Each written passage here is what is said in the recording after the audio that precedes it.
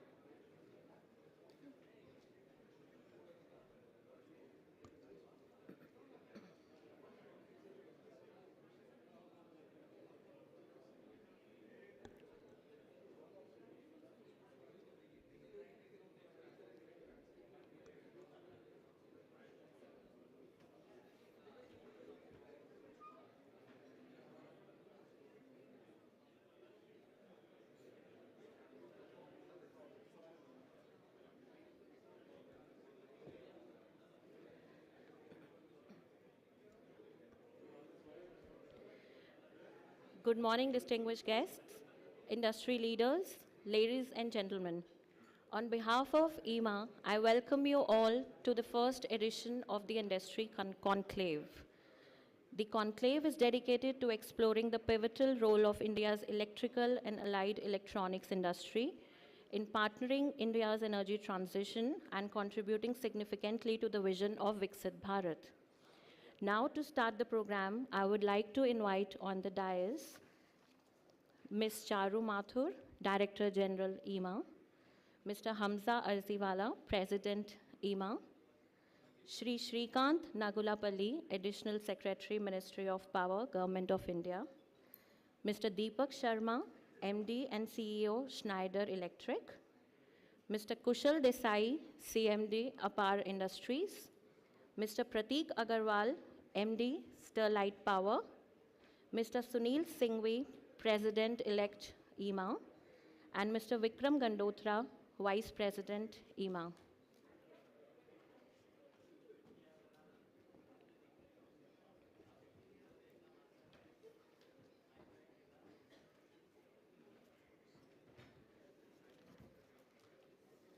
Now I would request Ms. Charu Mathur, DG IEEMA, to give the welcome address and do the moderation for this session.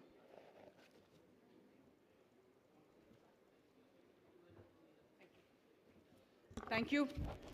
Good morning, everybody.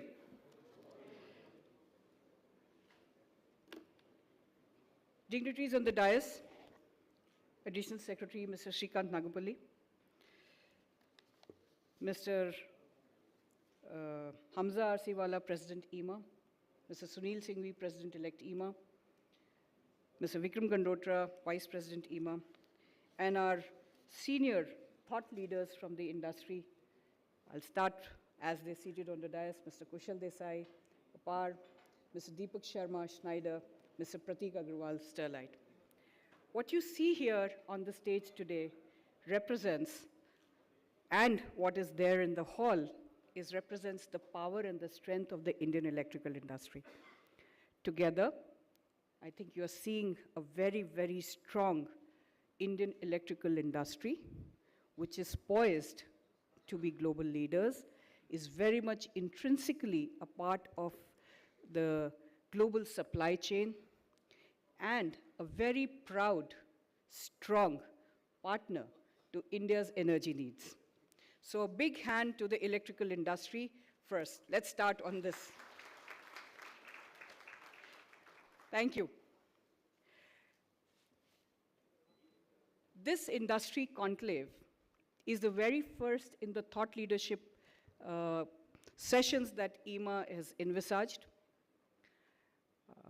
I think this brewed over many, many breakfast sessions, some lunch sessions, some Saturday Zoom calls between quite a few CEOs, some of whom are here and some are in the audience. And we evolved, and the whole idea was, while India's energy needs are known, and the Power Ministry is doing a fantastic job of having predicted and putting the whole infrastructure on track, how do we position the Indian electrical industry as a significant, recognized partner to this energy journey and the transition? So we envisaged this industry conclave as a thought leadership platform, which is why you are seeing amongst yourself and on the stage here, the thought leaders in the industry speak to us, speak to the government, and give us recommendations, share their crystal gazing vision of what the industry will look like, what would be game changers rather than an incremental change, and what are the challenges that we need to kind of fill. Yeah?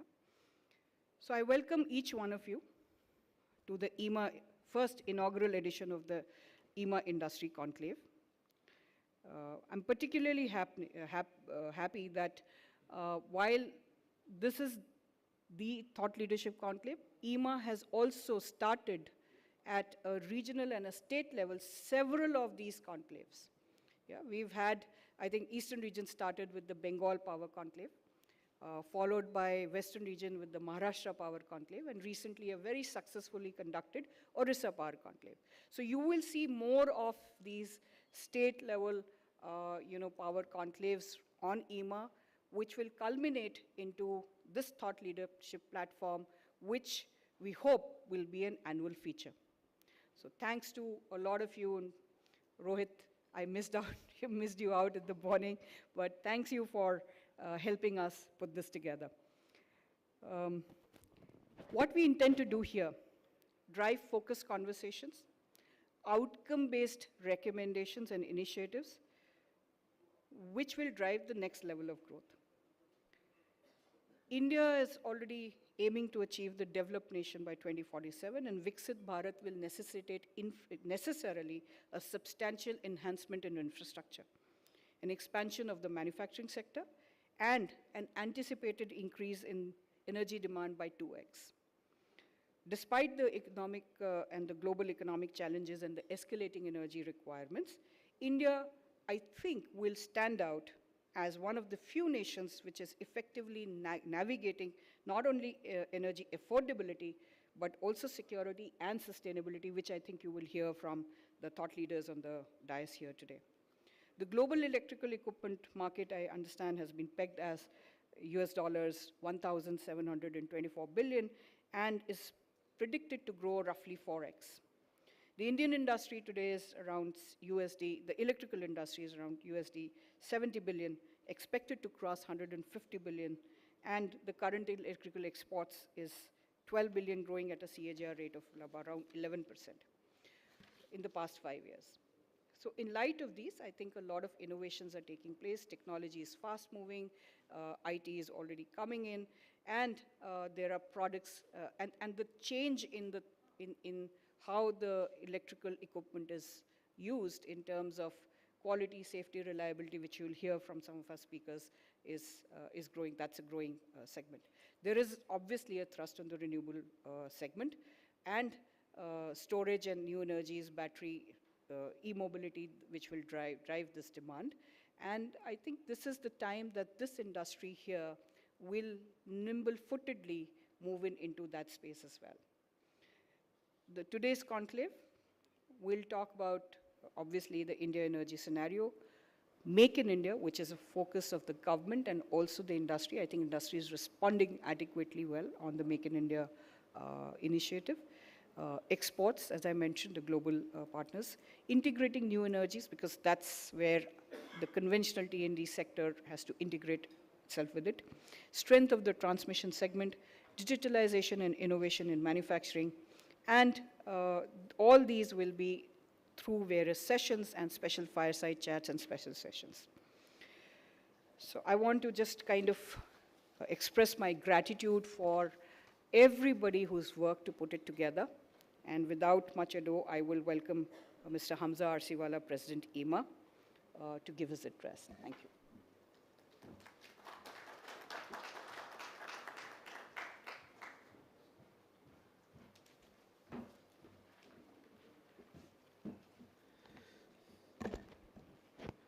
Morning, everybody.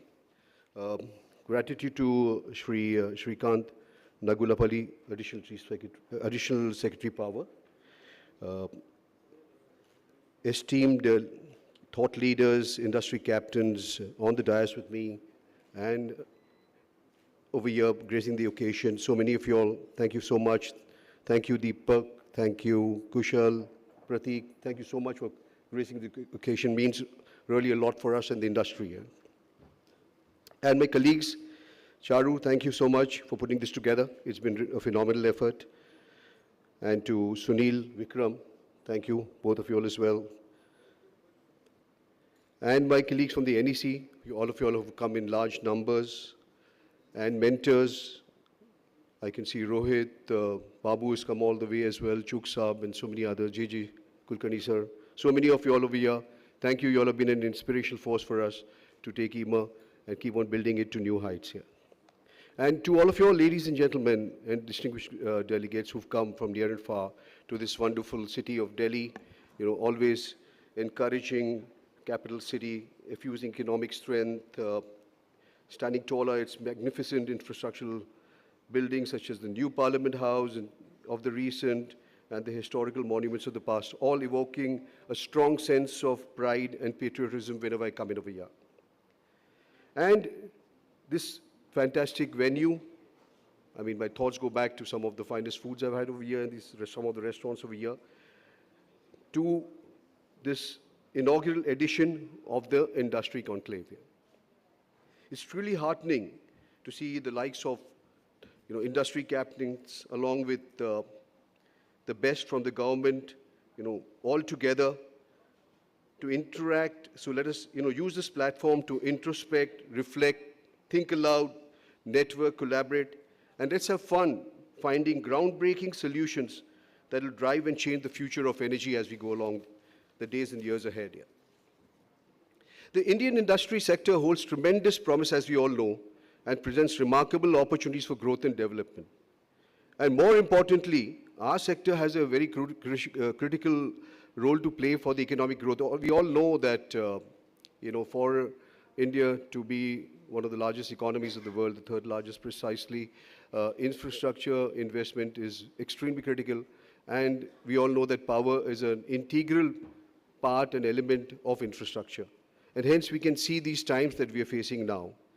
And our alignment with the government plans is further evident from the recent announcement of the Government of India of the Vikshit Bharat, Developed India by 2047 initiative. And so many of the priorities are all completely aligned with our sector as well. So we are witnessing a powerful shift of how energy is produced, managed, and consumed.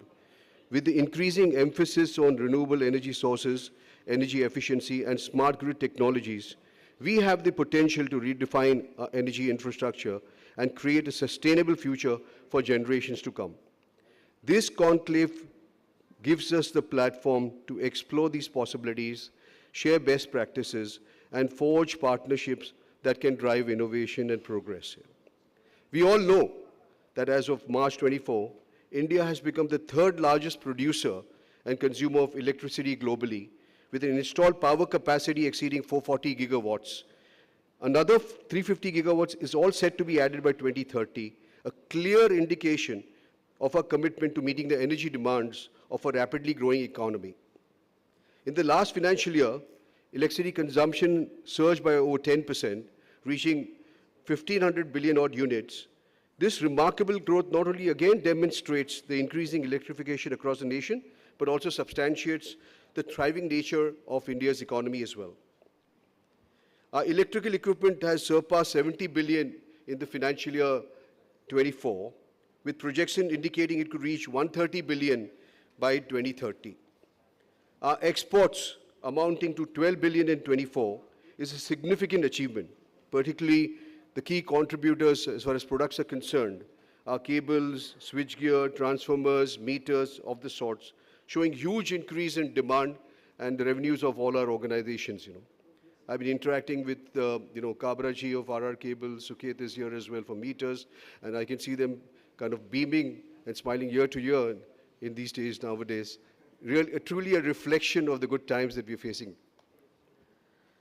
As we look to the future, we aim to more than double our global export share by 2030. And while presenting these numbers to Shri Piyush Goyal ji, Honorable Minister of Commerce and Industry, his response was, "Ye dil mange more."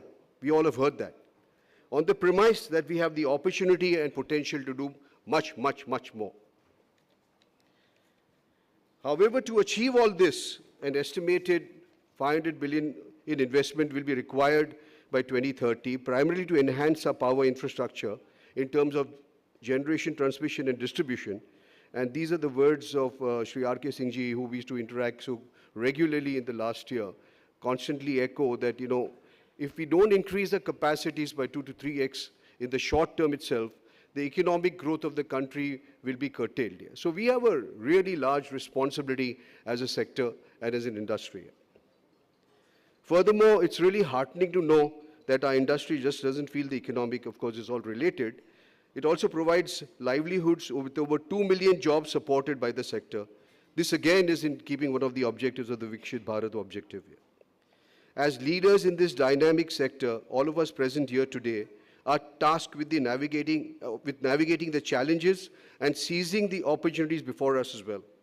The challenges, or rather I would say areas of improvement, as I would call them, are, just kind of, touching points on a few points over here. Accelerated policy implementation for investment attraction and innovation, significant investments in infrastructure for grid modernization, transmission and distribution, skill development initiatives to bridge the skill gaps through industry-academia partnerships, accessible financing for research, development and technology adoption, streamlined regulatory processes for efficient business operation and project execution.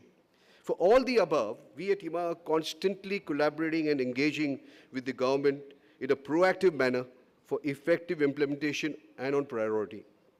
Apart from this, and from an industry perspective, focus on the 5 fundamentals of quality, safety, reliability, cost and innovation is extremely essential for ensuring the sustained growth and global competitiveness of our industry. Again, at IEEMA, we are committed to create change, एक सोच बदलना है, a mindset change of our members to ensure global compliance and competitiveness.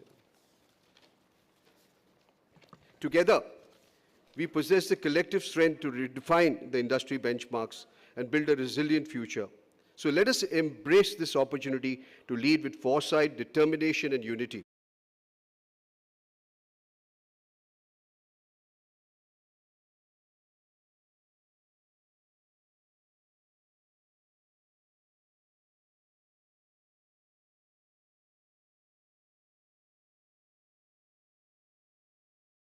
Of our Honorable Prime Minister Shri Narendra Modi ji, आज भारत आत्मनिर्भर है, आगे विश्व भारत पे निर्भर होगा. Thank you.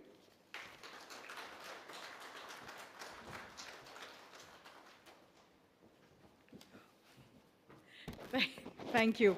Thank you, President.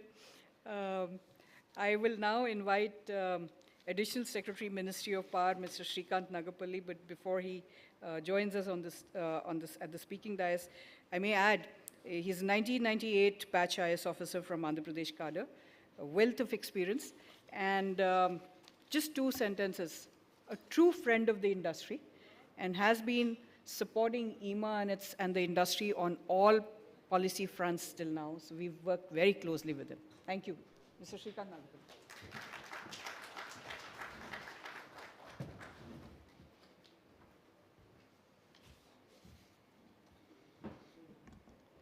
Dignitaries on the dais, distinguished guests, good morning to all of you. As part of its nationally determined contributions, after achieving the targets ahead of time, India in 2022 has set itself a twofold target. One is 50% of its installed capacity should be from non-fossil or clean sources by 2030, and 45% reduction in energy intensity per unit of our GDP below the 2005 level by 2030. If you see the India's peak demand, it grew at an average of about 11 gigawatts over the last 10 years. And going forward, over the next 6 years, we expect that it is going to increase at about 15 gigawatts per year. So your CAGR may not reflect these numbers truly, but if you see the absolute numbers, it's a big jump. And to meet this growth, a substantial expansion of our coal capacity, and along with it, as you all know, the solar, wind, all the storage, and also transmission capacities is being undertaken. By 2030, about 85 gigawatts of additional demand will be added during the solar hours. If you see the same figure during the non-solar hours, about more than that, that is more than 90 gigawatts would be added to our peak demand.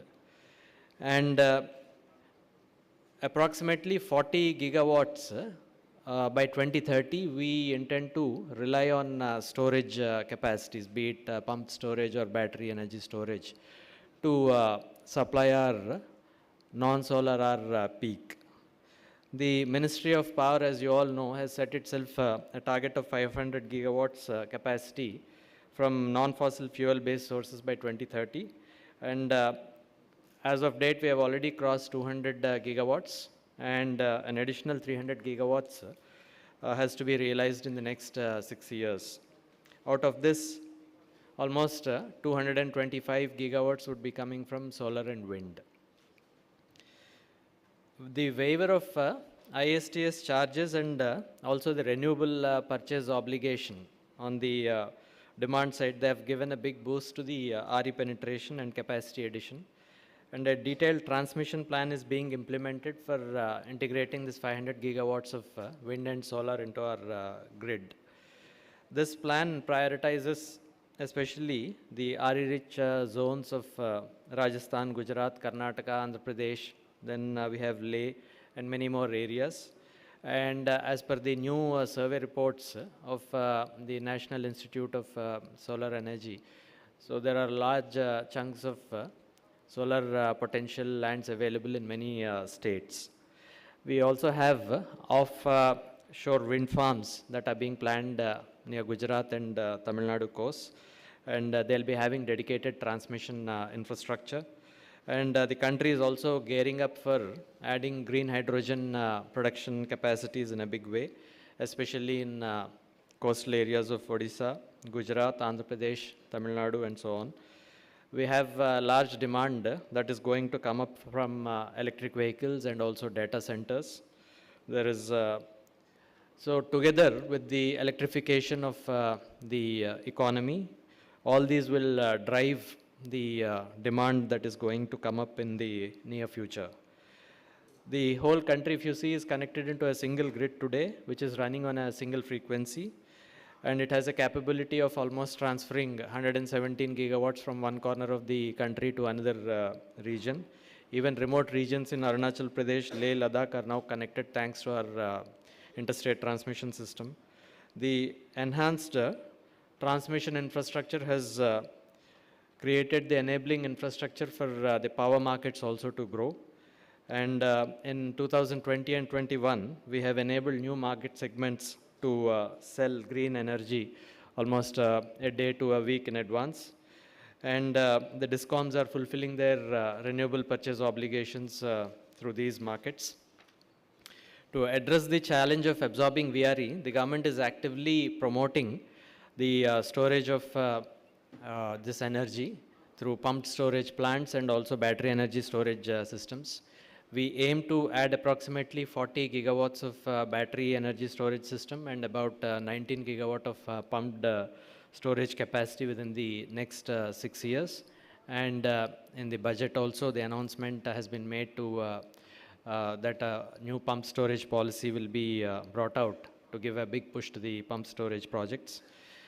The government also has approved about 4 gigawatt hours of battery storage system with viability gap funding. Beyond this also, we are creating enabling policy framework for bringing the battery energy storage systems in the short term in a big way. So besides the requirement of this massive storage, another major challenge in securing has been securing our supply chains. IEEMA has recently been actively engaging with us in overcoming the challenge of CRGO, which is essential for our transmission industry. And we have an immediate need to localize these supply chains of CRGO steel and also HVDC equipment, which we would be requiring in a big way in order to meet our demand and also the renewable energy integration. And close collaboration with the Indian industry is essential for meeting this demand growth and also supply reliable energy to our industry, to the consumers, residential, everybody. And we need to put together all our resources and also all our brains. This conclave will go a long way in bringing out certain recommendations. We look forward to receiving these actionable recommendations so that we all can benefit. In the end, I would like to reiterate that we are moving towards the goal of Viksit Bharat by 2047. Thank you, one and all.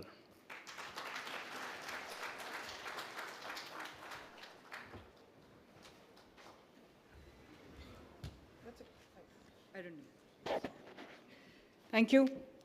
I'll now invite, I'm going to change the order a little bit at request. Thank you.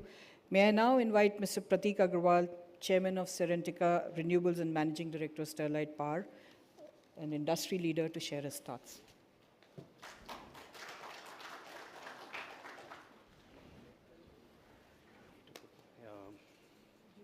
No, I just put my iPad. Close this, is it okay?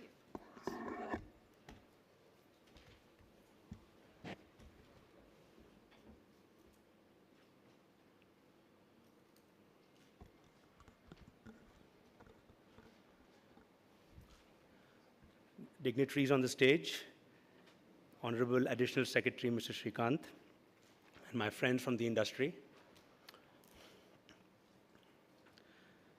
We are at an incredible point in time in the history of energy. The share of renewables is increasing at a rampant pace, something that probably has never happened before in the history since electricity was invented. And a combination of economies of scale and policy shifts like the RPO, SCBAM, have led to a very large growth of renewables around the world. The demand growth in India was always expected to be 6 to 8% a year, and some subsectors like the CNI segment are growing at as much as 10 to 13% every single year. What is even more amazing is that Western markets that were meant to be shrinking in their power consumption till last year because of energy efficiency, all of a sudden this year, if you pick up the FT today or the Wall Street Journal this morning, you will hear about their power markets also growing because of AI, something that was unexpected. So you've got what we would like to say, a perfect storm. You've got growth in electricity as a percentage of energy mix. You've got growth in overall consumption of electricity, not only in emerging markets, but in OECD countries. You've got growth of renewables within that electricity mix. And you've got, with all of this, an incredible amount of demand that is coming into our sector. So some people call this the energy transition. I think it's too soft a word. I call it the energy revolution, because this amount of change hasn't really ever happened in such a short period of time ever since in the Industrial Revolution. So what is the opportunity for India? I think India is, I'm, very fortunate, and I think all of us are very fortunate to be at this point in time, to be in our prime, and at a working age, to be able to really enjoy this opportunity. Our Honorable Prime Minister has set this ambitious goal of 500 gigawatts by 2030. And even if that is a year or two late, it's still a phenomenal goal, because as an energy poor country consuming 1,200 units per capita, we could easily have said that after we reach 6,000, we'll worry about green. But we haven't said that. We're doing it as we speak. One of the most amazing things about India, and why greenification of India will happen faster than most people believe, is the quality of the infrastructure and the quality of the grid. I've had the pleasure of working in the grid sector now for 14 plus years, and it's absolutely incredible that in India, you can inject power in, let's say, hypothetically in Kashmir, and you can draw power in Kanyakumari, and you can do it to a very large amount any given day of the year. And that's something that very few large countries in the world can claim to be able to do, certainly not the United States, and many parts of Europe don't have this, right? So the quality of our grid is one of our biggest strengths, and what I see through my role at Serentica, that's one of our biggest strengths in decarbonizing the country.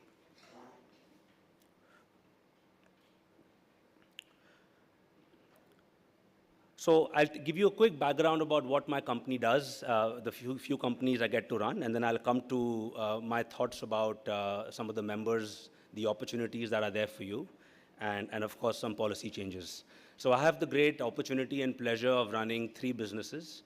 One of them is Sterlite Power. We are India's largest private sector transmission BOT company, have till date executed or are executing 45,000 crores of EHV networks, currently about 25,000 crores of projects in hand, and about 20% of that is in Brazil. And we are very, very fortunate to say that a significant percentage of incremental transmission, close to 15 to 18% of all capacity added in the country, has happened through the hard work of my team. Some of them are here today, Reshu's in the hall, and my team members sitting behind, if you could wave. Yeah, very proud of you guys. The second business is Serentica, where we deliver round-the-clock renewable energy to hard-to-abate industries like aluminum, cement, steel, zinc, and in time to come, data centers. And this is really revolutionary, because everybody knew that renewables are cheap, but they had a big intermittency problem, and industry couldn't absorb renewables. And as of last 6 to 12 months, that is completely changing, and we're finding that it's possible to now sign round-the-clock SLAs, just like thermal and gas power plants used to sign till last year. That's now possible in renewables, because again, the quality of our grid, the quality of our resource, and also the advent of storage. So that's Serentica. And our third business is why we are here today. It's Sterlite Power, in which we are manufacturing cables, conductors, OPGW, and also doing some very unique solutions around upgradation of transmission lines, adding capacity to those lines. And we also have a data management business where we create optical fiber networks on transmission systems. So this business is poised for growth, and we're very, very proud to play a leading role in India's transmission growth. So the opportunity that I see for many of the members in this room is that, the world is, the way I see it, and the world has become very obsessed with securing supply chain. And naturally that's important. Our Honorable Additional Secretary spoke about that as well. But most people that I talk to limit their thinking to the big aspects of this, which is how do I build more solar modules, or how do we build more batteries, and those are essential for the green energy supply chain. I personally believe that the opportunity is somewhere else completely. And there's an incredibly huge opportunity in the T&D segment, without which there is no transition. The kind of shortages that we are expected, and all of you know that, you're in this sector, be it in power electronics, transformers, reactors, GIS, switchgear, systems, and all the way to important high-end products like submarine cable, offshore platforms. That's a space that is perhaps only 10 to 20% of the total decarbonization capex. But in my view, it is 30 to 40 or even 50% of the profit pool, and the important, the critical factor is really lies in this area. And I think a lot of you in the room are addressing that space, And whether you like it or not, you volunteered yourself to be at the crux of energy transition. Because energy transition will happen if the people in this room take the next 5 steps forward, whether it is indigenizing the various technologies that today we are importing and growing our footprint and our supply chain in all the areas that we currently operate in. So I do believe that this is an incredible opportunity. Unfortunately, as a country, we have missed a few buses. We missed the bus of solar module manufacturing, which China has taken over, and it's 80% of global supply chain today, and we are catching up, and we'll be okay. We also missed the bus of battery manufacturing, where again China has 80–90% of the supply chain, and we're catching up. But when it comes to power electronics, when it comes to high-end T&D equipment, we haven't missed the bus. People see India as a very important source of supply. People see India as a place where they feel safe and secure when it comes to cyber security and the security of their networks. And of course, we enjoy large scale and low cost. I think along with that, our ingenuity in R&D is something that's yet to be tapped. Many of you have global capability centers which operate in India and serve the world. But I think it's high time that we produce real IP here in India, where we say that this is Indian IP and this is what is being contract manufactured around the world. So I see that as my personal vision and hope for the next 5–10 years within the power sector. Finally, I'd like to congratulate IEEMA for keeping the industry together for so long. I remember being maybe a 15 or a 20-year-old boy when I first heard of the IEEMA conference, and since then, it has been live and kicking, and really it has kept the industry going, and the whole country, and whether it's the politics circles or the administration, they really understand the importance of IEEMA, and they give deep respect to that.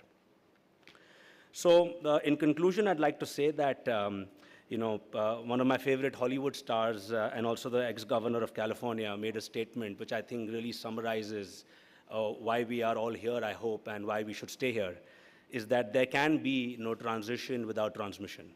And really, I do believe that the crux of the whole decarbonization revolution lies in the hands of people in this room, and I look forward to hopefully working with many of you in the days to come. Thank you so much.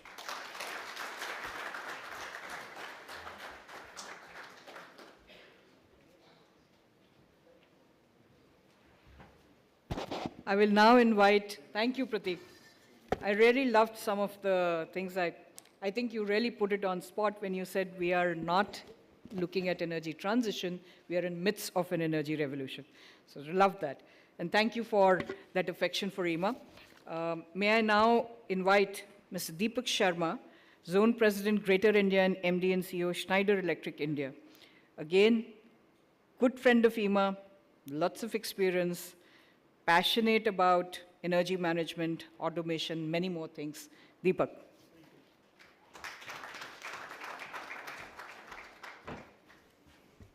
Good morning, everyone. I thought Delhi mein energy zyada hoti hai, nahi? Good morning, everyone. Well, good morning, distinguished delegates, Honorable Shri Shrikant Nagulapaliji, Honorable Additional Secretary of the Ministry of Power, esteemed members of IEEMA, and fellow industry leaders. It was a pleasure to share the stage. I felt that half of my stage Prateek was copying because he was sitting next to me, but a lot of similarities, and I appreciate that we are all talking very similar topics. That shows that at least we're aligned. What are the opportunities and challenges we see in the journey?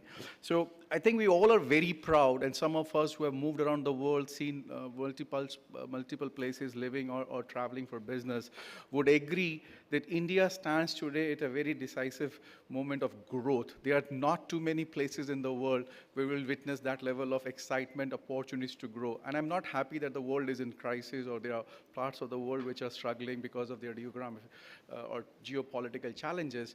But again, if you look at India, we probably are blessed to see an era which is talking all about growth. We're talking about an economy and actually the government itself talking about how do we move this country from a Vikas Bharat to Viksit Bharat in the next few years, in the next few years which we will witness, the ones who are in the industry is living, or the generations we will pass on the industry.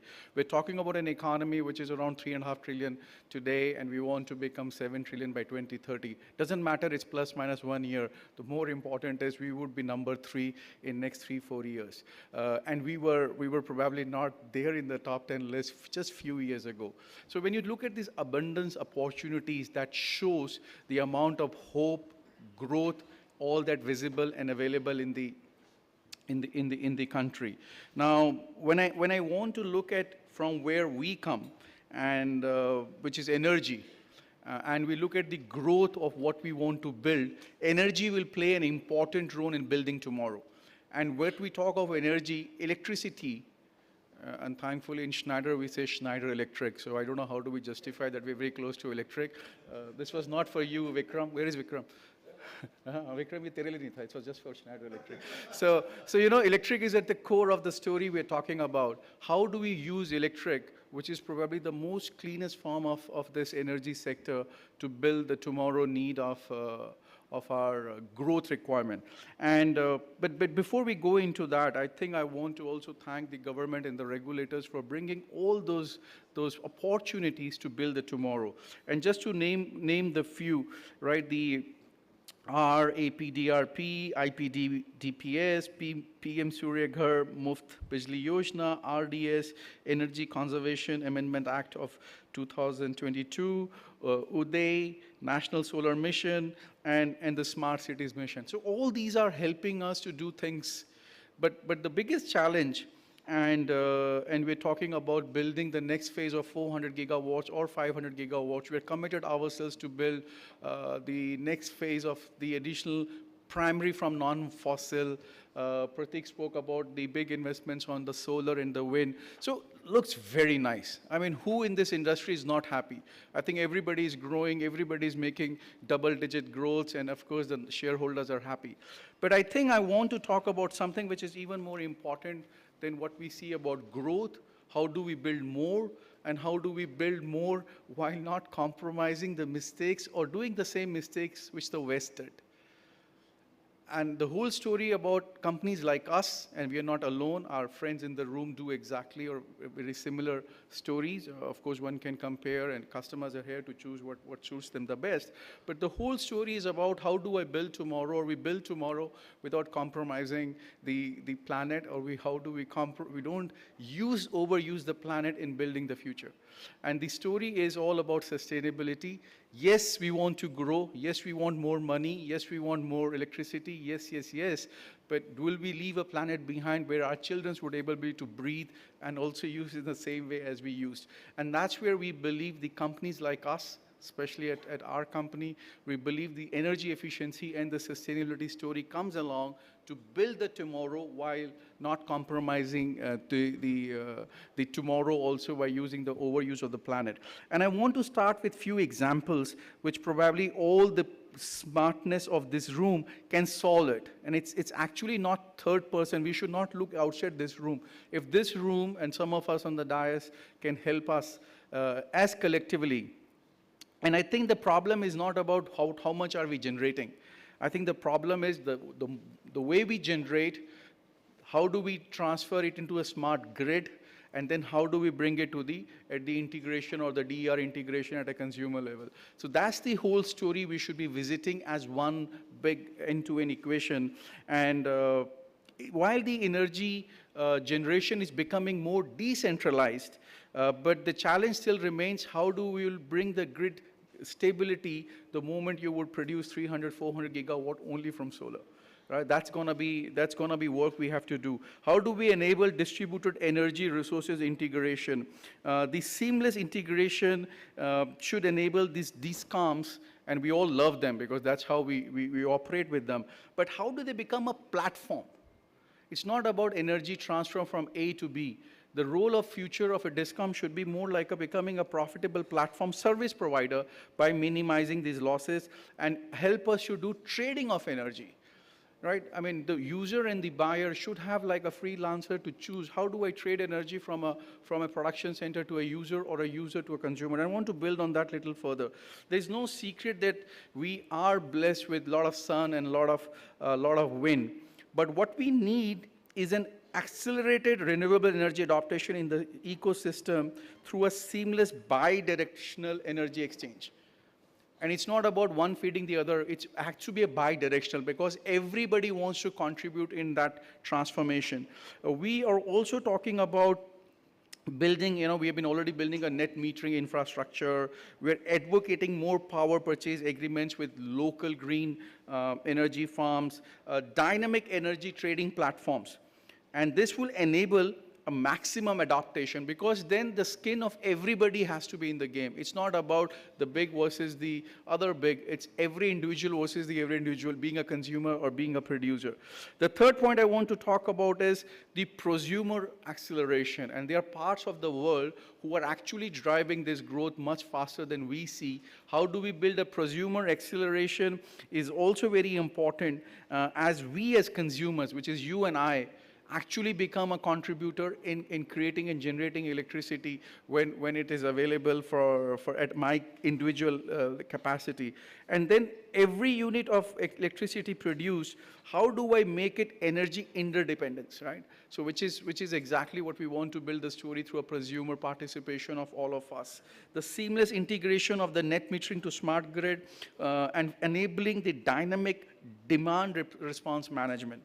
In the ecosystem, just not the net metering, but beyond the net metering.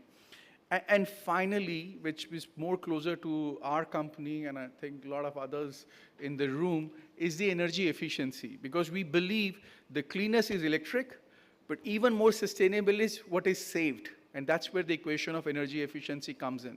Because if we can save 30% of energy by just not misusing it or by using it smartly, that much amount of energy you don't need to produce.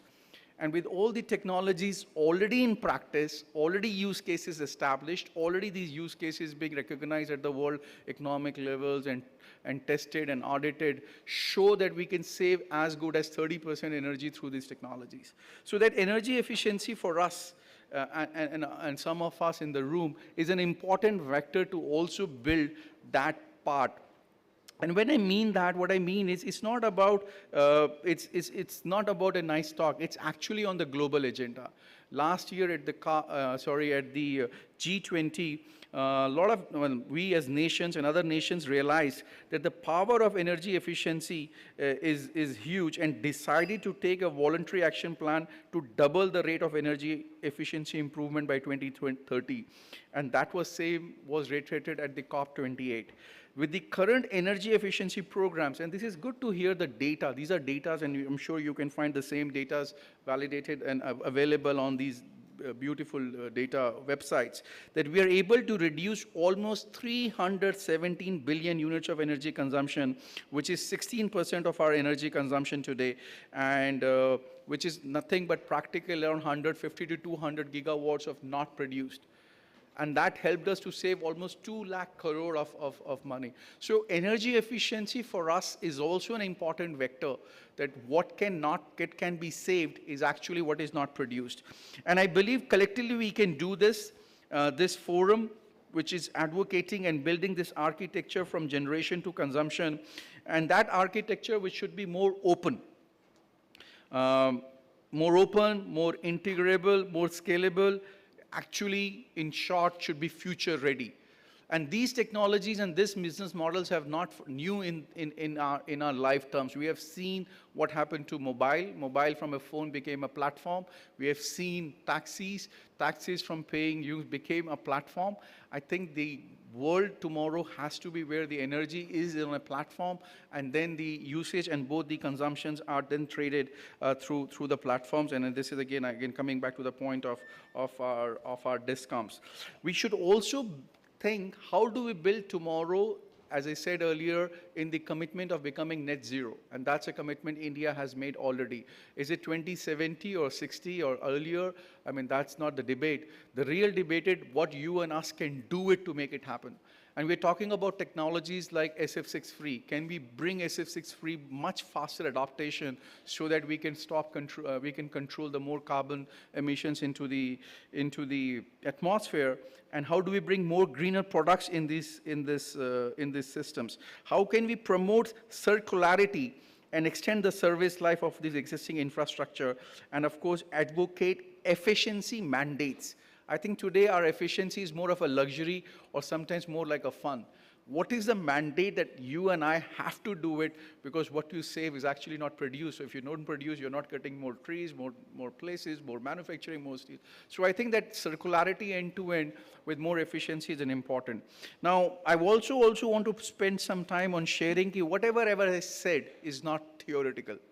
There are already enough examples in the industries, and some of us have built those examples.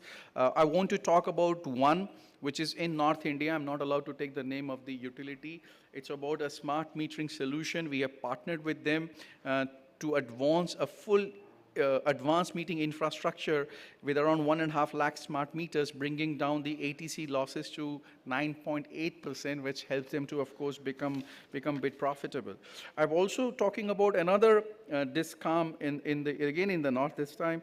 I don't know why do we love north, but guys, that's probably some good reason. That this is also about reducing the ATC losses in the, again, the RDSS scheme, and 38% reduction in these losses was through our advanced distribution management systems, through our softwares of EcoStruxure, ETAP, or an AutoGrid. So these are real examples. I'm sure you will witness them.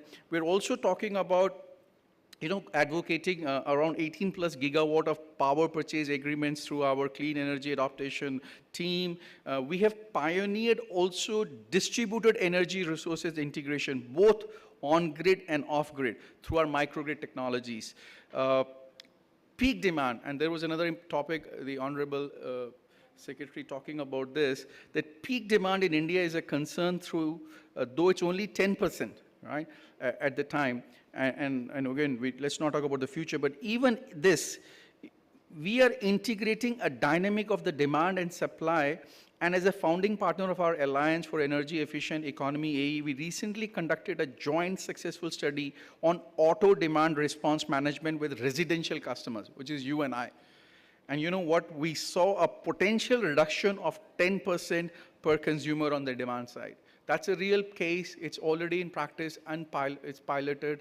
And now, of course, we are building that white paper so we can bring it to a more, adaptation. Now, we are actually going that same use case in the western part of the country to deploy it. So that's again possible at a residential part. Thanks to some customers and partners, all this has been recognized in the operations we do. We were recognized this year as the most sustainable company in the industry in the world. So what I want to say is the technologies are available. We have enough use cases. Let's come together to figure out how do we deploy them. And this should not be only about generation or only transmission, but actually bringing the entire energy sector to a common platform where all of us can contribute and each one of us is responsible.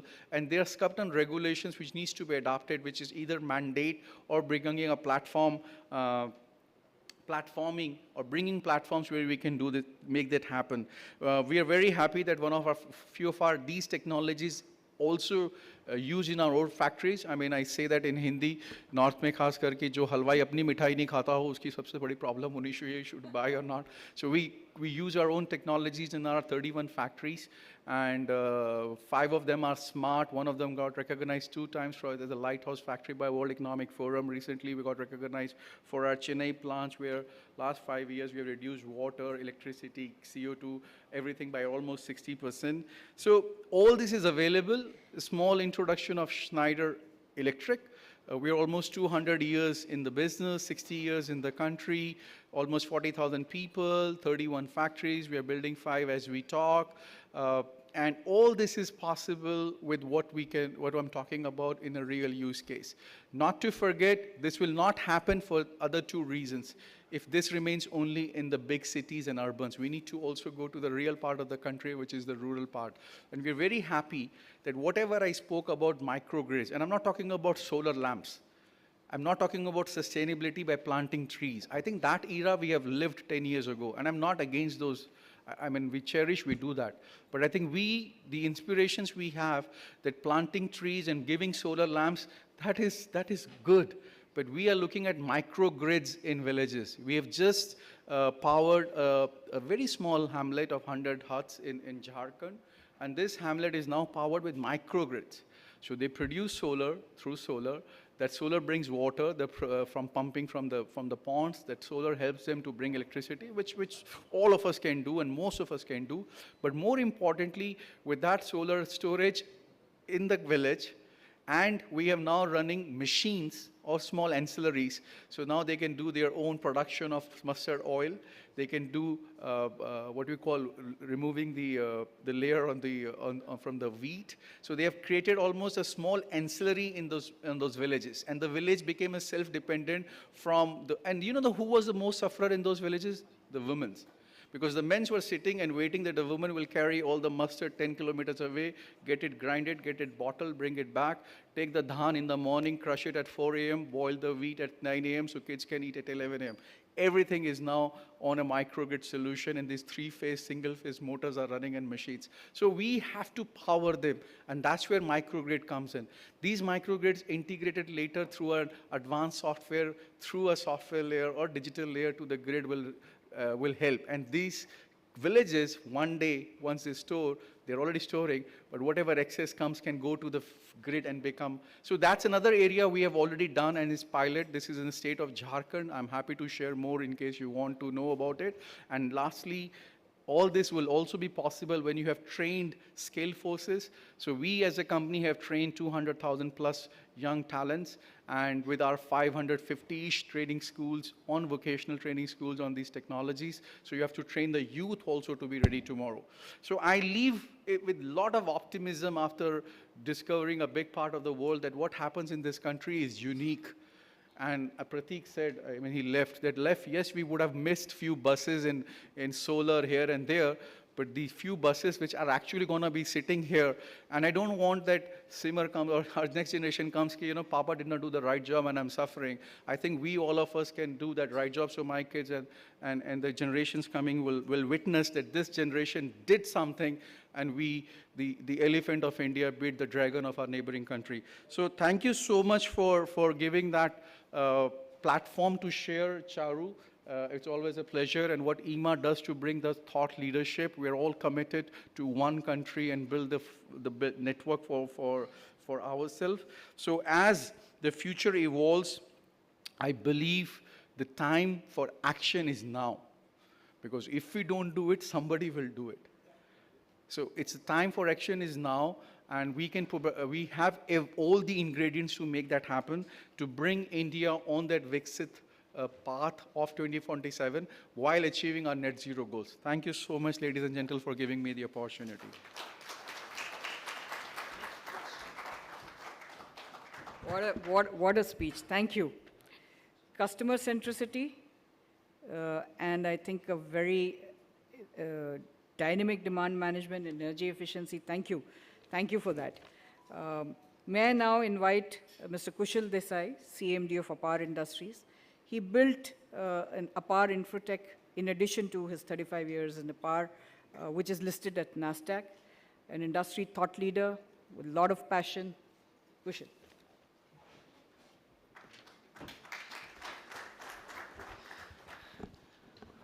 Good morning, everyone. I'd like to take this opportunity to thank IEEMA for actually organizing this event and this thought leadership conclave, and for inviting me here. And thank you all for attending and giving your kind attention. So we've already had, two august speakers here, talk about the energy revolution, the energy transformation, etc. And I thought maybe I can bring a slightly different slice to this, which is focusing more on the whole transmission side. APAR is the largest aluminum conductor producer in the world. We export to 144 countries. Every kilo of conductors at the moment is manufactured in India. And as Pratik had mentioned earlier, that India actually is really at the top end of the whole transmission network and its management. So I thought maybe I can start and spend a couple minutes just summarizing and putting a little bit of context to this with a few simple details in here. So if you look at that period from 2020 to 2050, which is a 30-year period, consumption of energy is expected to double. Electricity in 2020 contributed about 20% of this mix. As you transition to 2050, there is a doubling of energy consumption, but there is also an expectation of electricity forming 40% of that consumption. So what are we looking at? We are looking at a 4x increase in terms of electricity. Now, the other paradigm to this whole equation is that we all know about these greenhouse gases and the problems that we have. So looking at the current energy consumption that's there, we need to be 20 to 30% lower than the emissions that exist today. And in order for this transition to happen and electricity to grow fourfold, not only does electricity need to be generated without emissions, it needs to be transmitted without emissions, it needs to be consumed without emissions. And that's where the only known medium really today is electricity and the whole supply chain. So the opportunity is gigantic. We've had people, the two previous speakers speak about it. The most scalable options today remain wind, onshore, solar. Wind offshore is picking up around the world. I think India is taking baby steps. It's amazing that we have a 7,000-kilometer coastline and not one turbine that runs offshore. So that's really an area of clear focus. And then mini nuclear is clearly coming up. Now the beauty of this whole scene is, especially for transmission companies and those who build substations and all the elements that go in this value chain, is that there continues to be this huge disconnect between where the generation is happening and where the consumption is taking place. And what I thought I would spend a little bit of time here is that, as these solar and wind assets are getting installed, and they can be installed very rapidly, as all of us know. It doesn't take more than, it's under a year to put in 500 megawatts, even getting to gigawatt range, if you have the ability to source all the components. The real question is that today, as Prateek mentioned, we have a great grid, a national grid, but these requirements are going to be humongous. We are growing at 8 to 10% a year. So the big question that arises is that can these transmission network additions keep pace with the speed with which this generation is going to increase? And here, I had a few things that I wanted to bring up and do a little bit of a deep dive in terms of the whole transmission paradigm. We've lost Srikanji here, and but some of these things are pretty policy in nature. And one of the things that I'd really like to bring about, IEEMA has been doing a wonderful job over the years, but we are at a cusp today where we've never had this opportunity with so much of addition of our products going into a network. So I would urge us that we need to take a much more strategic view in terms of how policy is being addressed and how it's being implemented, because it will have a massive impact in terms of the speed with which and the quality of which the implementation will happen. So a little bit of a deep dive on this transmission paradigm. So if you go to see, there are 6 major factors that go into this whole transmission system. You're looking at fundamentally increasing capacity. So there's more amount of power that you want to put on a particular line. You've got capital deployment. And the one thing that's missing in India is that loss monetization is not taken into effect while calculating the total cost of ownership of a line. And as I'll come a little later in my presentation, that is the game changer which is there. Obviously, you need to deploy the lines with speed. As I just mentioned earlier, generation, especially with solar, is extremely rapid. Wind is also rapid. The lines which have been built in the past have generally evacuated from thermal plants which have taken 4 to 5 years to build. What we are talking about is sub 1 year. You also have the efficiency of the transmission lines. We already talked about loss monetization. There is a massive issue of right of way. That problem is only increasing. I think everyone in this country has realized the value of their land. And when you've got long lines to be built, the ROW and the line coming up is only as good as the weakest link. You have a few acres of land that you can't get, or you're getting blackmailed on, the whole line is held hostage. And finally, if you're going to get into this whole renewable exercise and try to generate so much power using renewable energy without emissions, we need to build these lines with the lowest carbon footprint.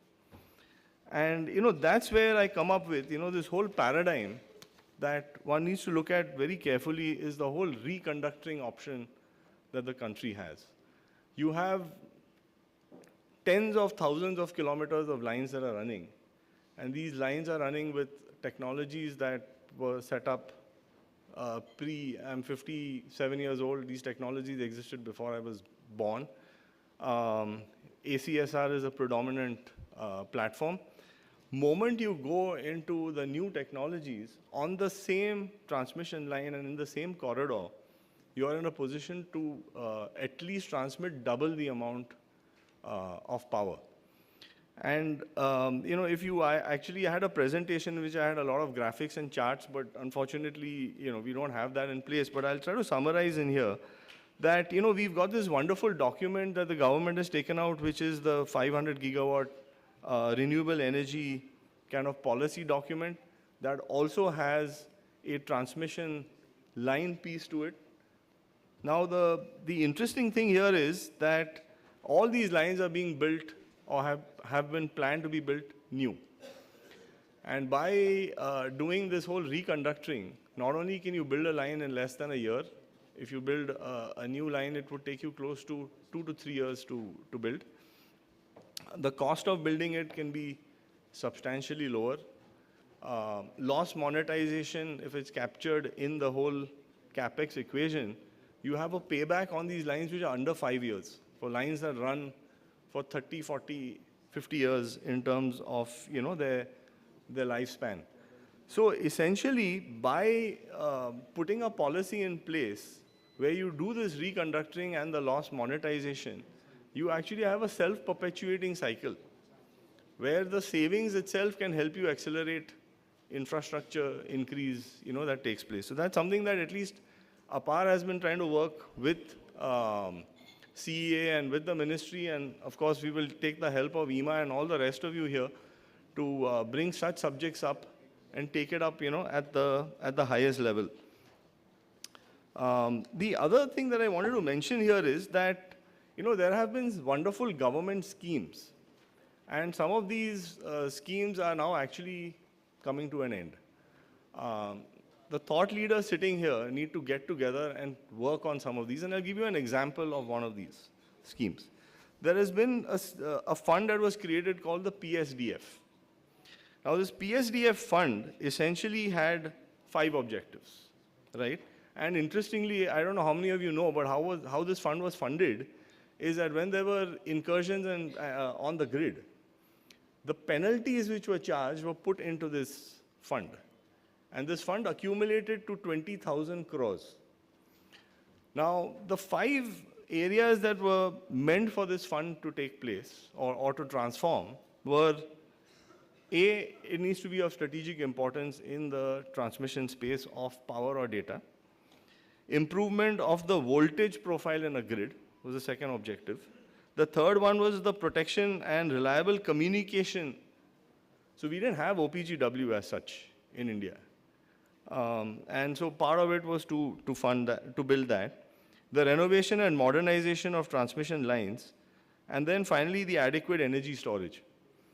So the beauty of this was that PSDF funded 204 projects. The grant funding was as high as 72%. The amount that has been deployed already is 15,000 crores. It runs across 23 states for communication, 10 states for power upgradation. The issue is that penalties have been reduced. First of all, the fund is only built with penalties. It's given a great example of what can be done, because I just will tell you that about 9,000 crores has been spent on building OPGW lines, which didn't exist in the country. Today, I think our OPGW penetration on existing lines is as much as about 85%. You have Power Grid, RailTel. The utilities are the largest carriers of power.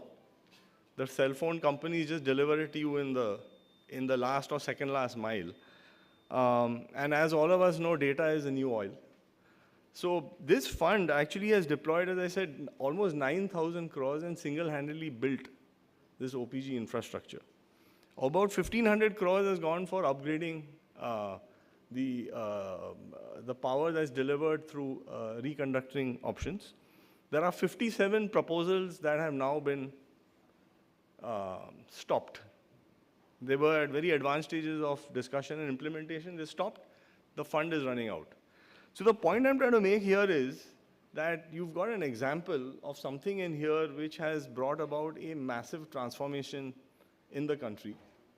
I think the collective wisdom here, through proper organization and channelization through IEEMA, can actually work with the government in helping build some of these things. Because, India has always been a resource-constrained country. We've had some of the utilities, etc., not wanting to initially spend the money. They want to do it only at the last stage. The last thing I wanted to mention on that transmission line side is that, as this whole transmission line effort is happening, and given the fact that we are expecting power to, or electricity consumption to increase at least fourfold, I think the time has come to take a leaf out of the China's book and build each of these transmission corridors with the maximum capacity that it can carry. So you need a national policy for reconductoring to reconductor every line in the country to increase it to its max capacity. Any new transmission lines and new corridors that are coming up need to use those formats of product which can again run at the highest level. Because at the rate at which we are going, a line that has a life of 35 to 50 years is actually going to get maxed out in 5, 7, under 10 years. So unless you've got this maximum capacity in place, it's not really going to last. Just moving to another subject, I see there's already double zeros there, so I'll quickly wrap up. Indian companies and all of us here have export. Our products are very well received. I think over the last decade, Indian products are considered to be equal to or even superior to Chinese products. At least there is a preference that's clearly been envisaged.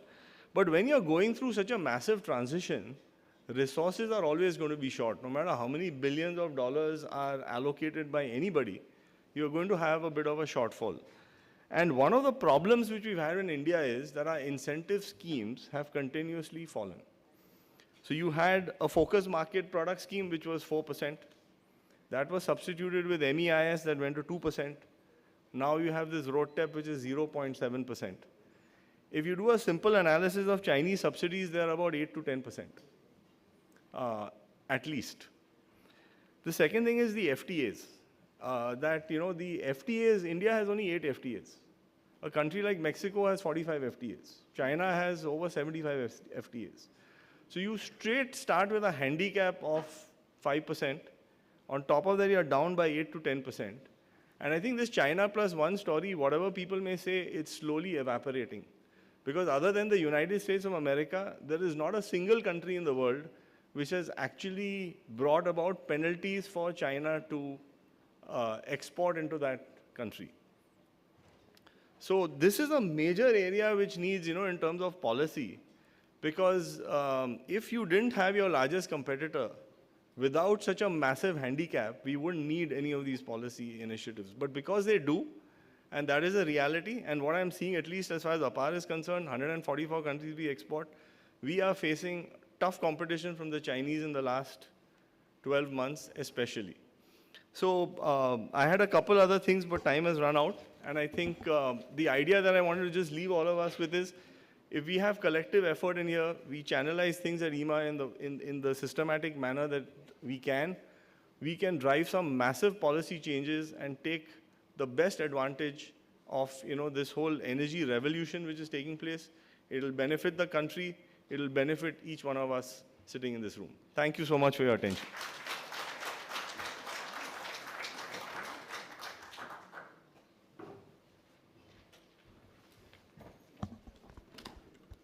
Good morning, Kushal ji, Deepak ji, President IEEMA, Vikram, past president, we have many past presidents today, my colleague of IEEMA Executive Council, Chairman and Vice Chairman of Divisions, industry leaders, ladies and gentlemen.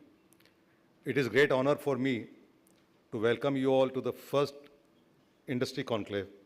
We have been thinking about this event for last 12 months, and thanks to Charu and IoT team, we can really put a great show together. The various speakers raised number of issues. I think the most important is the Viksit Bharat mission of the Prime Minister, 2047. It is not just a vision for us. I think it has to be a collective mission for the industry. And to achieve this collective mission, there are a few important actions we have to take in.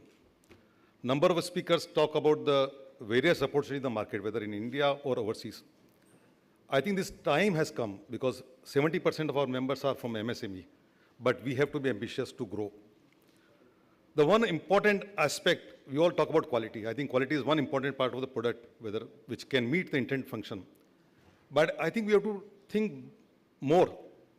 The customers worldwide and even India are looking for product which last for 10 years, 15 years in the circuit and do the intended functions. Customer wants product to be delivered when they want. So therefore, the industry has to work. We have to work as a member of the internal process and take this opportunity what thought leaders gave. Deliver on time, deliver quality, and deliver reliability. This will be very, very critical. And we at IEEMA have taken initiative this year and will be further reinforcing whether it's a quality, reliability, and safety. We'll be running an year-long program. We are setting up a quality cell in the IEEMA. We hired a very senior person to drive this initiative of quality and reliability. And I think all members should take advantage of that initiative we are taking at IEEMA. We talk about the saving energy efficiency, etc. And I think more than T&D, there are a lot of opportunities. We've been working with the startups in IEEMA. So whether it's energy efficiency, whether there's a cyber security, software solutions, etc., there is a lot of opportunities. And at IEEMA, we'll continue to promote those new technologies. We are looking into how to strengthen the IEEMA secretariat further, IoT further, so that we can work with membership to innovate those things. India has become a really hub of not only the electrical equipment manufacturing, but innovation also. All large giants of the world have set up a large development centers here. And so we have a very good technology base of here.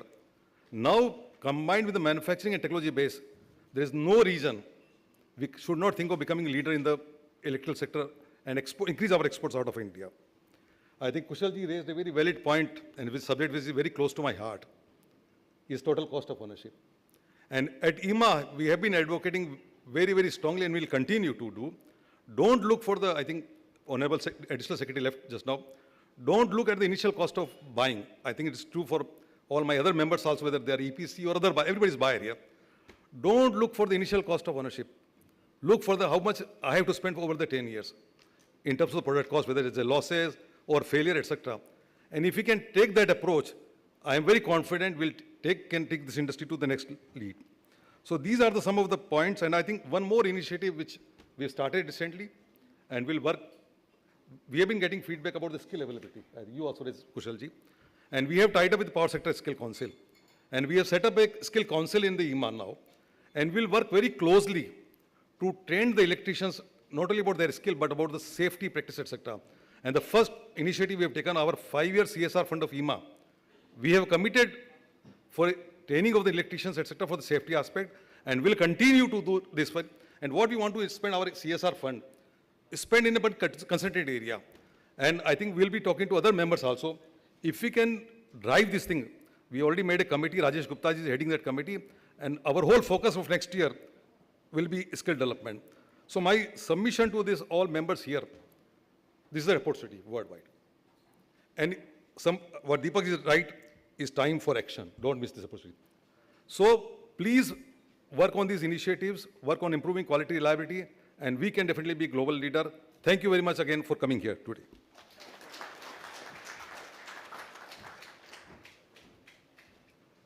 We'll just pose for a group photograph and then we'll conclude. Secretary MHI is already there waiting, so we'll not keep him waiting in.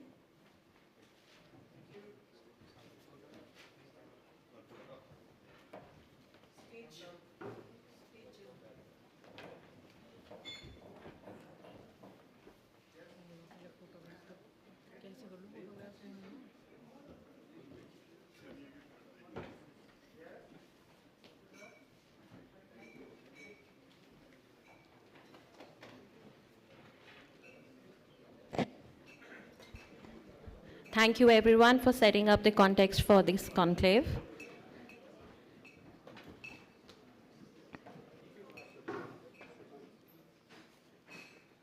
Requesting everyone to please settle down. We are starting with our session 1 on Make in India.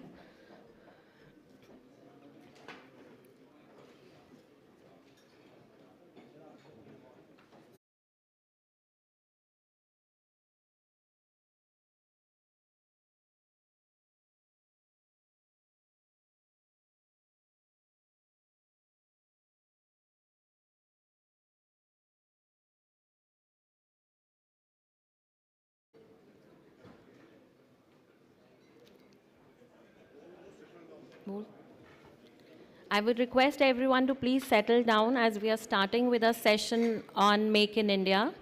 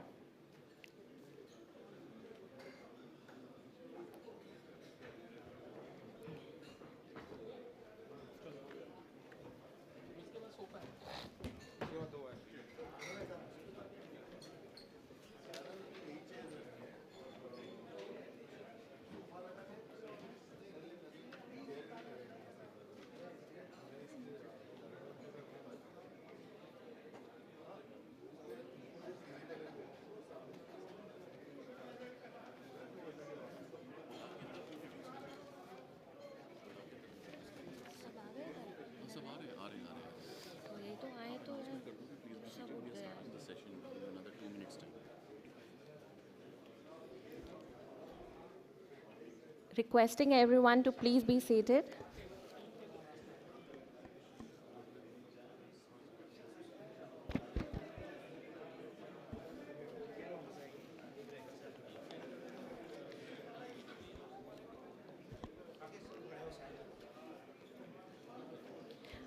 We are starting our session on Make in India, which will address the strategies to strengthen domestic manufacturing capabilities and reduce reliance on imports.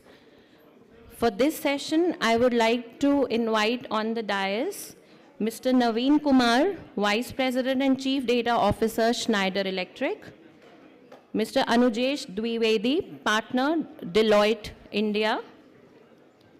We have a special keynote address by Shri Kamran Rizvi, Secretary, Ministry of Heavy Industries, Government of India.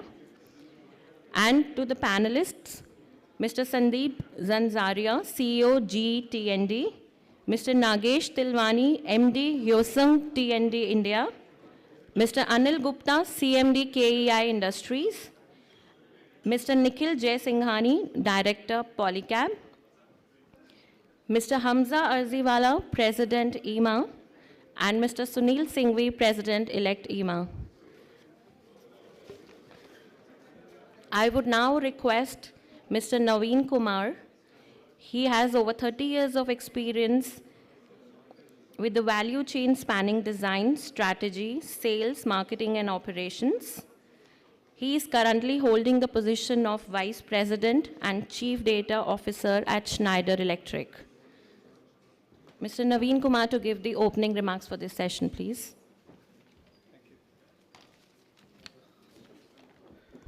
Very good morning to all of you. Respected Sri Kamran Rizvi, Secretary, Ministry of Heavy Industries, Government of India.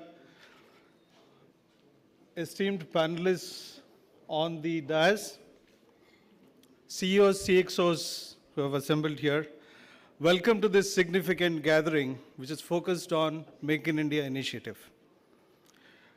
Make in India initiative, as we are all aware, was launched in 2014, and this campaign aims to make India a global manufacturing hub across 25 different sectors. We have achieved significant milestones since then, but we have miles to go before we truly become a global manufacturing hub. Manufacturing sector, which was contributing to approximately about 16% of the GDP, is poised to become 25% by 2025. A percentage here or there, but I think the direction is super clear. Our industry, that is the electrical and electronics industry, contributes to approximately 8% of this manufacturing sector. India, from 142, has moved to 63 in the World Bank's Ease of Doing Business Index. Significant progress in the last 1 decade. And if you talk about FDI, we're talking about one of the best years that we have had, which is around $85 billion in 2023. When we look at the electrical equipment in the top 10 sectors out of these, sorry to say, we are not in any of those. But we have a huge opportunity, given that some of the multinational companies, including my own company like Schneider Electric, has made India the 4th hub when it comes to R&D and manufacturing. And so have Siemens and ABB and many others have made this a very, very important destination for the world. One of the things that I always like to talk about is the smartphone manufacturing. That was one of the recent success stories that we have had. An absolutely example, a great example of multiplying at scale. Now let's not forget that the brands that we sell are different, manufacture are different, but the fact that India has emerged as the 2nd largest smartphone manufacturer in the world. And these commodity is becoming the 5th largest commodity that is being exported to the world. From a meager 18,900 crores a decade ago, today we are talking about 4.1 lakh crores. What a jump we have seen. Now, when we see this, more than the numbers, what it creates is a great ecosystem for electronics manufacturing. And this is something that we can learn a thing or two from.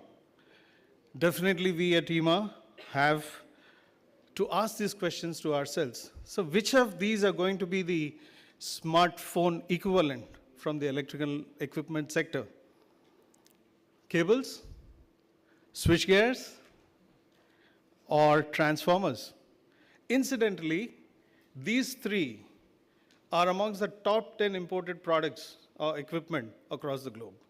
So which means we have a maturity in the supply chain. We have self-sufficiency in almost all the aspects, except maybe a bit of technology here and there.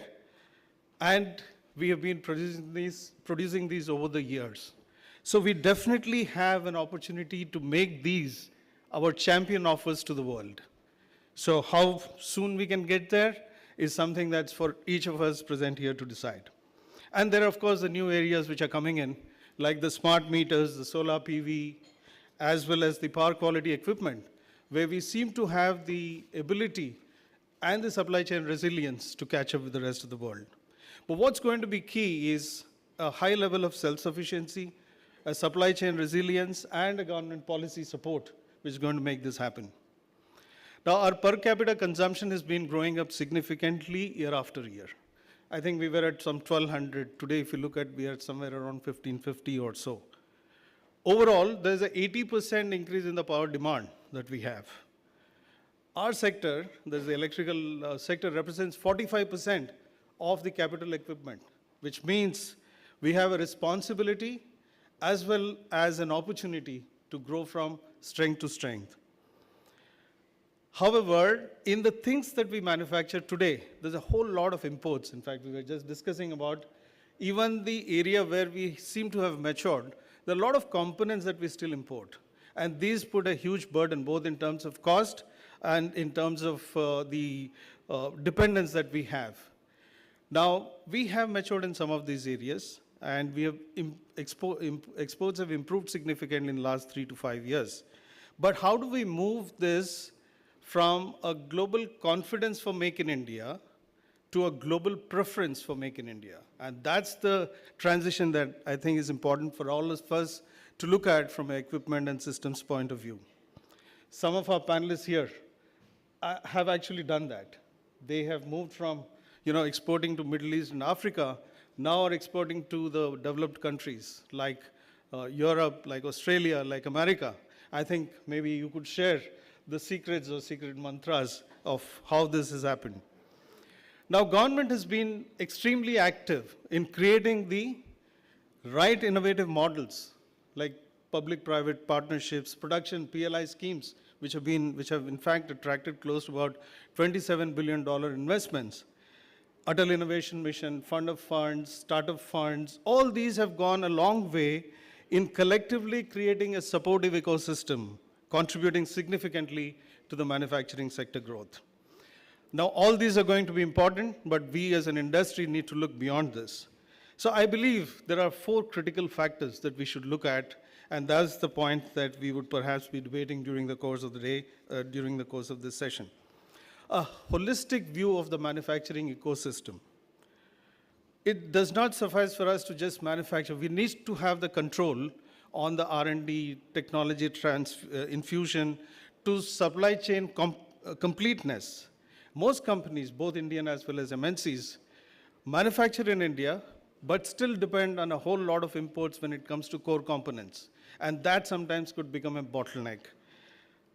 If we are able to mature in this direction, perhaps from what we call as an assembly hub that we may best be referred as today, could truly become a global manufacturing hub. The second point is around R&D. If we do not have the ability to have investments into R&D, our self-sufficiency program is going to not, so there's a route that you can take. One is move from being reactive in terms of technology, etc., to becoming a fast follower, which some of the Indian companies have done well. But eventually, you need to get into a self-sufficient mode when it comes to technology, at least in the areas where we seem to have reached those levels of maturity. This is where I believe the industry, government, and the academia interface. We have so many competent engineering colleges and research institutes. But creating a funding mechanism, creating a framework, providing incentives and governance are important to move and become a workable, repeatable model which we can take it to the rest of the world. The third point would be around the control over the supply chain that we have. We are in the right direction, making all the investments in the infrastructure, etc., but we still need to improve on especially the logistics of heavy equipment moving from the factories to the ports. And the fourth one, often not touched adequately enough, is a globally recognized testing and certification. Often CPRI and ERDA do meet the requirements, but I think they need a massive, massive scale up. Global acceptability of the tests and certification, a capacity enhancement, and a greater industry partnership, I'm sure will get there. So along with the Make in India, borrowing from one of my colleagues, can we say test in India is going to be the thing that could perhaps take us to the next level. Last but not the least, world over, utilities and large companies have always supported the local manufacturing facilities. And that can come up with products and services which are tested in the local markets, which then eventually can go to the global markets. So together, government, industry, and academia, let us collaborate to harness India's vast potential and ensure that our nation emerges as a global leader in some of the, at least in some of those 3 electrical and systems that we have seen here. Thank you all, and look forward to a great session now.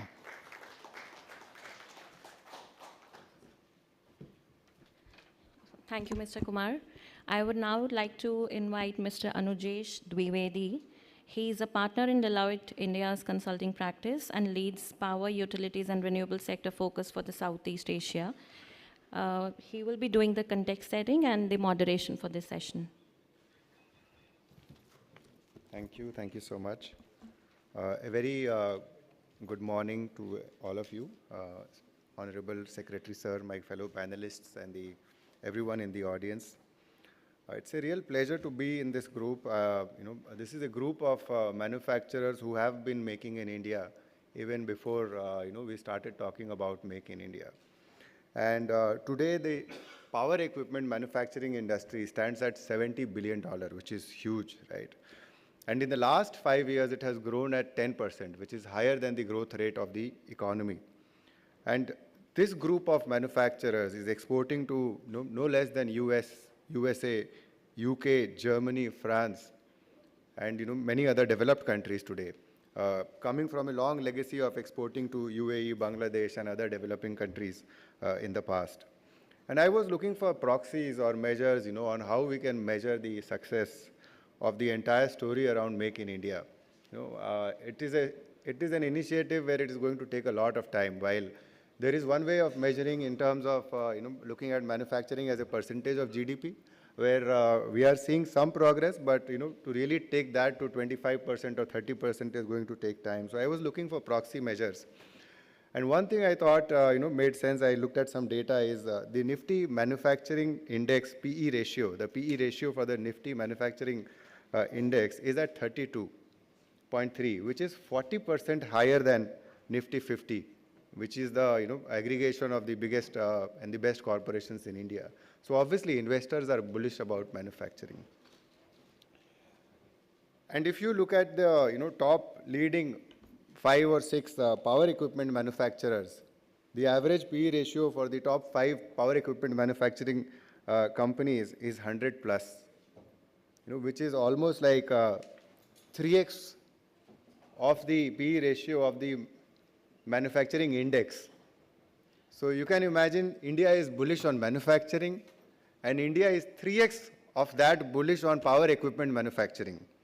I further compared this with other industries which are supposedly going through a boom, like real estate. We in India often talk about real estate going through a boom like never before. And I can tell you the average PE index, PE ratio of the 4 top real estate companies is much less than the average PE of the largest power equipment manufacturing companies in India. So while this is not resonated and talked about a lot, my sense is that this industry that all of you belong to is going through a boom like never before. And why not? The entire world is seeing so much investment in the electricity sector, whether it is driven by climate change or by economic development.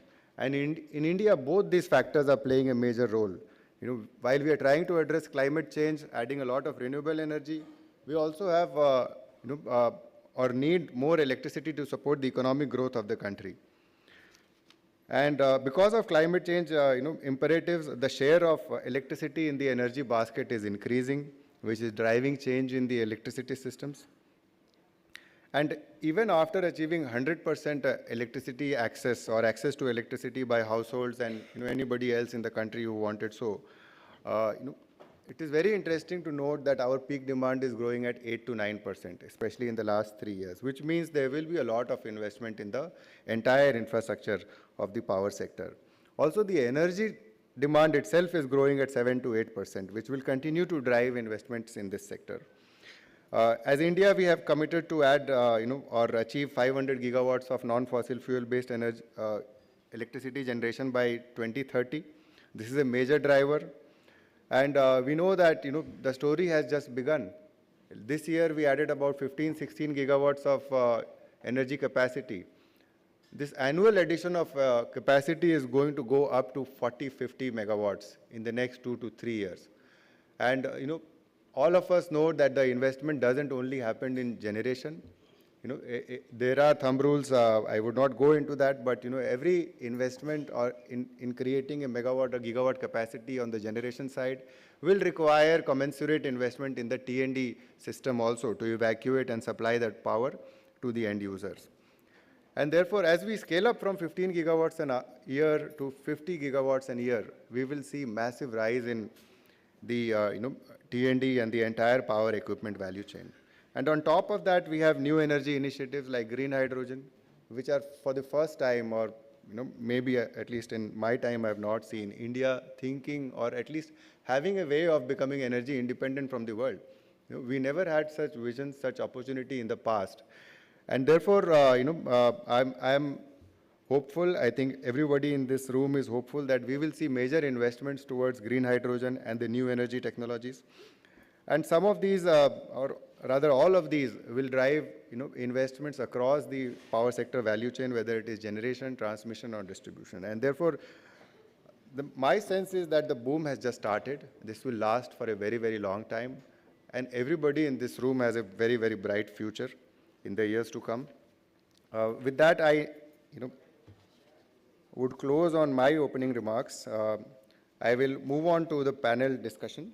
What I will do is I will go across each of the panelists, starting with Nikhil. So Nikhil Jaisinghani is a seasoned business leader.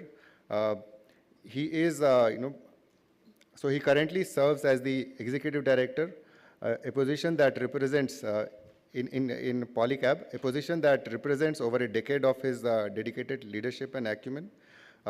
He has Masters in Business Administration from Kellogg School of Management, US.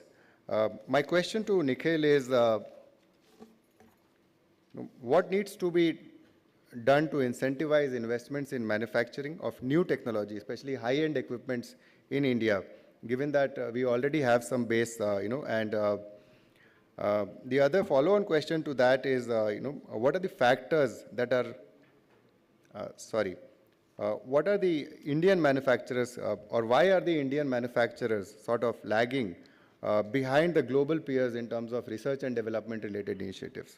So those are the questions I have from you. Maybe you can come on the dais and address the audience.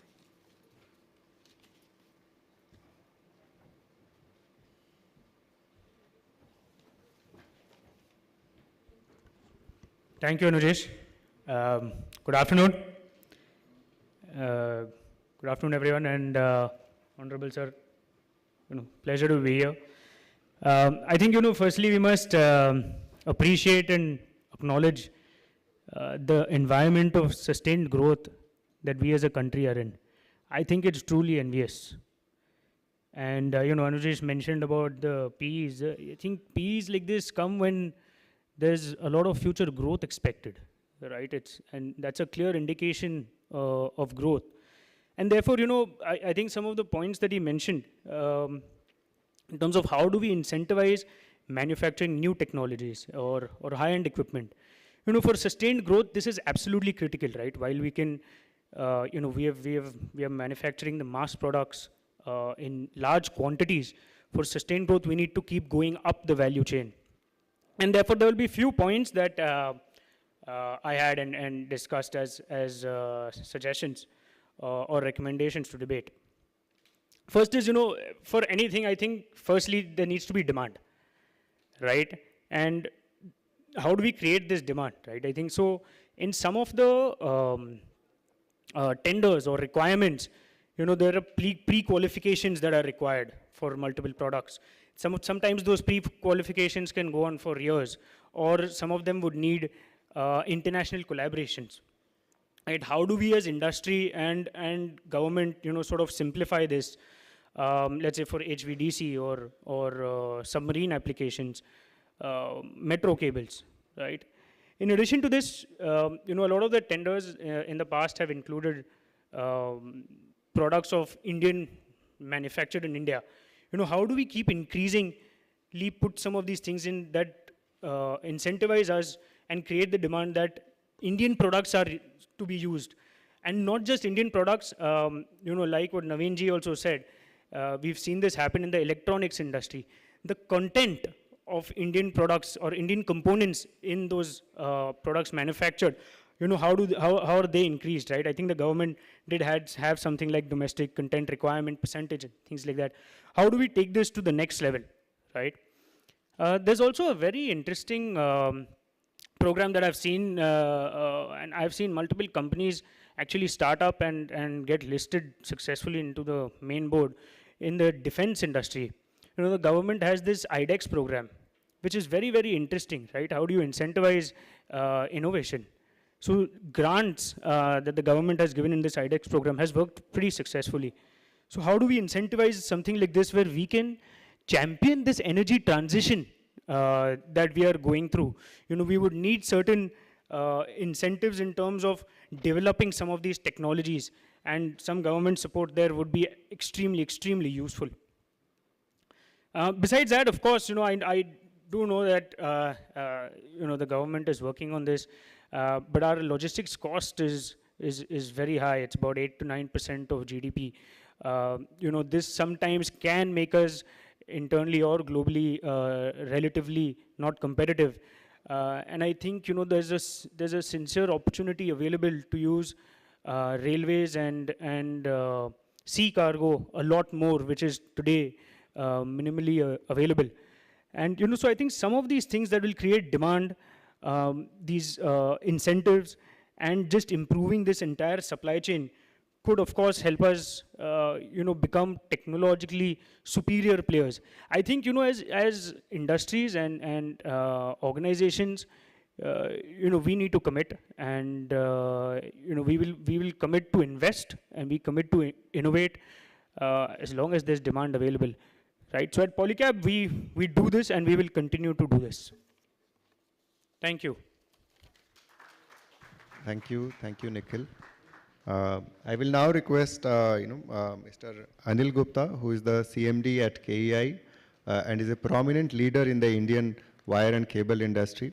Sir, my question to you is, if you can dwell upon India's recent emergence as an exporter to the Western countries, especially in your product segment, and what are the factors that contributed to such emergence? And the other thing where maybe you can touch upon is, how can India become self-reliant? How India has been able to become self-reliant in T&D equipment manufacturing? And in your view, what are the factors that help the OEMs reach the current stage that we are in? Thank you. Thank you, Anigesh. So, respected Kamranji and audience, the question is that how India has emerged as a big exporter, especially in our industry, the cables, to Western countries and developed countries. It is basically, the industry has created, its own vision of developing the products, taking necessary certifications in those markets, whatever regulatory certifications are required in Europe or America to sell those products, creating their marketing networks, and participating in multiple exhibitions to showcase its products to the customers over there, and then efficiently manufacturing and supplying the products in time to those markets, and generating confidence in the customers and utilities over there. This is the gist. Now, how the government can help us? One is the logistic part, which is important in in delivering the goods efficiently and also at a lower logistic costs. Secondly, testing, establishment in the country, like our testing labs, has to be, modernized. A huge investment is needed to test the products at Indian laboratory and sell those laboratories to outside world, that they are competent to, test the products to international standards and they are reliable. That is what important is, that we have to really sell India and sell its, testing facilities to the world, that they are reliable and we can trust upon them. That is what it is my opinion is needed, the government support. Of course, the rest is that in today's time, we can't ask fiscal incentives from the government. We can only say that, okay, you refund the taxes going into the inputs efficiently. That is what we can request. Second, India has become reasonably self-reliant in T&D products, especially cables, transformers, and many other products. Even GIS and substation products are being manufactured in India. It is basically because of the large opportunities in the power sector which has come into the country, especially the new energy projects like solar, wind, and now a lot of pump storage projects are coming. So it is basically what industry is looking for is a demand creation. If the demand is there, I think there are a lot of entrepreneurs or a lot of entrepreneurial spirit is there in Indian manufacturers. They can go on their own, but they have to be given the demand. My request to the government will be that the specifications of the T&D products should be harmonized and state utilities work on the common specifications so that the multiplicity of specifications are not there when they are buying the T&D equipments. And second, the pre-qualification requirements should be helpful to the Indian manufacturers who are coming up and developing new products. Because if they have to pass through 3 or 5 years of manufacturing experience and operational performance, that creates a hurdle in bringing large investments in the newer technologies. Thank you. Thank you so much. I will now request Nagesh Tilwani ji. He has been at leadership level in several large global T&D manufacturing companies in the past and is now the managing director at Hyosung T&D India Private Limited. Mr. Tilwani, my question to you is, as part of a global T&D manufacturing major, which has recently set its foot in India, how do you place India in the overall strategy of Hyosung globally? And what do you think will take for India to emerge as the largest or the sourcing destination of choice for global T&D manufacturing majors like your organization? And a related question I have is, if there are any inhibiting factors which are limiting India's potential to emerge as a global sourcing hub for T&D manufacturers, maybe you can touch upon those as well. Thank you.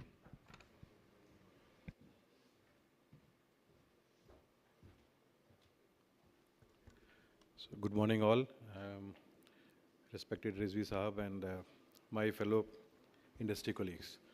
Thanks Devidi for these questions. And just to start with, we have, the context is Make in India, and I represent Hyosung T&D in India, and probably we are the true sample representative of the success story of Make in India initiative started in 2014. We established our plant in Pune in 2016, and less than probably a decade, we are the industry leader in terms of high voltage equipments and enjoying the largest shares in the GIS segment.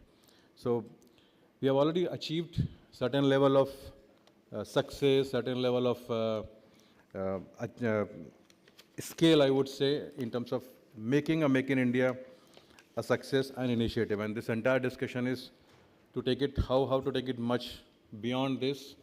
And as we said, okay, that as part of our strategy, our core as an organization, we are also looking, and Pune plant is outside Korea, is the only plant for Hyosung which is making the GIS products. So there is a definite clear strategy in terms of driving growth out of India, leveraging India's potential to sell not only in India and domestic market, but also exports. So one of the point what was raised that, okay, what's the recipe of making India useful and how to export not only for Africa market and Africa and EAP market. We are also doing exports to Latin America, Australia, and the much developed countries, including Norway and from India. So it's a lot of efforts, and it's ongoing process. But I think what is critical or what is important, some of the points was already touched upon. How do we grow? How do we take it a step forward from here and become real true leaders in terms of selling and becoming a preferred sourcing destination for all the products? So critical element, I'll just touch upon critical, I think, which is important for all of us also, because in the last probably 2 decades, all these OEMs who are all along in this room, we have all worked in terms of our cost optimizations, survival, because we were fighting against Chinese players in the probably last 10 years before. In the process, we have also done a lot of outsourcing, a lot of knowledge, know-how has gone to a tier 2, tier 3 companies. Now, when we are seeing a sudden growth, certain scalability. It's a big challenge for us to how do we address that market? How do we address the domestic market? How do we leverage a global growth? So the biggest opportunity or biggest area of involvement where we all have to do is the scalability. Today our supply chain is absolutely not reliable. We need to scale it. If you are talking about competing with Chinese or Chinese of the world, and interesting is, it's not the China alone today. Probably 10 years back, we were thinking about China as a competitor.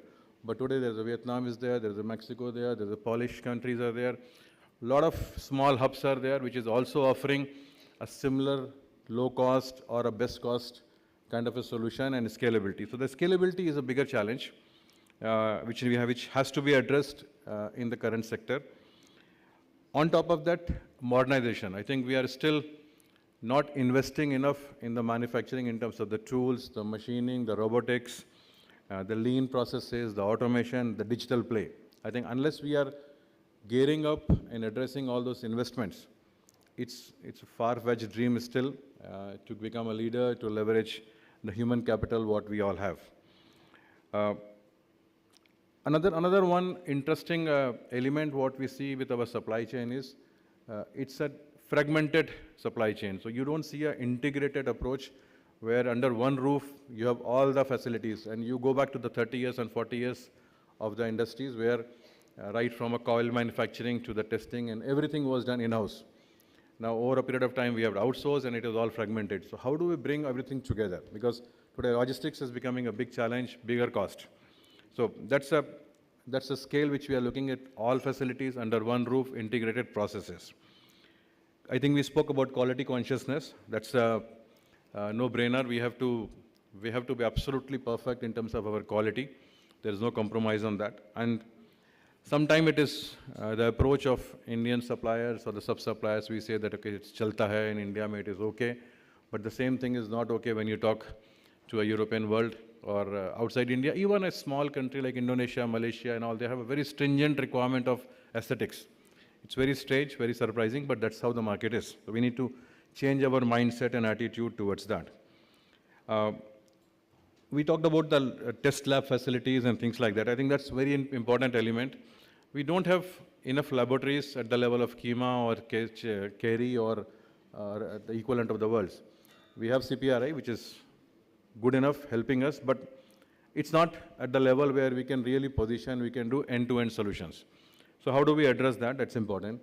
I think one of the solutions could be the government should specify through Ministry of Power that I will buy equipments only or I will demand type test only if it is possible in India. Because today if you say utility is asking that I need all tests, irrespective of where it is to be done. So we are spending time, energy, money going to the IEEMAs and all. It is taking years to qualify the product. So that is a deterrent for making in India and qualifying in India. It's increasing the cost. In terms of resources, I think we all talk about that India is a talent pool and huge potential, 1.4 billion population. But really in terms of skills is still a challenge. How to develop, how to nurture, how to grow, how to groom, and how to make the entire value chain more reasonable towards offering to the world. I still think that okay, a lot of our supply chain or a lot of our vendor base is missing the basic problem-solving attitude, the root cause analysis technology, the understanding of those things. It's more of a niche. We are good in manufacturing, we are good in assembly, but if you want to talk about a global market, we need to understand how a component has to be troubleshooted or how assembly has to be addressed and what kind of tests are required to qualify those things. So that's a kind of a skill which is missing in terms of problem solving, root cause analysis, and coupled with that is the traceability. So the rest of the world is looking for how do we trace a particular component when we have a recall and things like that. So that kind of an intelligence is required in the system. So that requires a big investment in the system side, on the digital side, on ERP application and things like that. So that's a bigger ask in some instances. And we talked about ease of doing business. So we have jumped from 160 odd numbers to less than 100 numbers and all. It's good. It's definitely helping us. But still a long way to go. We talked about the logistics. Logistics is a bigger headache today.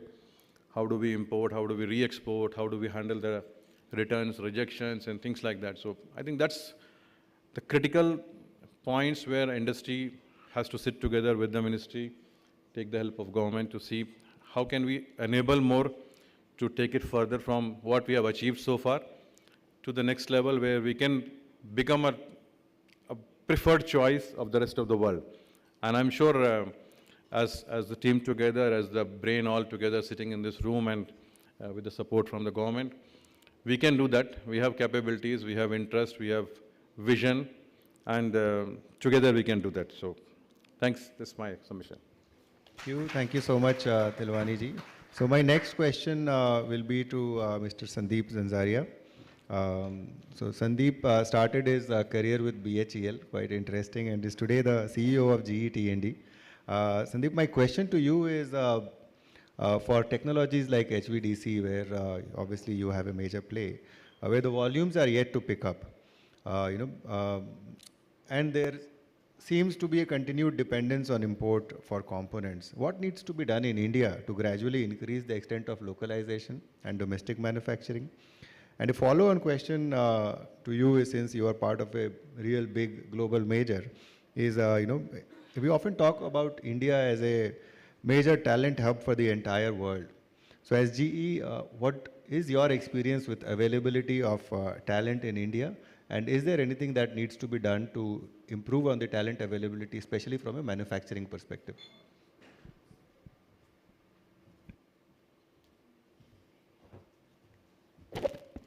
So, thank you, Anujesh and Mr. Rizvi, Secretary DHI, my fellow panelist, and the distinguished guest who are here. So, we are a 4-month-old company. So, because GE Vernova got created or spin-off out of GE on 2nd of April 2024. But on the contrary, if we see a presence of GE in India, so it's more than 100 years old. Today's Vernova, which is the energy division, we have 5 engineering centers and 11 manufacturing plants.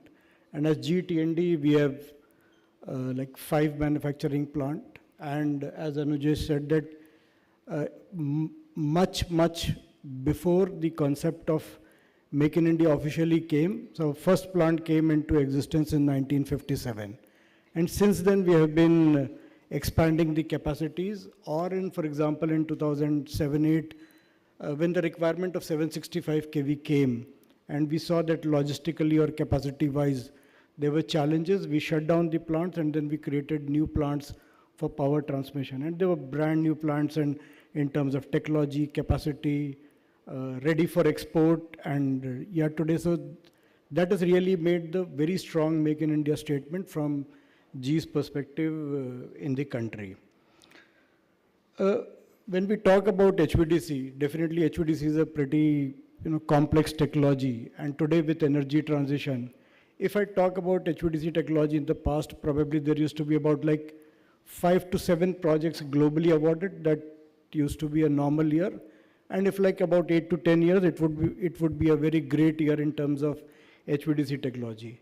But now when we see today, for example, with the energy transition story, the number of projects which have gone up is like 5-6 times globally.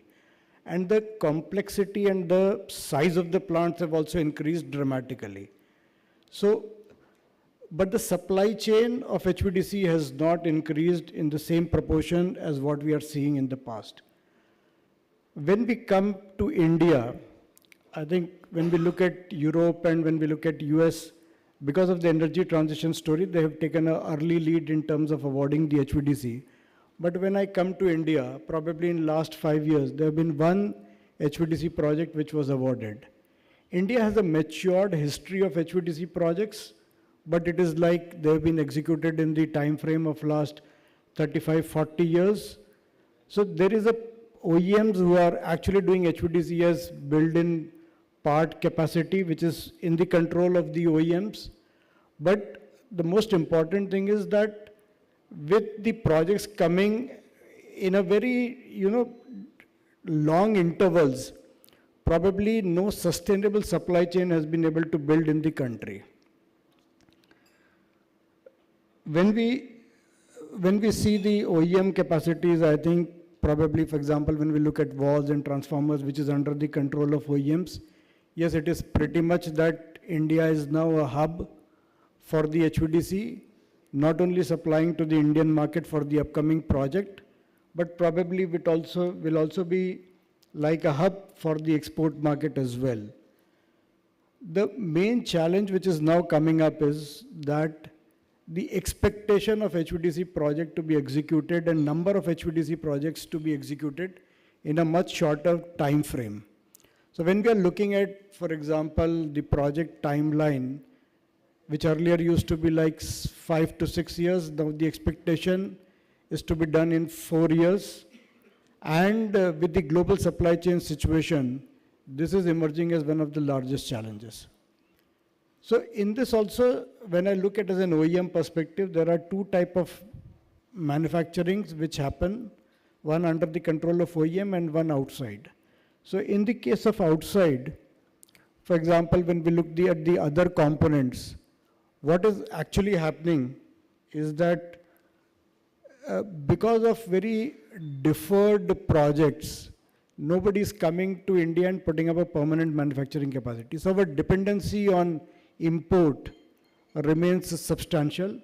The second one is the component level, but again the same thing happens is that in HVDC, it requires a lot of time, effort, energy in terms of developing the component because the voltage stresses, the current stresses, the technology which is required is much more elaborate and extensive. So it really requires time to develop those components and then put into this system. So my recommendation would be that today, for example, the government has been talking about awarding for example, today there are 3 HVDC tenders, probably maybe 1 or 2 coming next year, probably 1 or 2 coming next year. If we really want to create a sustainable supply chain situation, the government should come out with the HVDC tenders practically at the same point of time with deferred deliveries. Like you can say that the first 2 projects, maybe with 48 or 54 months, the next 2 projects, maybe 2 years after, the next 2 projects, the 2 years after.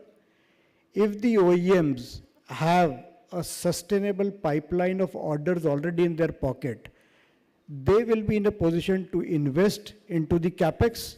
Also, they will be able to work with the various industries to develop the component level of supply chain. Today what happens is that you get a 4-year window where you are already short of time. You cannot do any R&D or anything. So you go with the defined supply chain, you supply those products. So you are not developing any Indian supply chain because of that. After 2 years, again when you get a project which is again like 4 years, you are again into the same scenario. So if today we want to increase the participation on localization, the most important thing is award the projects with deferred timelines so that whatever localization capability needs to be developed, the second project will have a higher localization, the third project will have a much higher localization. I think this is the only way, and also even if you have to invite people to invest into India and creating new local capacities, if you have a long sustained pipeline of projects already awarded, then you can invite, you can encourage people to come and invest and create. Once you create this, I am pretty sure, like for example at transformers or switch gears or cables, we would eventually turn out to be exporters of those technology. But to create that initial barrier, this would be a request that we will make that if this strategy can be used. For the second part, I think on the talent, Anujesh, so definitely on the software side, we have a much better talent. But when I really look at today, for example, college-going students, etc., and we see all around, if you ask any set of parents or kids, and they're good in studies, and they're going to go for engineering, what branch are you going to opt? So first is computer science, no questions. Some people have a passion, so they will say electronics. Few people will go to core branch who are really good enough for the top talent. Some people will go to mechanical, but then they have a passion for automobile and robotics and things like that. Again, so what we are left with is not the top talent. We are left with the average talent. This is the reality which we need to understand. In a way, I say that globally, the way energy transition story is panning out, globally the amount of investment which is happening, the opportunities which it is creating, we have not been able to sell this neither to the engineering colleges nor to the market, that if you join, probably after, if you pass out, you might get a job in Norway, Germany, US, lot of places. Because today, IT has been a boom because people want to go out, and so this is one thing. But on other side, it's a big lag from our side as well, because all our courses are like about 10, 15 years what we used to teach. We have not upgraded ourselves. For example, if I go to any college, nobody is teaching them energy transition, solar, impact of grid, what's happening when so much renewable is getting added, energy storage. All those things are not being taught today into the, if for example in an industry, we can hire or we can commission probably teams to put together authors who can write, technical authors who can write books. We can train private college staff. They can in fact offer specialized courses on that which people can take. It will be good. So then the students who will be coming out will be partially employable. Today the students who come out, when they come to industry, they have a very different mindset, what they have been taught, and in the industry's expectation is very different. So they have to start practically from zero. If you go to any probably engineering college, they would still be teaching lathe. No industry is today using a lathe. Everybody is using a CNC machine. I think there's a big difference between what is industry's expectation and where we are. Definitely the industry is investing a huge amount of time after the recruitment to make them more employable, to make them more, as per our requirement. And I'm pretty sure if you talk to all the global teams, all the good talent is now getting even exported from inside the multinational companies as well. You will find Indian talent in every corner of the world, and they are now moving and working. I will only say that I think on the manufacturing side as well, because we're talking about Make in India, it is still a lot of effort, even when we talk about interns or when we talk about the workers we are taking. Probably there needs to be a lot of work that side as well to make people more employable when they join the company. So thank you very much.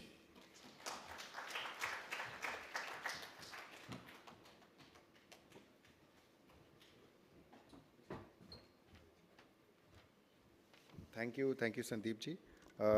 It is my absolute privilege to introduce to you Honorable Secretary, Ministry of Heavy Industries, Shri Kamran Rizvi. Mr. Rizvi is a 1991 batch IAS officer from Uttar Pradesh.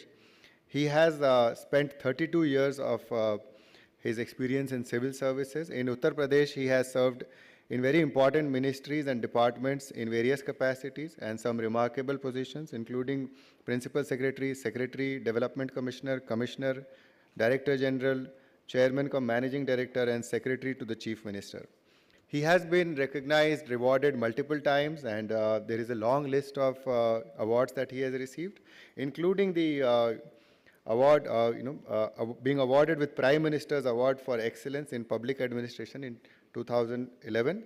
I will stop here. There is a long list, and over to you, sir, for your keynote address to the audience here.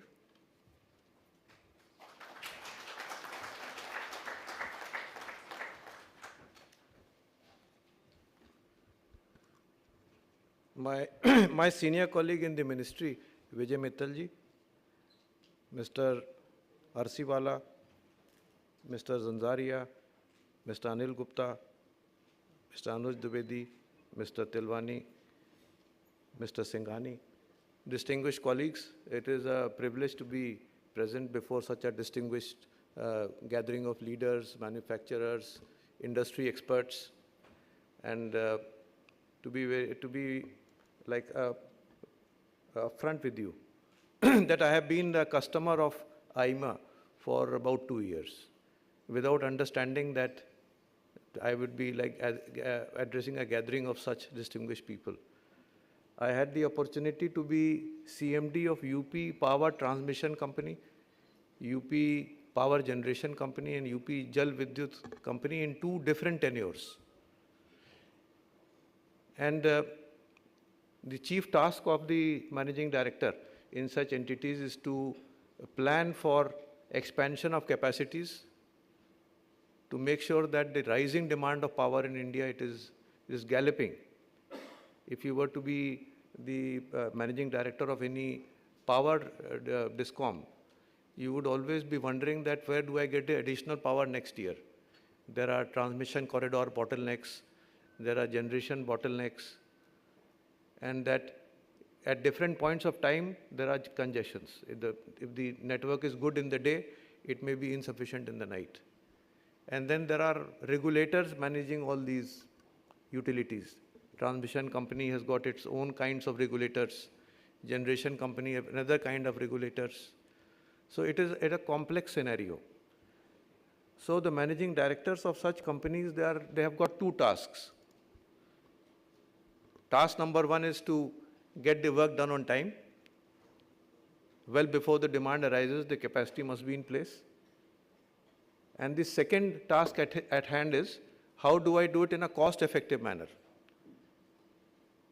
Because whatever equipment we procure, it is paid by each individual customer, because the Electricity Regulatory Commission, it approves all your capital investments.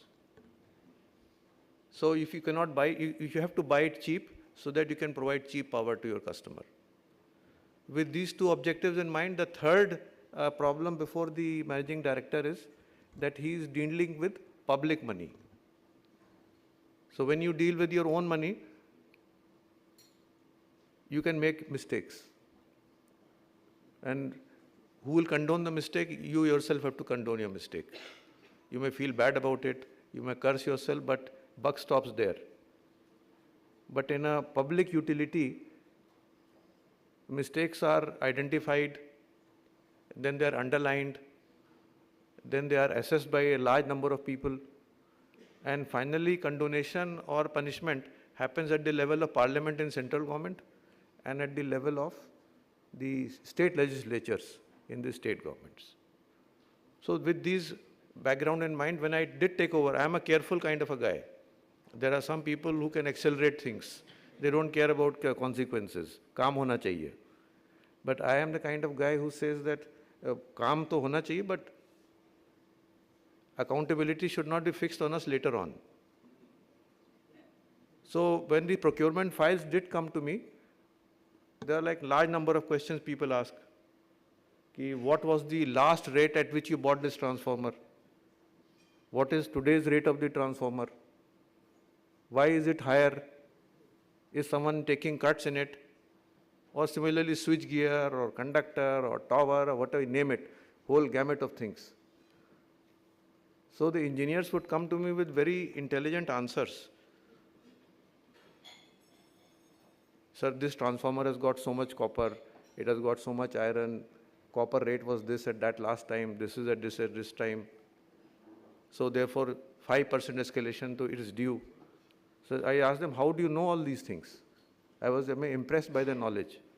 So they said that we have got an IEEMA price variation clause.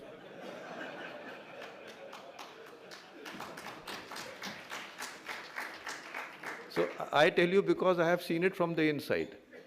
So I said, but this is the manufacturer's price variation clause. He must be doing it. Badha ke bata raha hoga.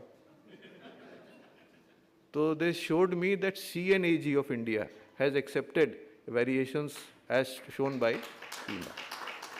So my first of all salutations to IEEMA for being such a, I think is only association which is recognized by government. Its price variation clause are recognized as valid. So this has come, I think, through great deal of effort by the organization, and I must really compliment you on that. So now it comes to the second part, is that problems which normally happen, that deliveries got delayed. Delivery happened Installation got delayed. Installation happened, but trippings happened. Then system integrators problems. That switchgear came from X company, this came from Y company, this came from Z company. When we put it together, it is tripping. We don't know why it is tripping. If you ask the switchgear guy, he says insulator ki problem hai. Insulator guy is a conductor ki problem hai. So government came out with the solution that, okay, I don't want to deal with such complexities. I am looking for a system integrator kind of a bid systems. It is EPC contracts. So when EPC contracts came, we discovered that there is a huge lack of capable companies in this regard. That we can make individual components world class, but once it comes to putting it together, there is a huge lack of talent, huge lack of knowledge, huge lack of capabilities.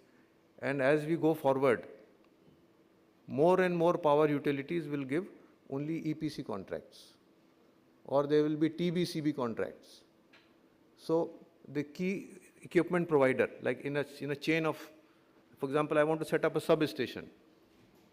India has got thousands of substations, and few thousand have to come. Few thousand into 10 have to come. The reason for that is that our power consumption is 1,000 kilowatt hour per year. China's power consumption is 7,000 kilowatts per hour per year. Europe's power consumption is 10,000 kilowatt hours per year. United States power consumption is 11,000 kilowatt hour per year. So we look at it from whichever metric, that in 2047 India aspires to become a fully developed country. So if we are like energy efficient kind of a society, we might say, okay, 5,000 kilowatt hour is good enough for me. So my power consumption is going to increase 5 times in next 10-15 years. So IEEMA's business has to multiply at least 5 times. And it has to, like, transmission networks, distribution networks, transmission equipment, distribution equipment, generation equipment, all these have to be scaled up in such kind of a manner. And we have to make sure when such a business is foreseeable, it is inevitable that India will become an advanced, developed society in next 10-15 years.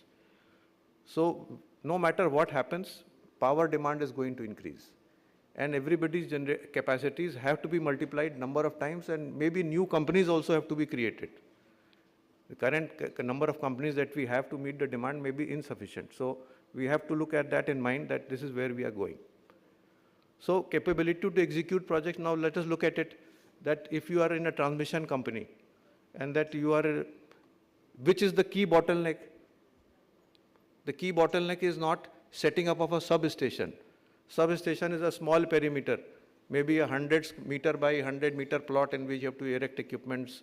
It may be a 765 kilowatt, it may be a 400 kilowatt, maybe a 220 kilowatt, 132 kilowatt, whatever it is. Easy to do. Single boundary wall, inside that you can manage things. The real problem comes when you have to install those transmission lines.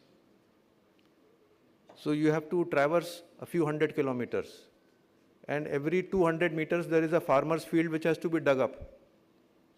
So first of all, when you land up at his field, he comes out with sticks.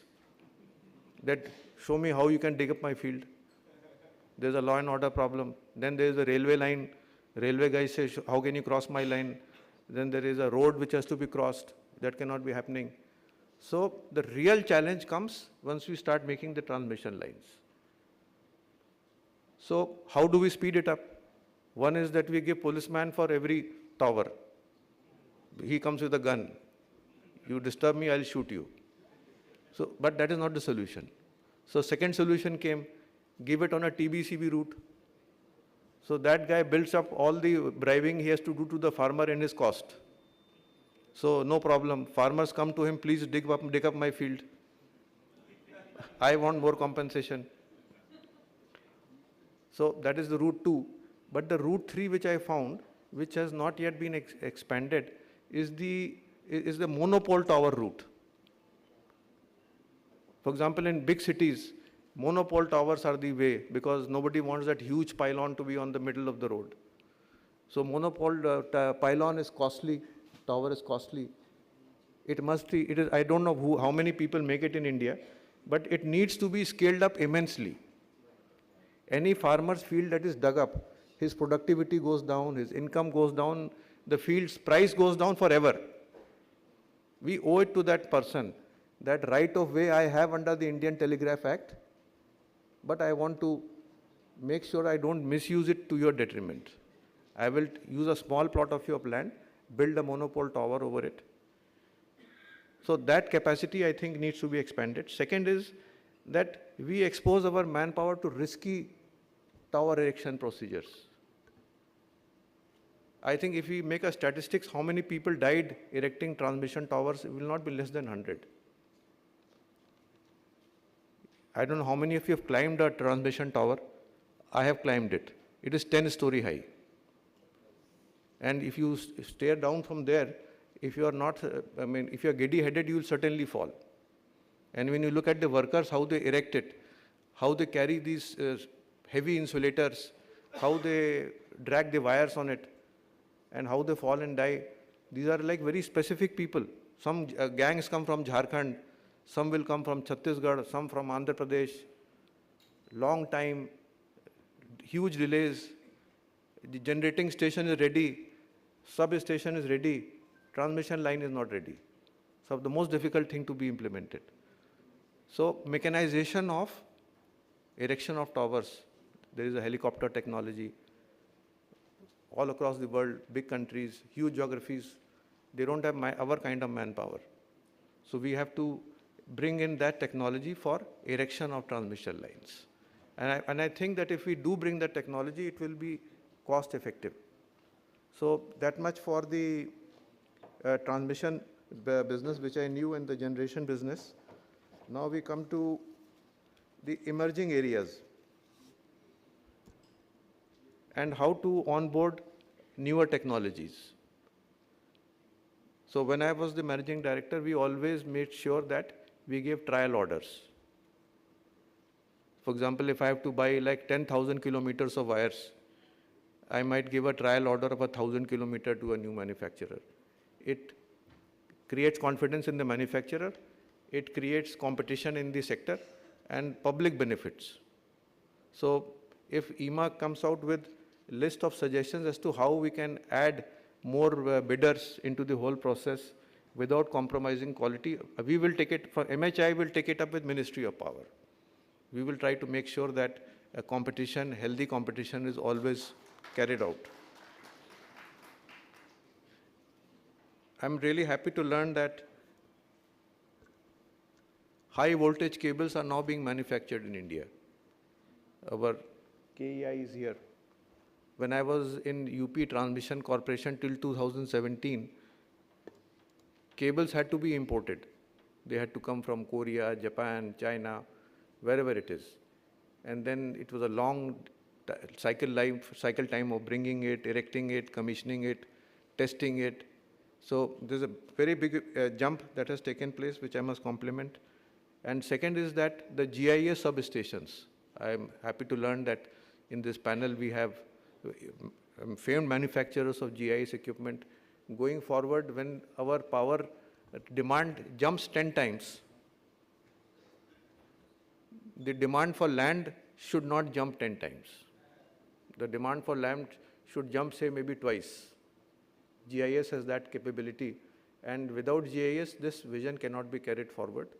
So large substations, open substations, they are like going in the past. So this is the things for the way forward. And testing, a lot of people mentioned that testing. I remember, some Netherlands has got some big lab. IEEMA, yes. So whenever we had to buy an equipment, we had to send an engineer also to Netherlands. So why are you going? Because I have to witness that test. So it is time that whatever facility IEEMA or whatever the name is has, we should set it up in India. And if a proposal comes from you, what it should be, we will take it up with the relevant authorities. We will try to make sure that testing facility comes up within the country. So newer businesses, you are all aligned to it. That business will be now different. Solar power will be coming. It is a different ball game. Energy storage will be coming, which is a different ball game. Ministry of Heavy Industries is coming out with a tender for manufacture of 10 gigawatts of grid storage batteries. And Ministry of MNRE, Ministry of Power are coming out with a 50 gigawatt of creation of facilities for grid level storage by batteries. So though the name is battery, but the cost of it is only 15%. This 85% cost is of different kind of electronics, equipment, switch gears, transmission equipments. The huge business is coming up. We should try to scale up in that direction. Now comes that while we were waiting for this session to begin, I had the privilege of meeting a lot of industry leaders over a cup of coffee. And there was a strong spirit that we should make it in India. That though we are like self-sufficient in our requirements, but if we drill down, then somewhere or the other, the supply chain, some critical element is coming from somewhere outside. Somebody else is manufacturing for us. And no industry captain wants to be called an assembler. He wants to become an owner of technology. So, Ministry of Heavy Industries has done, I would say, a tremendous job in the automobile sector, which you all must study. That PLI automobiles, to get any benefit from government, 50% of the car must be made in India. So, for the sake of illustration, that if we take a car, imagine a car. So 50% of the car must be made in India. So what do? We break the car into components. Take the wheels out, take the door out, take the steering out, take the motor out, whatever it is. Every part you...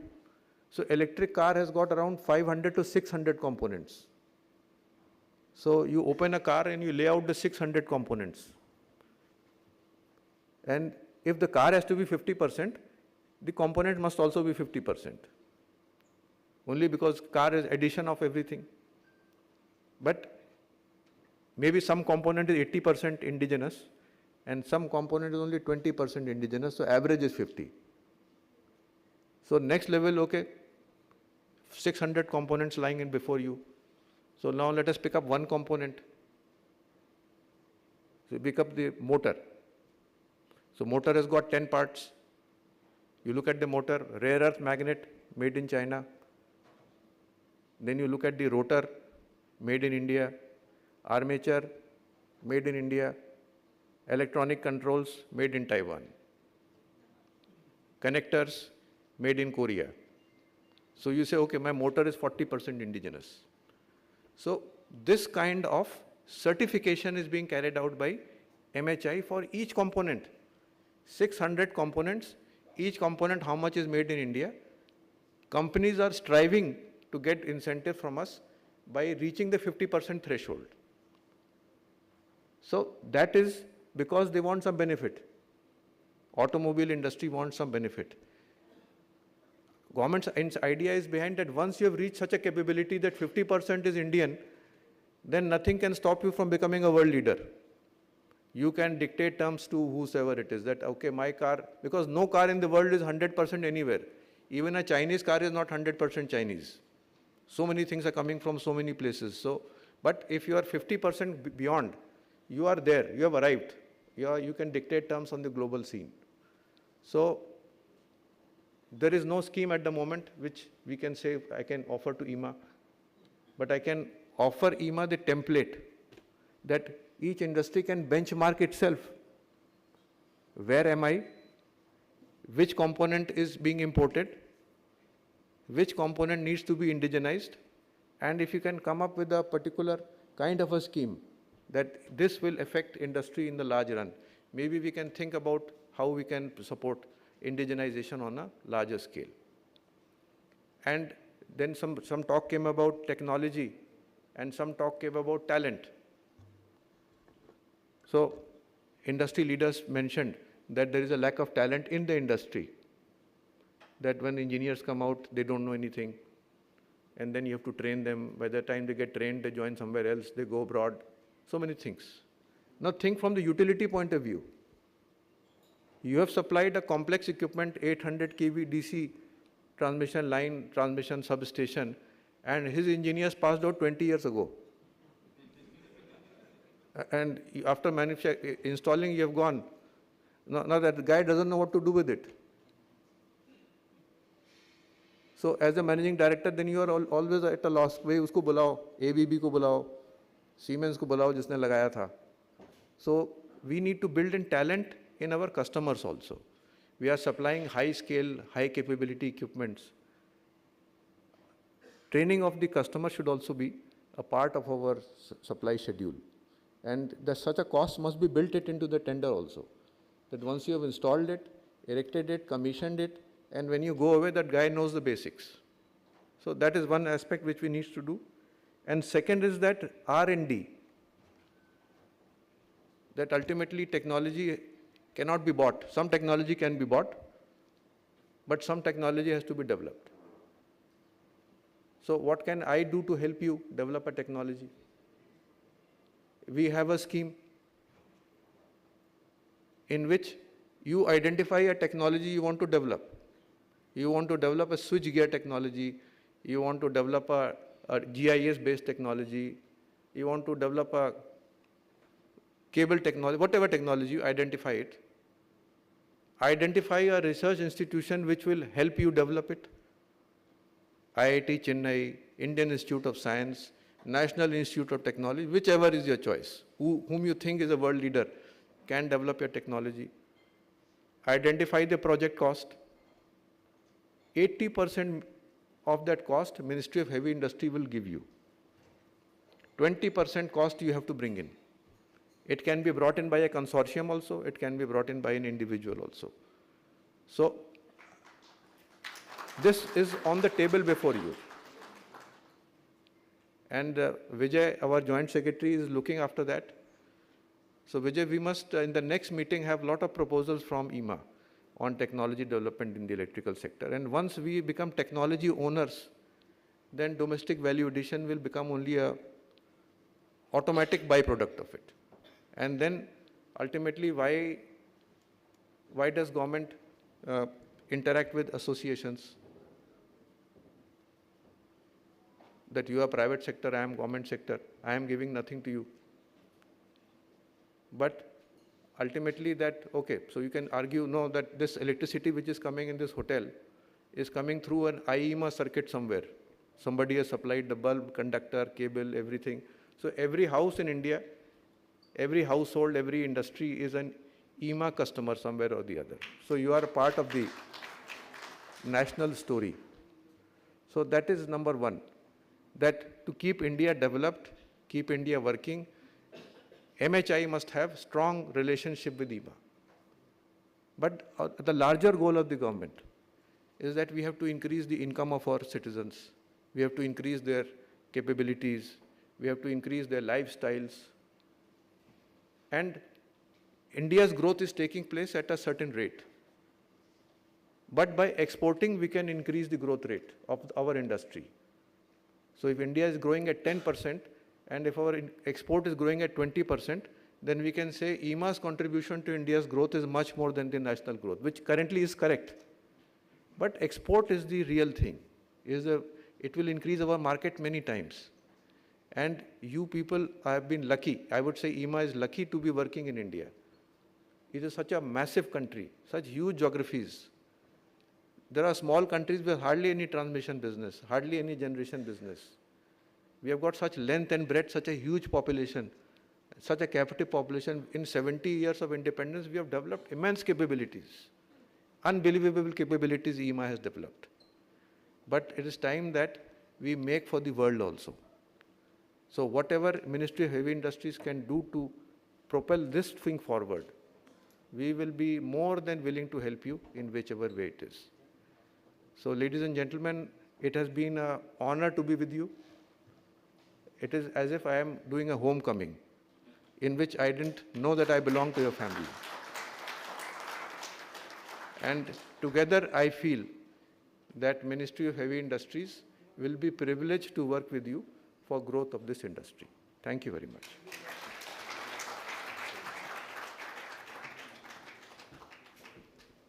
Thank you, sir, for such encouraging words. I would now request Mr. Hamza Arziwala to give the vote of thanks.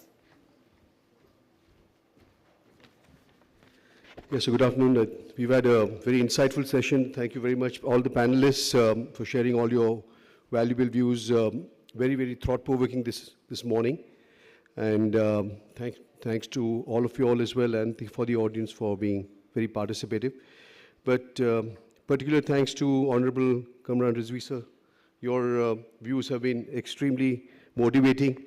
I mean, it's really appreciable that you have experience which is long-standing from the highest levels of administration, but also on the grassroots, having climbed transmission towers and all is heartening. You know, we come from an EPC background as well, our organization, so I know how tough it is to construct towers. And you have done it yourself is really remarkable, you know. And all those experiences which you shared with us, the tasks which you laid out, 1 to 3 with priorities, and most heartening also is the fact that you recognize IEEMA as a partner who has been, you know, fostering a lot of advocacy on policy in a fair and neutral way, and its acceptance in a small but humble way also of the IEEMA price variation formula, which is wide accepted, is really very, very, very grateful and thankful to you for that. And all your inputs have been taken, sir. Your contribution as far as you know, in generation, in transmission have been well noted, and your views to collaborate with IEEMA to, you know, add a lot of value for the progress of the country also well noted as well. Thank you very much for sharing all your sides with us. So yes, Make in India is not just an initiative, it's a very powerful movement which is aimed at transforming our nation into a global leader, and we have the opportunity to do it. Of course, there are a lot of challenges, so we should rise to face all of them. We have the will, we have the capability, so let's all go about doing it. Thank you.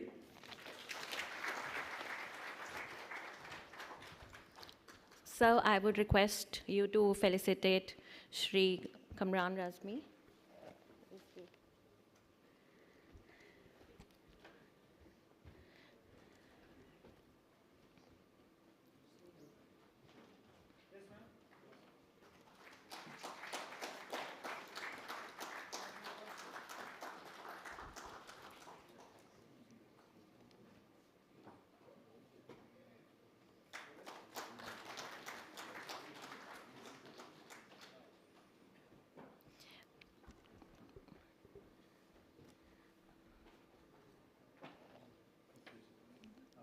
Sir, requesting you to please felicitate our other panelists also on the dais.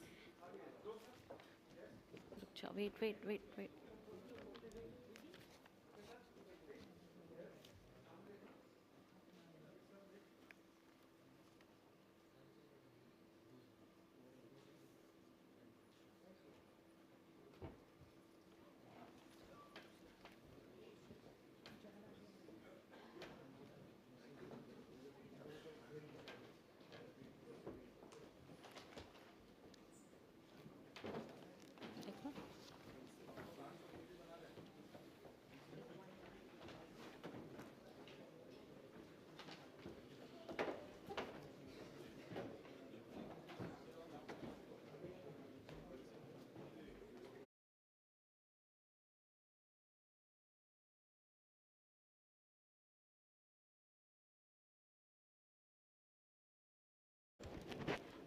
Requesting audience to please stay on your seats. We are starting the next fireside chat session right away.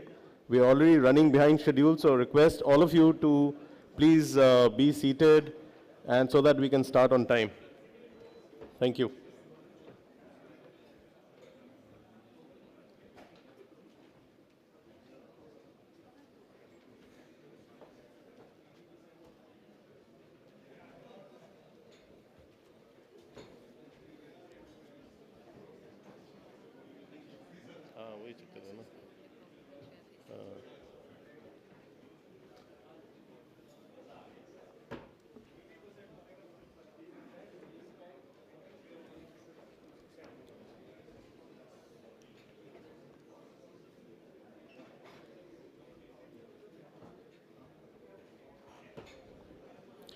We just starting. Mr. Praveer Sinha is already here. He'll be shortly on the stage. We're running back behind on time, so therefore we must start immediately. So kindly be seated.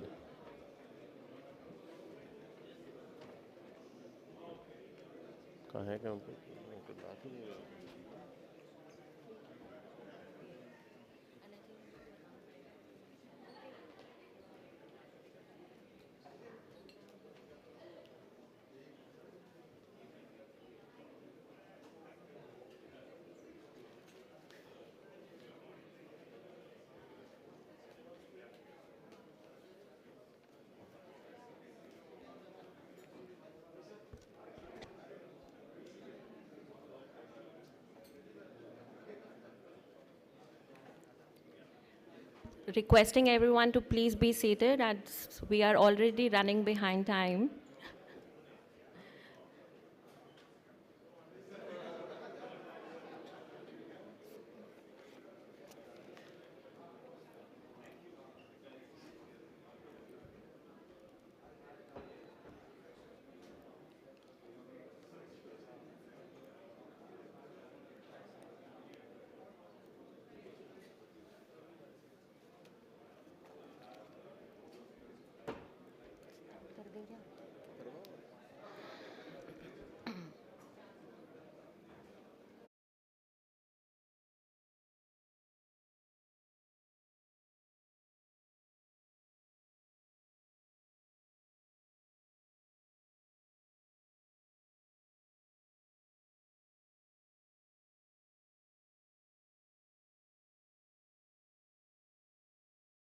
With the fireside chat with Mr. Praveer Sinha.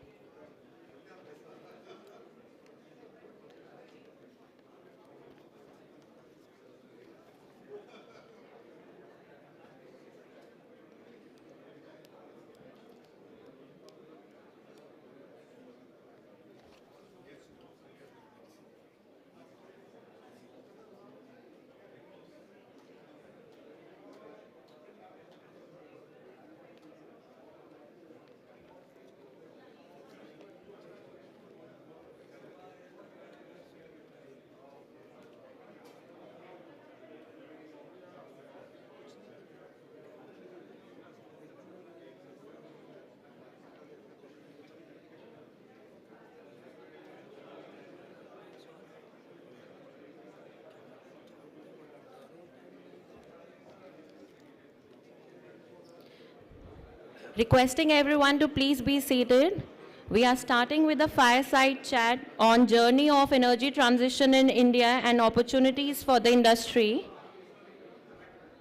And for this, I would like to invite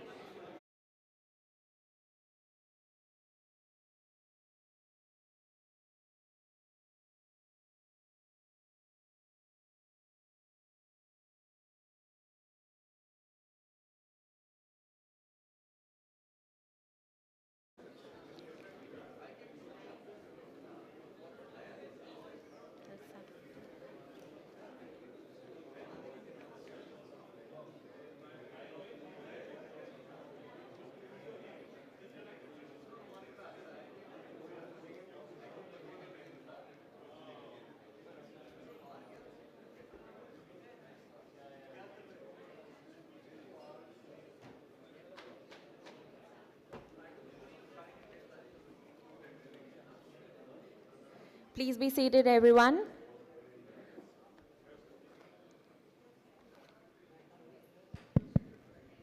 Yes, sir. So over to you, Mr. Vikram Gandotra. Hello. Yeah. Good afternoon, ladies and gentlemen. Today, of course, there has been one of the heaviest rainfall we have seen, and that brings to the mind that climate change is a real thing, and for that all of us have a role to play towards energy transition. And with me today, of course, We have one of the stalwarts of the power sector in India, Mr. Praveer. Praveer is a good friend also and a guide.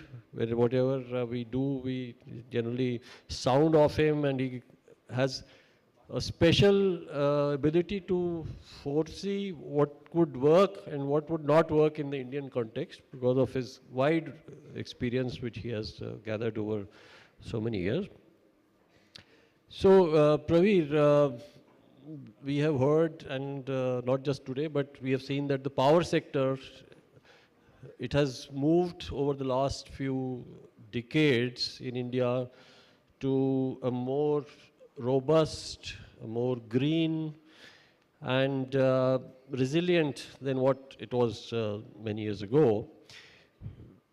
A lot of good work has been done by the transmission companies, the generation companies, the companies like Tata Power, which have been there in generation, transmission, and in distribution. So, what has been your, let's say,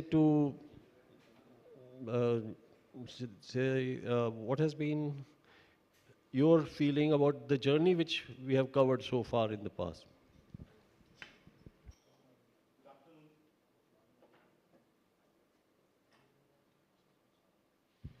Good afternoon. First of all, thank you, IEEMA and Vikram and all the team from IEEMA for the invite. Such a pleasure to be here amongst all of you. The who's who of the Indian power sector, who's who of the Indian electricity manufacturing, I would say, is here.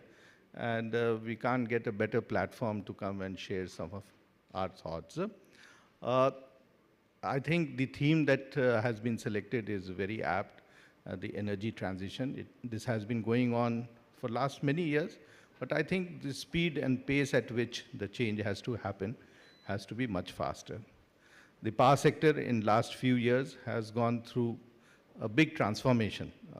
We typically, from the time Mr.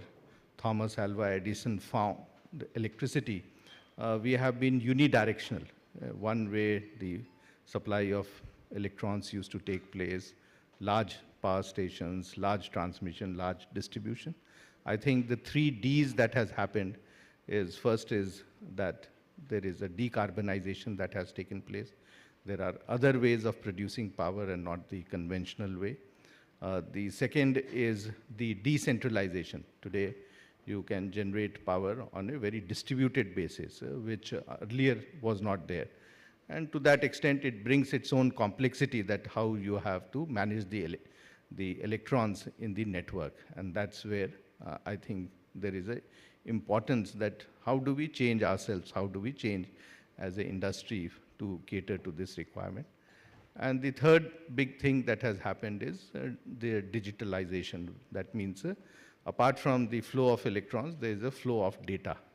And all this is happening on real-time basis. So this is a great opportunity in terms of the energy transition, that today we have the opportunity to generate from green sources. We can generate locally, both in urban and rural areas. And we can use the digital technology to get information. And that's where I think there is a huge necessity for power companies like us to get ready for the change that is required. It is no more about just flow of electrons, but also about the real-time flow of electrons and managing that electrons in a smarter way. And I think many years we have just been creating capacity. Everyone's success is known as by how much of capacity that you have added. And I think everyone gives a pat to their back that I have added so much of gigawatt of generation capacity or so many MVAs of transmission system. I think we need to do things in a much smarter way. As all of you know that power utilization or the load is not a flat load. It is a load which varies during different times of the day. And today, the digital technology helps us to manage the load in a much better way. And I think that's where we need to work. have so much of demand of power in the country, but we still talk of that our PLF of the plants is 50%, 60%, 65%, 67%. We're not in 90%. That means we are not using the plant for so many hours. We did analysis and we found that the peak 10% demand of power is only used for a few hundred hours. So out of 8,760 hours, you are using, say, for 500 hours in a year. 500 hours is 5%. 95% of the time, your equipments are not being utilized. Such large generating stations, such large transformers over there, such large transmission systems. So I think we need to be smarter. So energy transition is about how do we become smart in the way we produce power and utilize that power, and not just produce. The power sector is going through, especially electrical equipments. Everyone tells me, come after 24 months, I don't have any supply now. And there is so many orders, so much of work to do. This is a good time, but this is also a time where you need to bring in technology. Most of the time, when the going is good, people don't bring technology. They get complacent. They get satisfied that I have an order book for next 2 years. Why I should worry? I'm going to make good money, and I'm going to take it easy. This is a time to really make huge profits, but use that money for technology. And I think that's what is important. Many of the things, like we had the disruption in generation, there has to be disruption in transmission. And I know that we have gone high voltage everywhere. But what is it that we can do more than that? How do we get superconductors? How do we get systems whereby in the same transmission system we can have 3 times or 4 times transmission or evacuation? So I think there is a whole lot of things that we need to do. I think in next 5 to 10 years, the whole shape of the industry in terms of how the power is transmitted, utilized, should go transformation. And that depends on how quickly you adapt yourself and bring some technologies. There may be disruptions, but I think we should do that. Excellent. I mean, you have covered the whole, gamut of topics which are there. So let me pick up on what you mentioned about technology. Tata Power has been one of probably the very few organizations that I have come across who had long time ago made a roadmap of technologies that are important and that should be imbibed within the organization over the years. And you have, I think, followed that roadmap to a large extent. No? So that brings to the point that unless every organization builds a roadmap towards technologies that are needed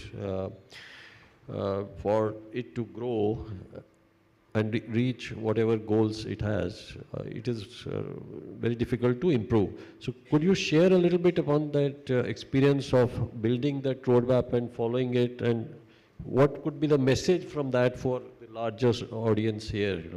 How you have become from very base level technology or company to today, you have a lot of technologies which are inside your organization owned by Tata Power and also taken from other market also. So our technology roadmap, we set quite some time back. We made a 10-year roadmap, implemented everything, SCADA, GIS, then had the next round of technology refresh whereby we said what we need to do in terms of ADMS, integrating it, field force automation, the CRM and the ISU system. And also how do we make it connect with the consumer services that has to be provided.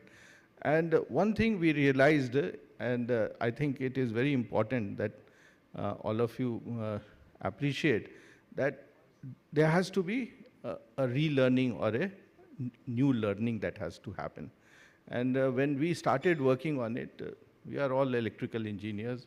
We know transformers, switchgear, motors, pumps, compressors, all that, conductors, cables. We do not know IT, and we had to learn for the first time the operational technology, the SCADA system, but SCADA is as good as you can utilize it, how you can extract maximum data, maximum information, which can support you to take intelligent decisions. So we started learning that. And over a period of time, we trained all our people, technology suppliers, partners like Siemens helped us, GE helped us, many of the other technology partners, Schneider, they helped us. So we got a lot of technology, SAP. I remember the first time SAP came and implemented the CRM, the billing solution. We told them that it requires customization. Now, nowhere in the globe you have the level of customization that we have.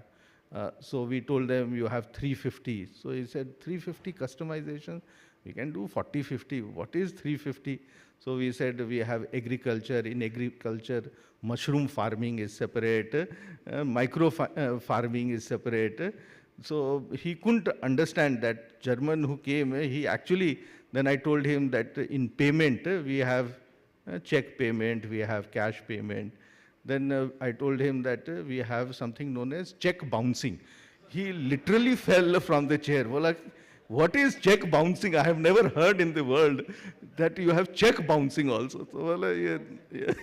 So I think what we have to do, so it took a lot of time, took a lot of time for us to make them understand. But we developed these things in-house also, because how many times you will go to the technology partner and tell them that. So over a period of time, we had IT companies helping us, the same TCS and Infosys and all that, but they are people from IT. They do not understand the operational technology, the electrical technology, the domain experience is not there. And they just do what is told to them. So they develop the logic and make the software record. But there are so many interconnected strings which are there. So how do you do that? So I think we said that we cannot live if we have to really transform ourselves, we have to become a smart power company, then we need to bring our own skill set.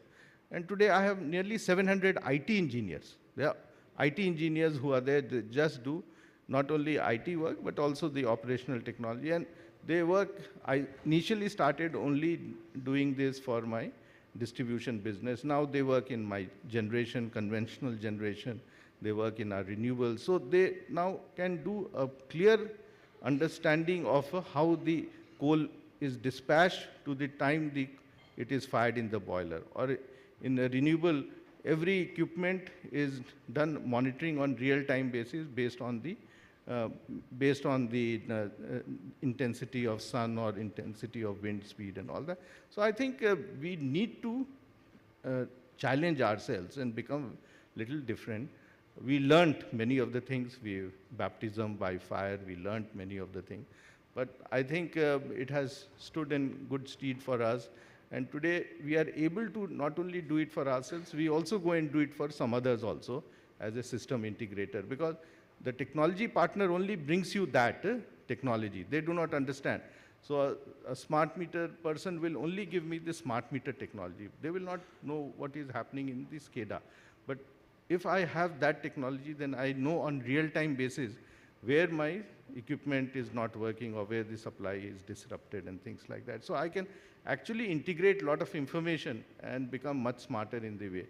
So I think for us, Tata Power, we worked very closely, notwithstanding that the German person fell from the chair, but we work very closely with our partners, and we really integrate with them, try to learn from them that what it is. And I think we have been fortunate that we had very good partners and they do the hand-holding. But I think the urge has also to come from the utilities, discom companies to learn. Unfortunately, many of them do not have an IT department altogether. So I was telling that some places, and then you get some system integrator. So sometimes you have two blind people trying to figure out what the hell has to be done. So I think the name of the game is learning and relearning and sometimes unlearning. In our system also, everyone was against it. I remember when SCADA was implemented, there were 500 people who were working in the various grids. And all of them said, we are without job because when you implement, there are just 3 people who will manage that. And so 500 people, and they are lying in front of your car, you cannot drive, you cannot go home. So then you have to talk to them and see. And we did not retrench a single person. We used those people in GIS, in our customer service and all that. So I think it's a question of retraining them. And if you do that, I think you will get the benefit of technology. I think your experience was music to the ears of many people here, because we also share the same view that you know, 2 blind men can only make the whole situation worse. But that brings us to a point on this, you know, topic of skills which are there, the skill sets which the organization needs. And every organization today, we have seen this question coming across: how do we attract the best talent to come to our sector, the energy sector, the electricity, power manufacturing or power delivery sector? You know, we are not seen as glamorous as, and maybe the IT and the other fintech or whatever. But we need good people. Yeah? We need good people. That is one aspect which I would like you to probably give your views to the community here, because everybody is facing that. And the other, while we are talking about technologies and all, is that there has been always a long discussion about working with the academia for, you know, developing new technologies, the way we have seen it happens, you know, maybe in Europe or in US. However, we know what the actual situation is. So should we continue to do that, or, you know, give it up? It is useless to run after the academia for innovation and technology, and rather we have in-house models to develop them. So these are 2 different aspects which come from what you have just said. So if you can share your views on this. Yeah, so first of all, I think there has to be huge improvement. Each one of you is doing great job, but there has to be system integrators. It cannot be that we have great conductors, but lousy poles. Then you put it on lousy poles, it will fall down. So I think we need to also start learning to work together. Most of the time, I think most of the suppliers are only in the competition mode and not in the collaboration mode. And I think that is very important, that how we can collaborate. We can go and collaborate with a small company outside, but when it comes to collaborating within Indian companies, I rarely find that 2 or 3 Indian companies collaborating and working together. So that's one area that is very important. Secondly, manpower, you have to develop yourself. This cannot be that you go and take people from other. This is a tough industry. This is an industry where you have to work 24/7.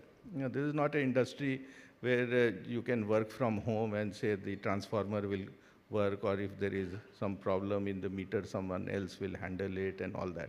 You have to go and rectify, repair, attend, all that. You have to go and put the transformer, conductor, cable, switchgear, whatever is there in the field, and you have to operate it from there. So you cannot be doing things. And I always, every year, I take a lot of 500 GETs and MTs and all that. And I always tell them that we have a work from home. Monday to Saturday, we work in office. Sunday, we work from home. So you want to work from home, please don't join power sector. This is not for people with a weak heart. This is not for people who cannot work hard. Then you are in a wrong industry. I don't want to set a wrong expectation from all of you that you will have this work balance, work-life balance. and work from home. There's nothing like work from home. You guys come to office, otherwise forget about it. In fact, on Diwali, Dashara, Holi, New Year, Christmas, we work more because you cannot have a scenario whereby you do not give supply out, and the equipment has to work. So if the equipment does not work, I will run after the technology partners and all that, that please see that your equipment also works.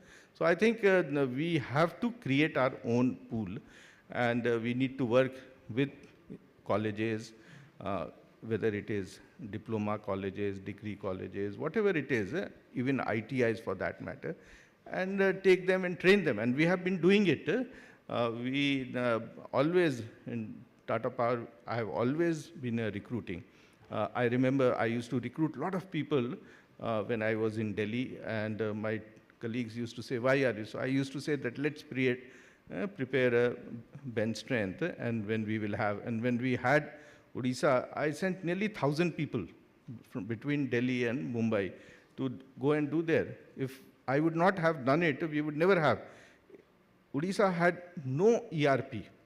No ERP means no ERP. Everything was paper. So if you go, the first time I went to their office, main office, you had papers, files on both sides. In the racks, two people could not walk together. Only one person could walk because you had so much of paper lying in the corridors. And we implemented ERP in 71 days. This is middle of COVID. 1st June 2020, we took over. In 71 days, we implemented ERP. In nearly 130 days, we implemented the SAP ISU. So there was no way that we could have done. But that we could do because we had trained people. We had experienced people who were working nearly 16 hours a day, and they could implement it and all that. So I think we have to develop our own people. And I think every employee is phenomenal. It's a wrong feeling that only the best go to consultancy and advisory companies, or best go to banking, or best go to IT companies. I think we get very good people. The type of work that they do is phenomenal. In fact, I have seen the type of work, and they are very grounded, they know, and they come on Saturdays also and work and do not crib about it. So I think we have to develop our own team. This poaching of people and all that, I always tell people that is the worst thing that you can do. Don't poach people, don't go and take someone else's. And they have grown, loyalty is there, let them work over there. You develop your own people, and you should spend some time and effort in that. It should not be, and you will never get a customized. I can get a transformer to my specification. I cannot get human beings to my specifications. So I have to develop them. I have to work with people and make them do things. And I can tell you that in Tata Group, I have employees who are 1 generation. I have employees who are 2 generation. I have employees who are 3 generation. I have employees who are 4 generation. I have employees who are 5 generation. So I have employees who joined in 1915 and 16. Their great grandchildren are still working, and I have people who are full family works, or 2 people, spouses work. So I think that's what it is, and that's where we need to work and give them that space and opportunity. Our people are very good. In fact, I strongly believe that the people that we have, they can beat any of these big 4 consultancy, advisory, anyone in terms of their commitment. They may not be speaking great English, but their understanding of the subject and their ability to do and make things happen is phenomenal. Super. Super. So I think the takeaway is build your own team and have the value systems which make sure that the next generation also want to work with you. Yeah, fantastic. That is really brilliant. So about the technology, my second question, how do we get innovation kickstart innovation in India. We have in bits and pieces, something is there, but we are still missing, in the whole game of things as far as new products, new technologies are concerned. Yeah. So could you share your views on that? I think collectively over here we have the world's best technology companies, CE, Siemens, GE, Schneider, everyone is here. Secure, Genus, everyone, you name in cables, conductors, everyone is here. I think what is important is collaboration. And I think some time back, the IEEMA team came and I said that you should use this platform to collaborate and work together. Because there's, first of all, no need to reinvent the wheel. There's a lot of work which is happening globally. Why not bring them? The challenge is how do we do the pilot, POCs, trial runs, and things like that. And I think companies like us are always, at any given time, I have at least 12 projects which are under trial. I have 3 types of batteries which are under, so I have a sodium battery and a manganese battery and a flow battery which I am already testing in the field. I have underground substations. I was just telling Vikram, you put any muck in that, it will work. So the trial is going on. So I think my feeling is that everyone put together, if IEEMA can itself get people on that platform, create the so-called technology ecosystem, the startup ecosystem, maybe each of the members can contribute something to that. And since all of you are having very good orders and making good money, possibly this is the best time for all of you to contribute and make it. Because if you don't do it now, you will not do it on the downturn. So this is the upturn which is there, and you should make the best of it. And I think we should also be open to sharing technology. Many times everyone is working in silos and they want that only exclusively for that. I think we're talking everything of open source and all that. So there may be, I'm not very sure whether we can have an ecosystem of carrying out pure R&D over here. I don't think we have that sort of, you need thousands of PhDs and thousands of researchers. But globally, there are large number of institutions. Collaborate with them. But it should be a collaboration not by individual companies, but maybe IEEMA can go and collaborate with them and do that. That way, you will be able to pass on this benefit to a lot of people. Otherwise, many of the companies, I know the type of work, I had the benefit of going to Siemens last week and seeing the type of phenomenal work that they are doing. It's absolutely path-breaking in terms of the technology that they have. So similarly, there are a whole lot of companies who are working globally. So if they can support and bring this through IEEMA or in whatever structure, so that everyone in the country can benefit. So there's a whole lot of opportunity, and I think the next wave that the Indian electrical industry should look at is how to disrupt and be a game changer. How we can think very differently and not the way that we have been doing for last 100 years or 50 years or whatever. IEEMA is how old? 1948. So last 70, 80 years. Yeah. So we should do things little differently. So collaboration between organizations is key. Yeah? I think maybe that is what will help us bridge this gap over what we thought the academia would help us, but we have found that that is still far away. So while, of course, the vendor community is here and we are seeing, as everybody is saying, order books are full. There is demand for products which has come after a long time, and there is need for expansion of capacities.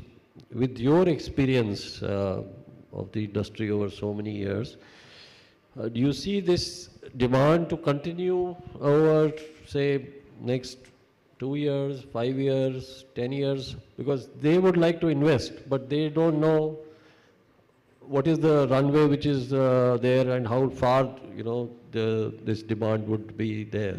So If you could share with your experience and your global outlook also that you have seen. Today, India is no longer just a source for the Indian T&D or Indian power industry, Indian manufacturing industry also is today, we are selling all across the globe.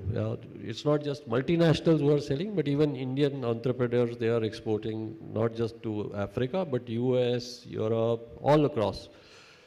So as you have seen this growth in the market, do you see, what is your view on that? I think in India, since we didn't have too much of our existing capacity in terms of the per capita consumption, today for us to transition is much easier. Globally, people already have so much of capacity. If they have to transition to energy transition, they have to close down their existing plants and move to clean energy. For us, it's very naturally coming. Secondly, I think for the first time we are seeing today that there is a demand in every sector. Government in last 20 years had various programs, RAP, DRP, Part A, B, IPDS and all that. So there were programs for the distribution sector, for generation capacity add took place, but there were always a challenge of payment. That payment issue has been sorted out in last few years, and today the power sector is not bleeding in the way it used to bleed, thanks to the government notifications on LPS payment and all that. So now payments which earlier would not come from distribution companies are now coming to transmission and generation companies. So you actually see growth right across. It is not only a growth in distribution, but it is a growth in generation, in transmission, and in distribution.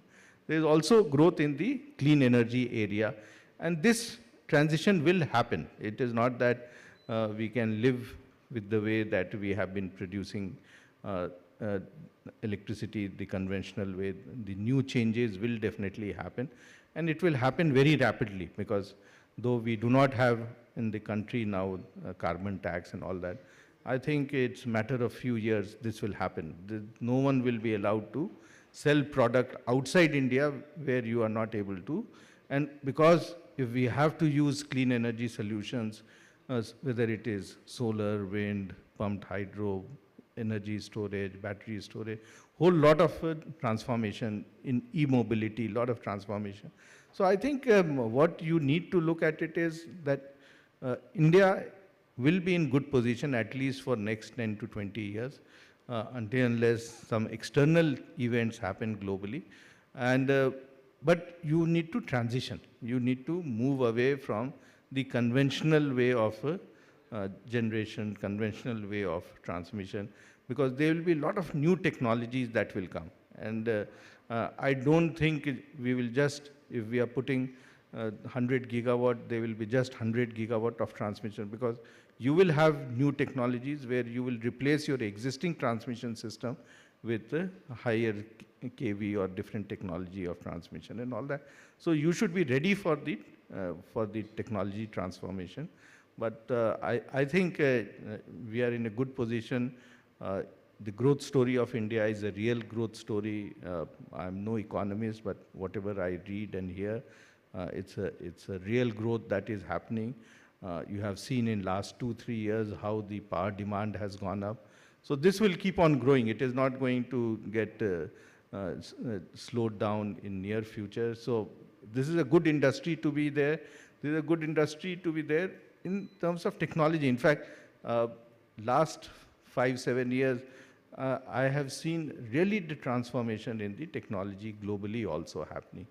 And for us, there could not have been a better time than to be in the power sector in the country.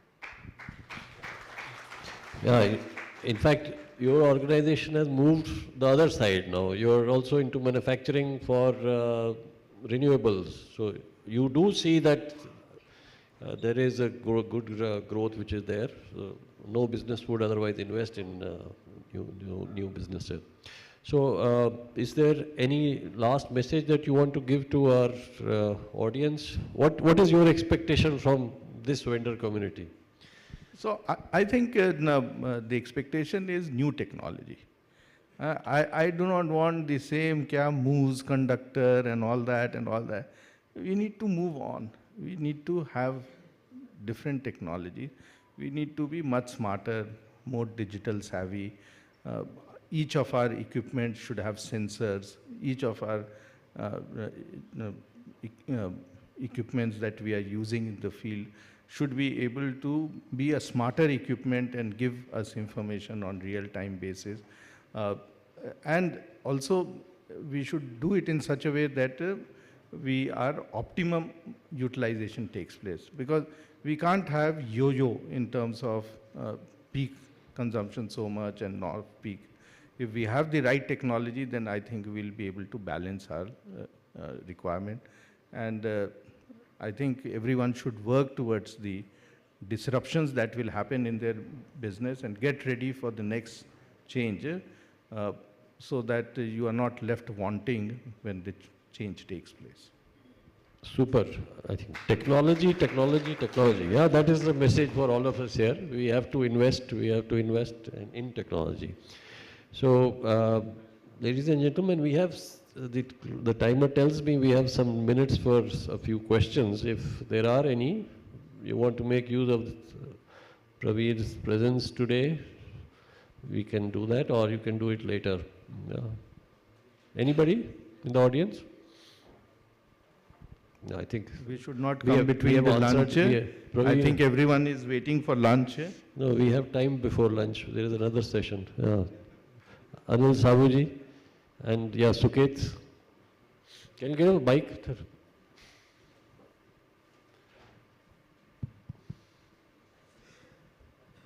Anil Sabuji is our past president. Good afternoon, Praveer I appreciate your organizations as you are going for new technology and new equipments, and you are always keen to adopt such equipments. How our institutions and power utilities and industry, how three of them can collaborate to really come out with good solutions? I think everyone wants growth. The country is looking at 500 gigawatt and of clean energy technologies, and it can only happen if the industry, the supplies are there. It can only happen when the utilities like us are able to use this and are able to invest in them. So I think this is a great place to be, because all of us are on the same side of the table. We are not on different side.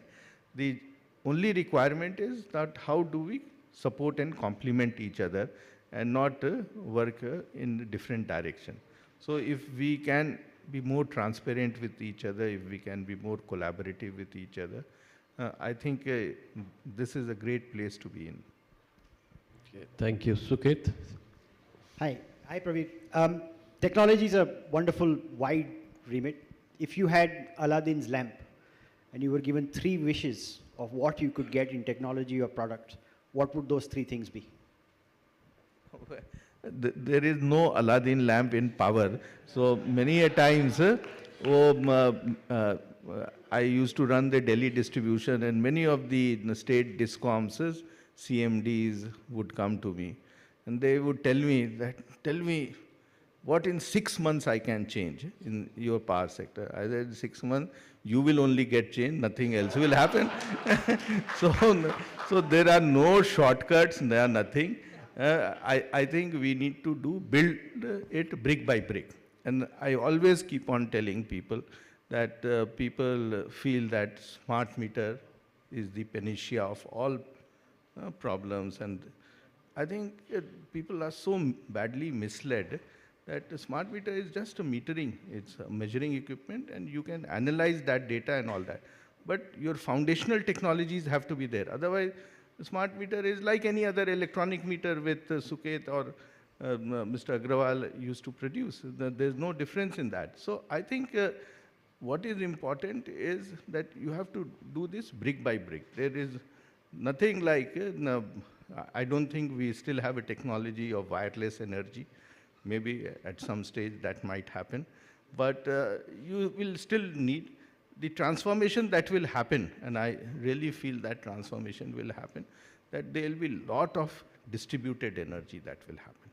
So this long transmission system, large power stations will at some stage undergo a change.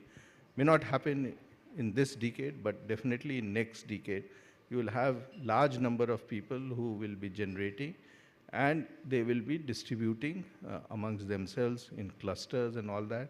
And the urban microgrids that we saw in Vienna will become a reality. You will have a cluster of homes, cluster of offices, cluster of combined home offices, public shopping and all that. They can produce enough energy, do demand side management, produce, have storage batteries, and they can meet their requirement. We've done an experiment in Delhi also as a part of our support from European Union. It is a reality. It is not that we are daydreaming. It will happen. It is already happening in villages. We have created large number of microgrids over there. So I think this business will undergo, this whole concept of monopolistic business and controlled business will undergo a change. Thank you so much. So with that, ladies and gentlemen, it is time for a big round of applause for our guest here today. Thank you so much, Praveen. Thank you. Thank you. Thank you so much, sir, for such an interesting session. Sir, please wait. We just want to felicitate you with a small token.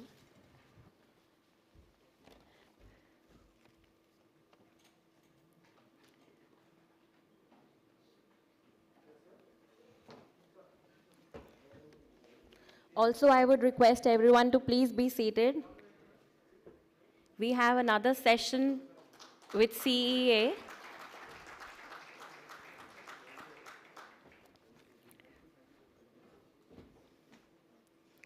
Thank you, sir. So we are starting with our next session. This is a special session.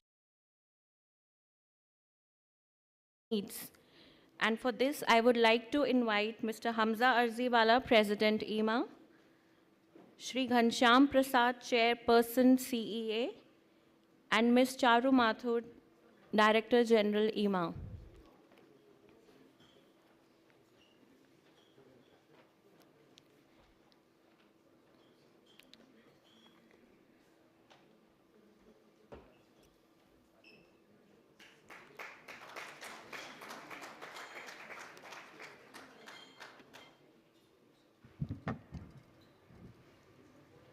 So I would request Mr. Hamza Arziwala to give the welcome remarks.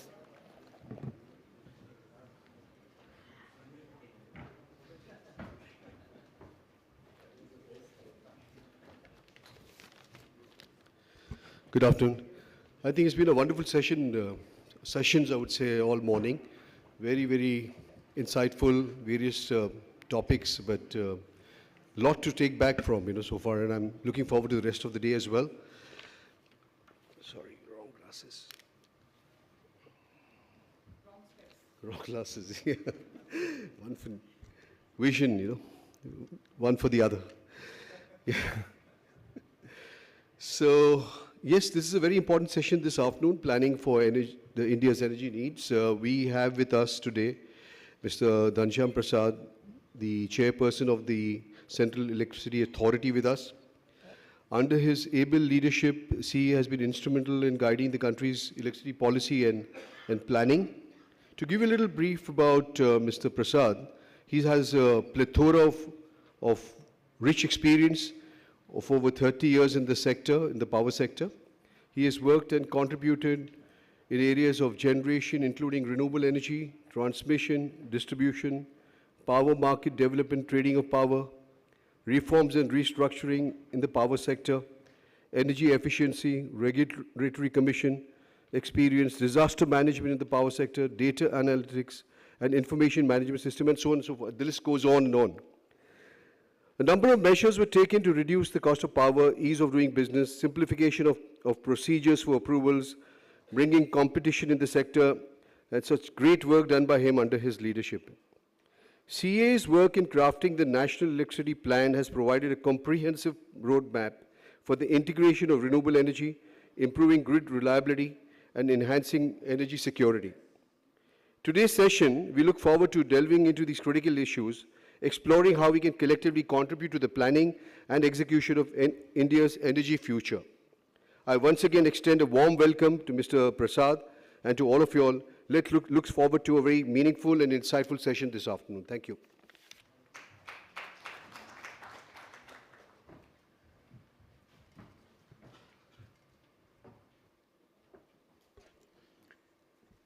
Good afternoon. And let me at the outset thank IEEMA for calling me here. Amongst the, I'll say, most diverse and most important segment of the power sector, without which we can't move even an inch.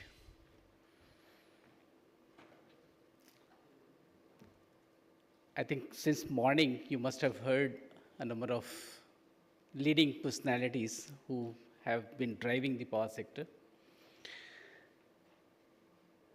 But definitely at this juncture where we are standing today, it's very difficult to define the roadmap. At least I'm saying that with a very confidence, because of the changes that is happening and the changes which is happening very fast, particularly in the scenario of energy transition. Probably that's the topic today, what you are trying to cover. And when we sit in CA and try to plan for it, whether it is from the generation side or transmission side or distribution, or any other construct which leads to market development, trading, etc., we find huge amount of uncertainties which is leading us to refine our ways of thinking. And you must have seen in last 2 to 3 years, the entire philosophy is changing in the power sector, particularly in terms of planning. I'll touch upon that because CA is mainly doing that aspect of it, which in turn drives the sector. If I touch upon generation aspect, earlier we used to do this 5-year based national electricity plans, which used to give a number for next 10 years, what we are going to add, say, in terms of coal, gas, nuclear, hydro, or any other sources of energy. What we have seen is because of the uncertainties in the demand projections, the kind of demand that I perceive may or may not fructify, or sometimes it overshoots. And this has happened. Say, for example, if I take 19th EPS, wherein we very much defaulted. Defaulted in terms that our projections were much higher, and it led to a number of other issues of stranded assets, etc., If I see the present case of 20th EPS, probably if you see the last 2 years' numbers, again we defaulted because it's under projection. We never thought that we are going to face a scenario where the growth may be of the double digit, entering into 10%, 11%, 12% of that order. And in some months, it went even 23%. So that kind of a challenge keeps on coming in the sector, and how do we really address this is going to be a future challenge. How we have tried to address is now we are planning to make it dynamic in a sense that instead of waiting for 5 years and take a corrective action, why can't we take corrective actions right every year? And that's a challenge I have thrown to my own organization, and wherein we have mandated the resource adequacy plans, which we have completed for all these states now. And these plans will have to be revised every year.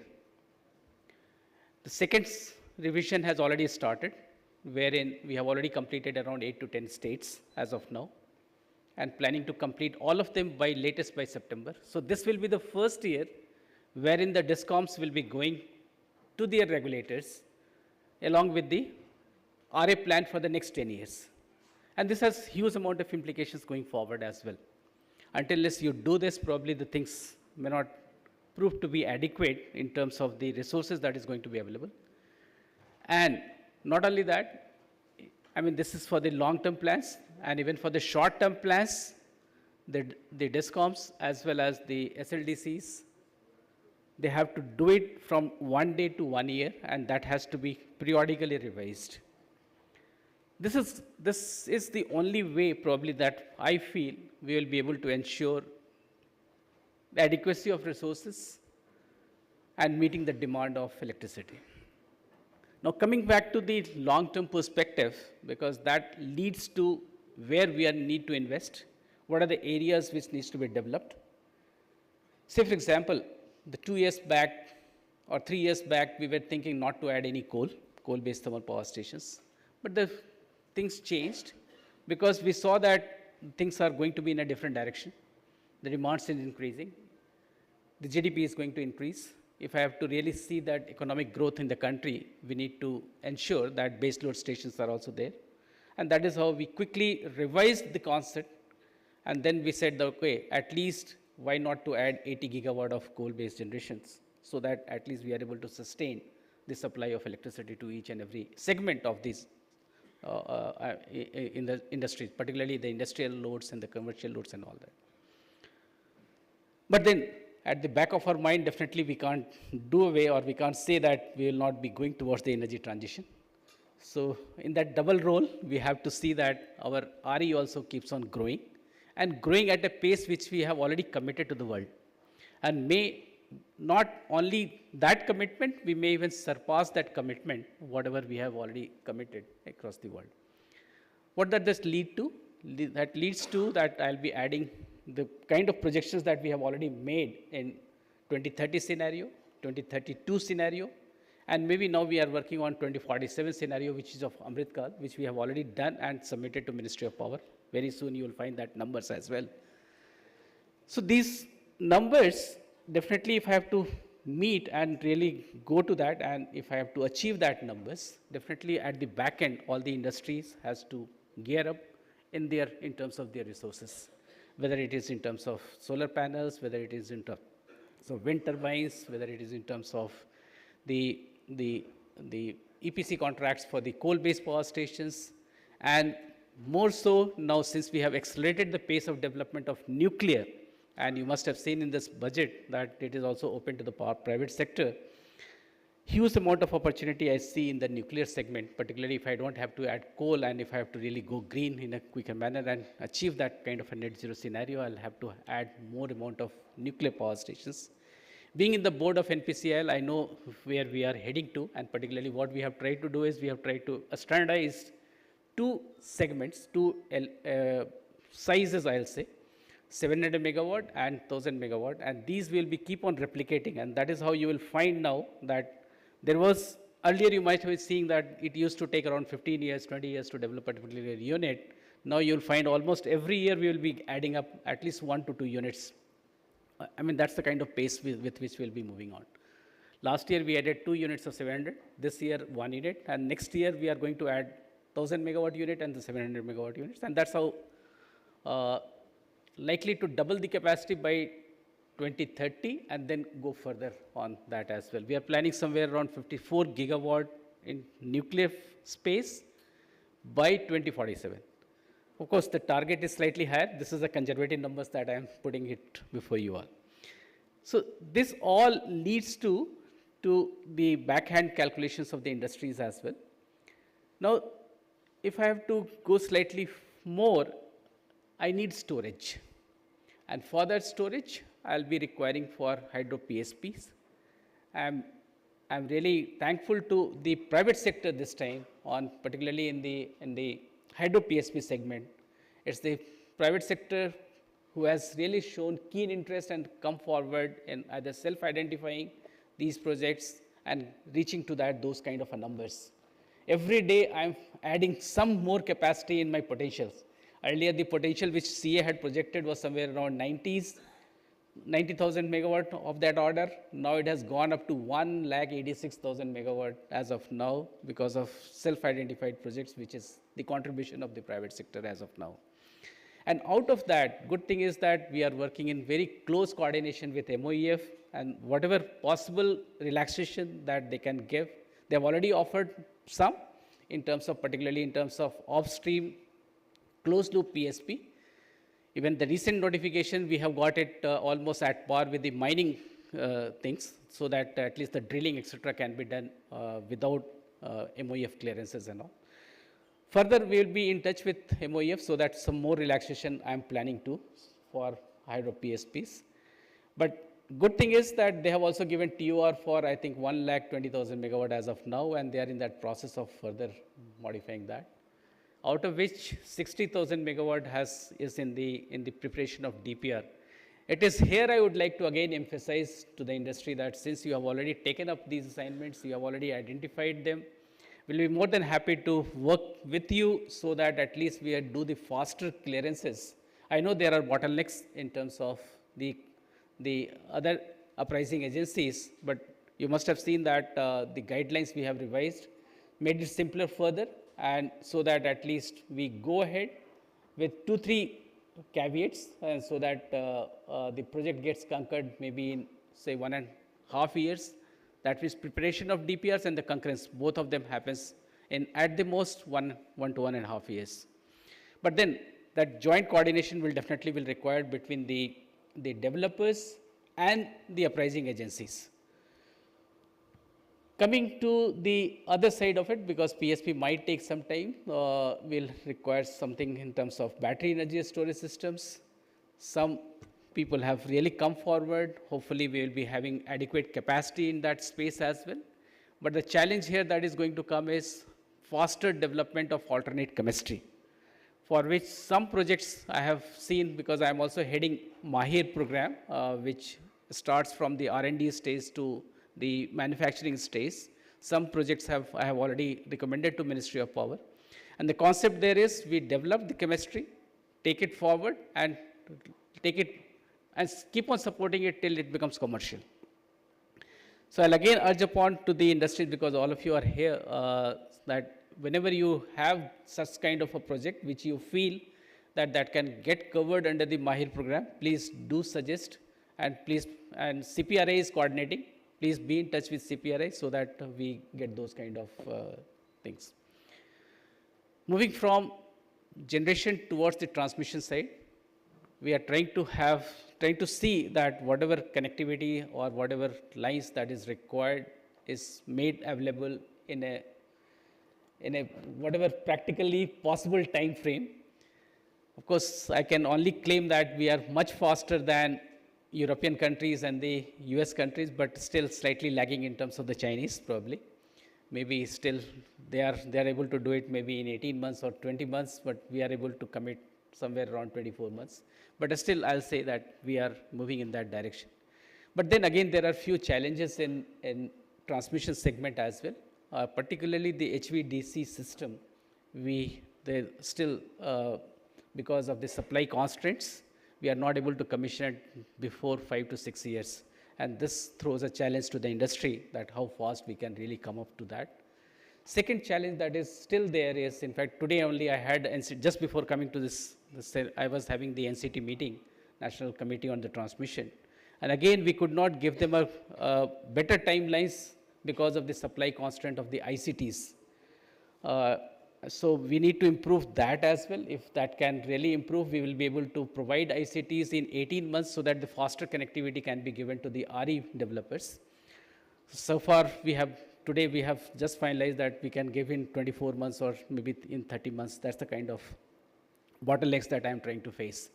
So these two areas probably we need to improve. Third area in transmission will be the offshore cables, that undersea cables, because we'll be developing offshore wind and maybe some interconnections, particularly maybe India connecting to Sri Lanka, or even planning to connect with Andaman Nicobar and going to Greater Nicobar and going towards Singapore, going towards Saudi Arabia and all that. All these will require subsea cables. And probably as of now, what I have been given to understand is across the world, all the capacities in subsea cables are already booked. So that's again a further challenge probably we will be facing. There are other small items which I'll not cover, but definitely that needs consideration of the industries where we need to plug these gaps so that at least the supply chain is not affected if we really want to meet the challenge and the commitment that we have already tried to do it.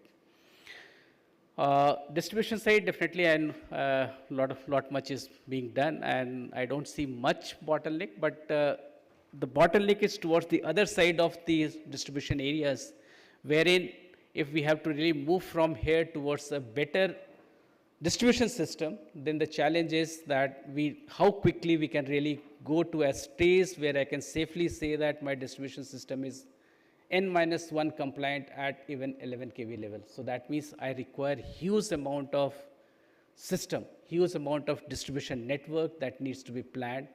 And that's a challenge that has been thrown to me by Secretary Power in the last week only. And I'm still struggling because I was earlier thinking that why can't we go in the first phase up to 33 kV and then to 11 kV, maybe in the second phase. But he says, no, why can't we do it right at the first go itself? That will require huge amount of network, money, etc., and the capacity that will be requiring in terms of the distribution, all the elements that goes into the distribution upgradation. Second aspect in the distribution probably will be the automation of the distribution network, which right now is not there, particularly in the straight distribution segments, and these is required to be done. We have greater amount of visibility in terms of the generators, transmission, going up to the SLDC, but beyond and under that, going from that level to the consumer level, this visibility needs to be done, and for that automation is required. So automation industry again needs to work very closely with the requirement of the country so that we are able to move faster in this particular segment. Definitely other aspects are also there which really talks about the market development and others, trading, etc., which I'll not touch upon here.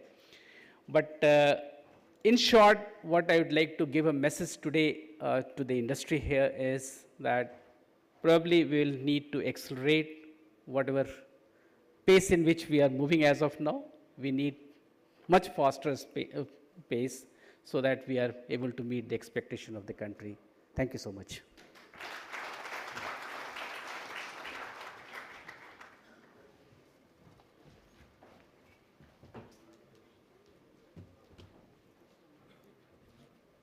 Thank you, sir. Thank you very much for outlining the host of opportunities that the industry has. For those of you who may not be well aware, but IEEMA works extremely closely with CEA, and I must thank Ghanshyamji for his unstinting support to IEEMA and its membership for any policy issues. If I may, sir, if I may take the liberty, you are one of those 2 a.m. friends that IEEMA calls on for any and every issue that we have to take up with the government, be it Make in India order, be it the HVDC issues, be it the transformers issues, be it the CRGO, be it the standardization, you name it, and Ghanshyamji is always offered his support. So thank you, sir. Thank you very much for that. So you outlined many opportunities here today. You talked about nuclear. I think that's something that our board has been talking about. I know Singhviji has been speaking about it for some time. You talked about storage. That's something that we as IEEMA will nimble-footedly have to move into. Our membership will have to move into that. You mentioned coal-based. Mahir, that's something we've been kind of wrapping our heads around. And thanks to Rohit, we started a startup program here with us. But it'll be great because, we tried to engage with it last year, different setup. But it'll be great to get your guidance on how we can engage with that and what is the direction that you'd like us to take on that. On transmission, I think the industry has covered a lot of miles, a lot of ground. But we've noted your direction on HVDC and offshore cables. I think we've had a conversation one of the suggestions IEEMA had was, would you like to look at a PLI, because there are interested membership in this room who would be, keen to engage on that. So I'll just kind of keep it short. I know we're running horribly over time. So with that, I just wanted to thank you, sir, on behalf of IEEMA and the entire membership for being here with us and being our support system, as always. Thank you very much. Give her a big hand.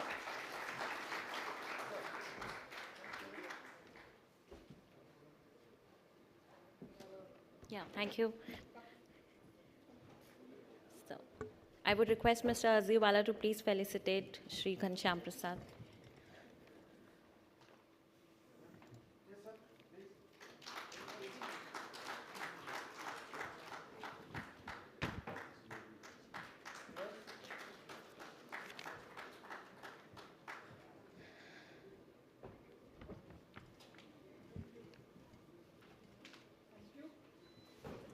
Thank you, everyone.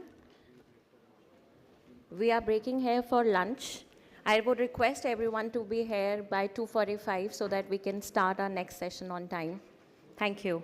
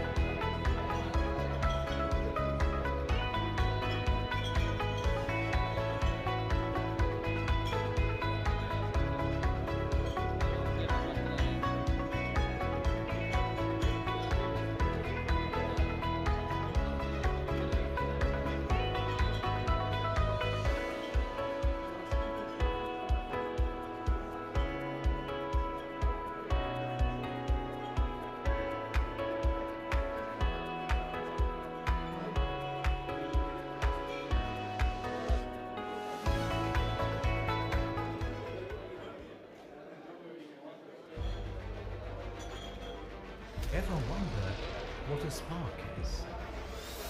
For some, it's just the beginning. For us, it's a powerful idea that creates opportunities for powerful transformations, unleashing a massive electrical future that knows no bounds. With net zero commitments, sustainability and innovation, driving cutting-edge technologies, the increased adoption of electrification is opening the floodgates to a new, bold future. Leading this epic change in India's own energy sector that's transforming at a rapid pace and unfurling exciting global opportunities. With every passing year, it is fast emerging as one of the biggest energy markets in the world and a trusted global supply partner. आज दुनिया में oil, gas और energy sector से जुड़ा करीब हर leader Bharat में निवेश करना चाहता है। With India embarking on rapid strides, the world is looking up to India as the leading global entity in electric energy supply and systems.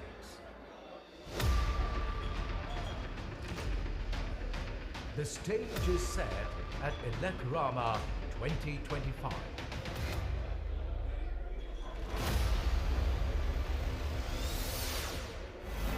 IEEMA is the flagship showcase of the global electricity industry and the largest gathering of power sector ecosystem in the world. IEEMA is your comprehensive gateway to a complete spectrum of electrical solutions that powers the planet from source to socket and everything in between.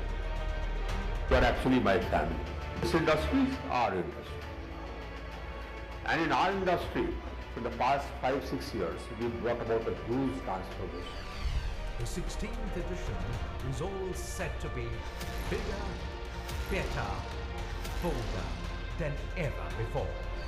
With the theme Reimagining Energy for Sustainable Future, IEEMA 2025 will focus on emerging areas of sustainability, innovation, quality, safety, reliability, digitalization, automation, and energy efficiency. This edition will feature for the first time dedicated theme pavilions for new energies, digital energy, battery and energy storage, automation, motion and drives, power generation, smart homes and buildings, and occupational health and safety.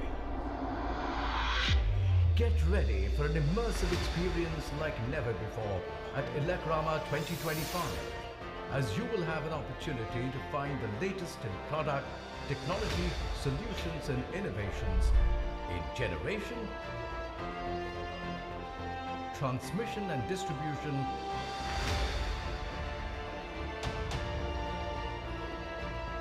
consumption,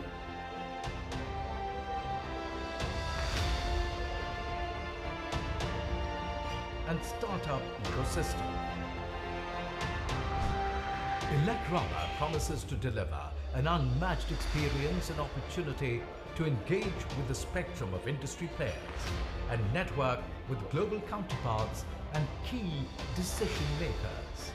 It not only promotes the showcase of products and ideas, but also provides a platform for growth opportunities and forging new business ties. The impressive lineup of co-located events offers a 360-degree touch that rounds up the IEEMA experience. Your search for the latest in product, technology, innovations, solutions ends here at IEEMA 2025. This is not just an event. It's a journey into the heart of power and electricity, where future of energy takes center stage. Be a part of IEEMA 2025 to script the future of the new energy paradigm. See you at IEEMA 2025.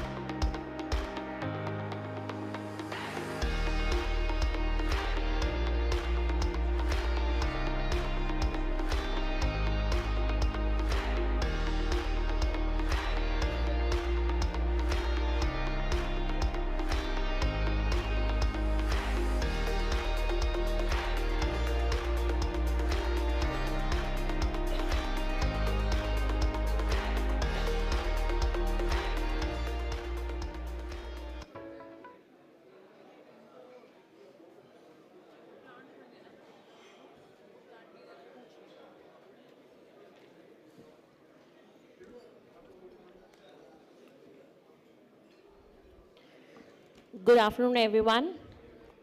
Requesting you all to be seated in next 5 minutes.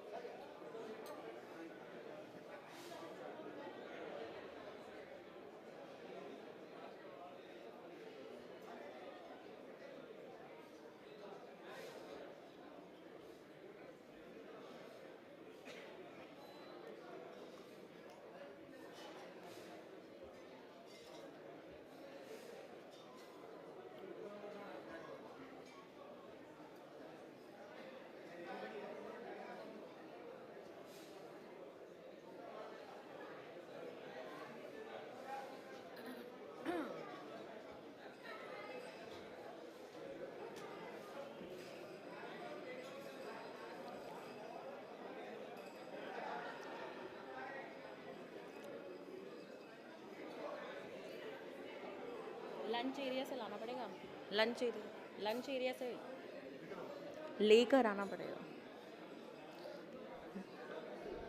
Requesting everyone to please be here in next 2 minutes.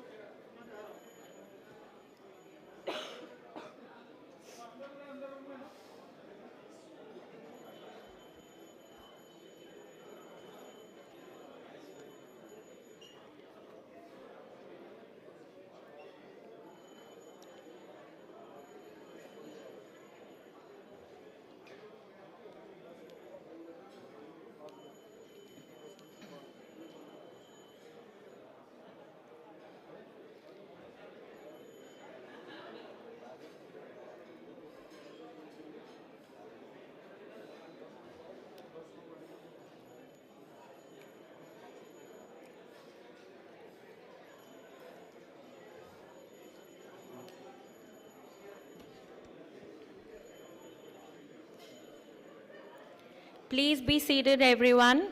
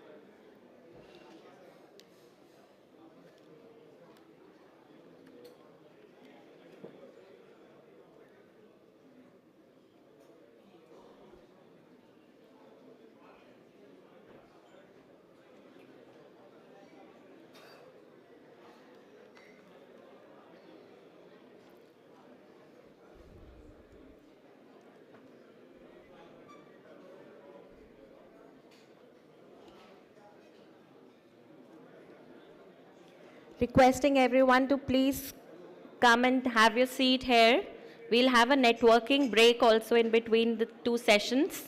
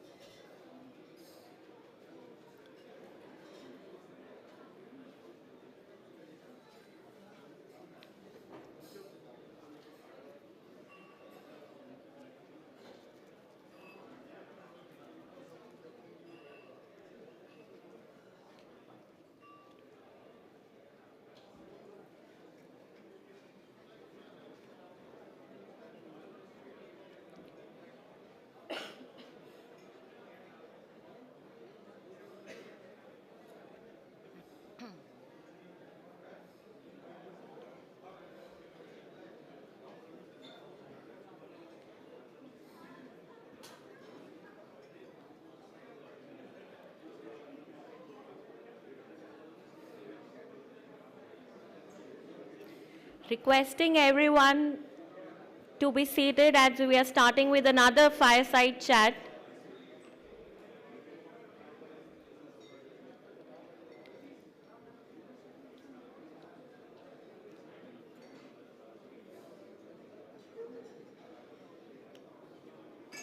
विशाल, इसमें इनका नाम display करवा दो।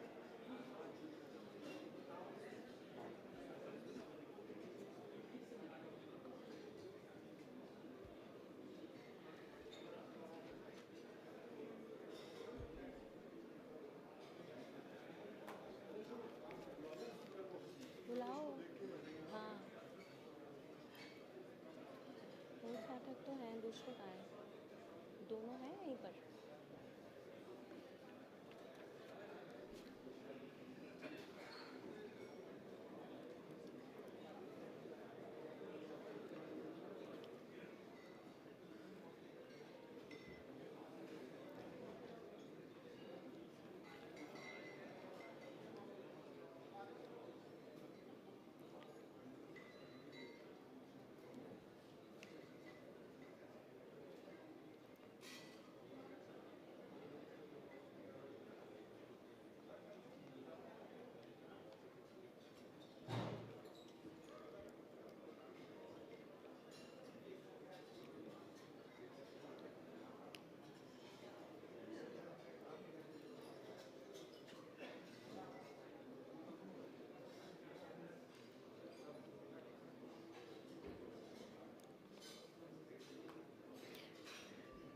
Requesting everyone to be seated, please.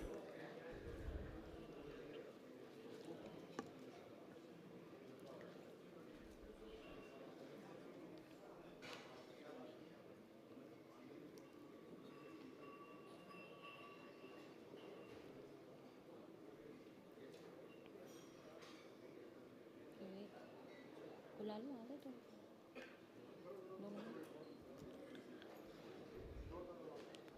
Request दोबारा. Requesting everyone to be seated, please. We are starting with our next session, which is a very interesting fireside chat.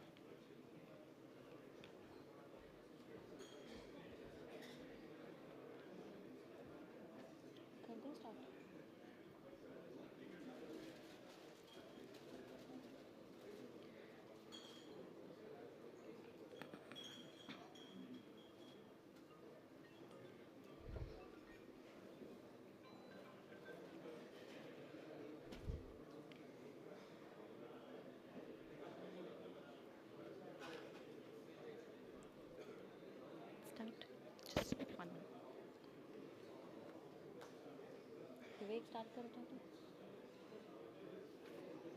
विवेक कर दो नाम start करा दे हाँ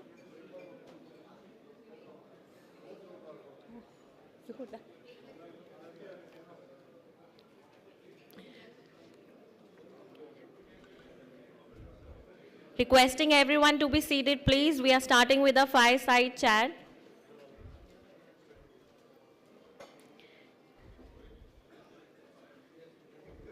Good afternoon, everyone. Hope you all had a wonderful lunch. We are starting with our next session, which is a fireside chat on digitalization and innovation in manufacturing. And for this, I would like to invite Mr. Rohit Pathak, IEEMA past president and CEO, Birla Copper, in conversation with Mr. Sunil Mathur, MD and CEO, Siemens. Please, sir.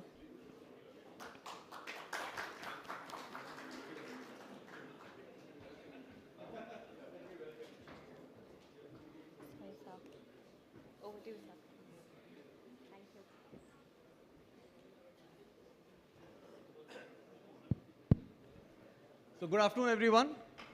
I think, like Sunil was saying, this is one of the hardest sessions after a late, hurried lunch. So we have to figure out how to keep all of you engaged. And I think the couple of sessions before that were quite interesting and you know, put a good light on what we're seeing in the industry. So we'll do our best to keep you all engaged and also give insights. Today I have the privilege of, I think, a person who everyone in this industry knows of for sure and hopefully knows in person too. I think Sunil has been a veteran of the industry for a long time, 37 years I think. So 37 years in the same in the same company, in the same industry for such a long time is an experience which I think very few can boast of.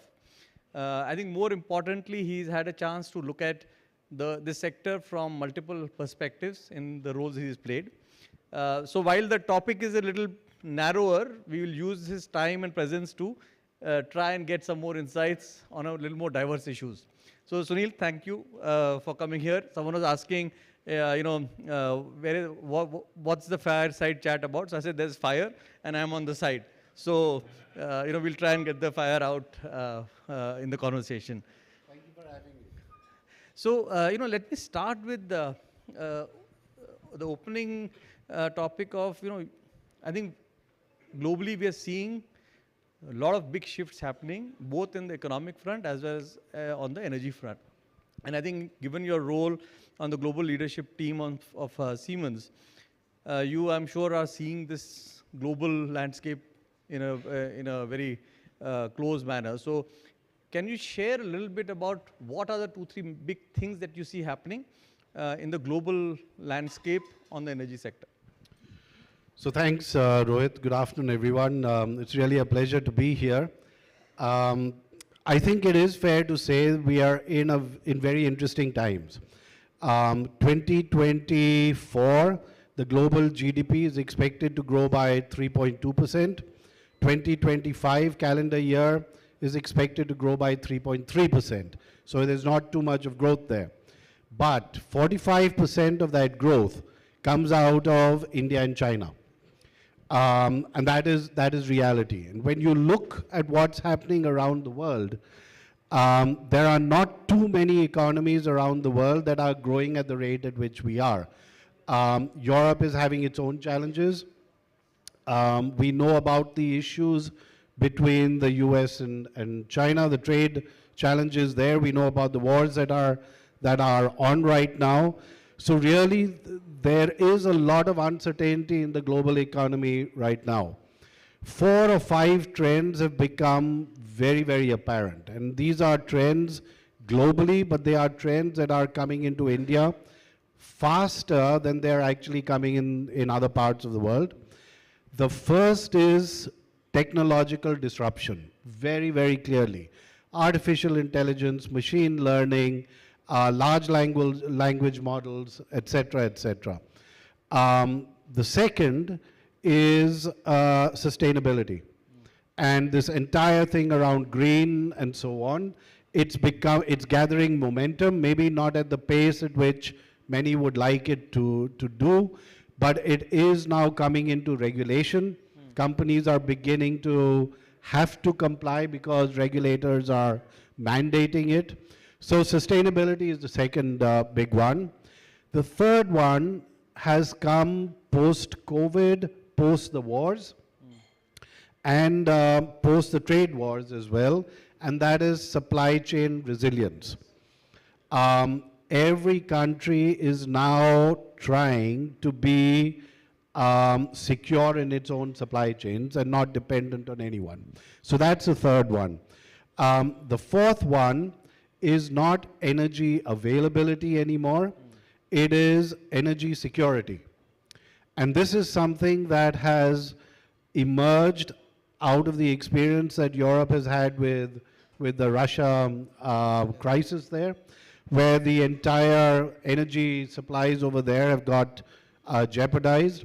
And countries are learning from that, and India is at the forefront of that, is saying it's not good enough only having energy available, it's got to be secure. We've got to be, it is a matter of national security. So that's the fourth one. And the fifth one really is looking at changing business models of consumers. Consumers are no longer ready to wait 24, 36 months. They are no longer ready to wait for standard products off the shelf. Manufacturing is getting back to a batch size of one. You need the flexibility, you need the cost efficiencies, you need the quality is a given, right? But you need the speed and the agility as well. So when you look at these 5 trends, those are the trends that we are beginning to see in India as well. The difference is India is a hugely cost-sensitive market. So you add that trend at the bottom, it's not really a trend, it's an inbuilt factor. The upside of that is, if we are able to make it work in India, it'll work anywhere around the world.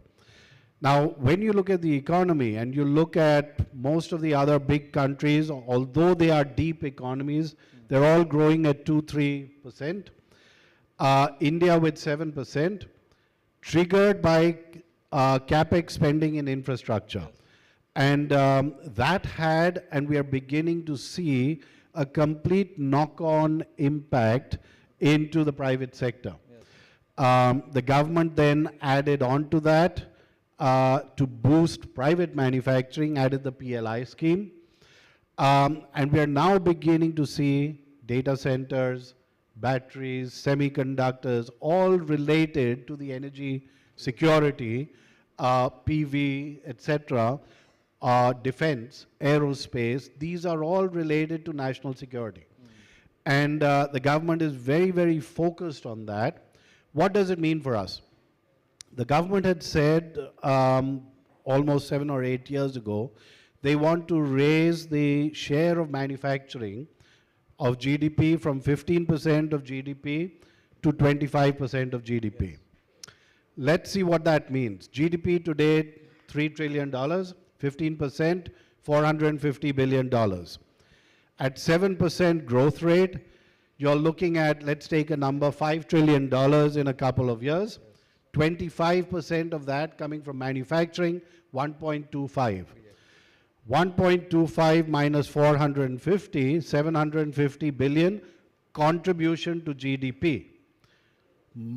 To do a contribution of 750 billion to GDP, you need at least double that in capex, right? $1.5 trillion of capex coming into the system in the next 5-10 years. It's already started, right?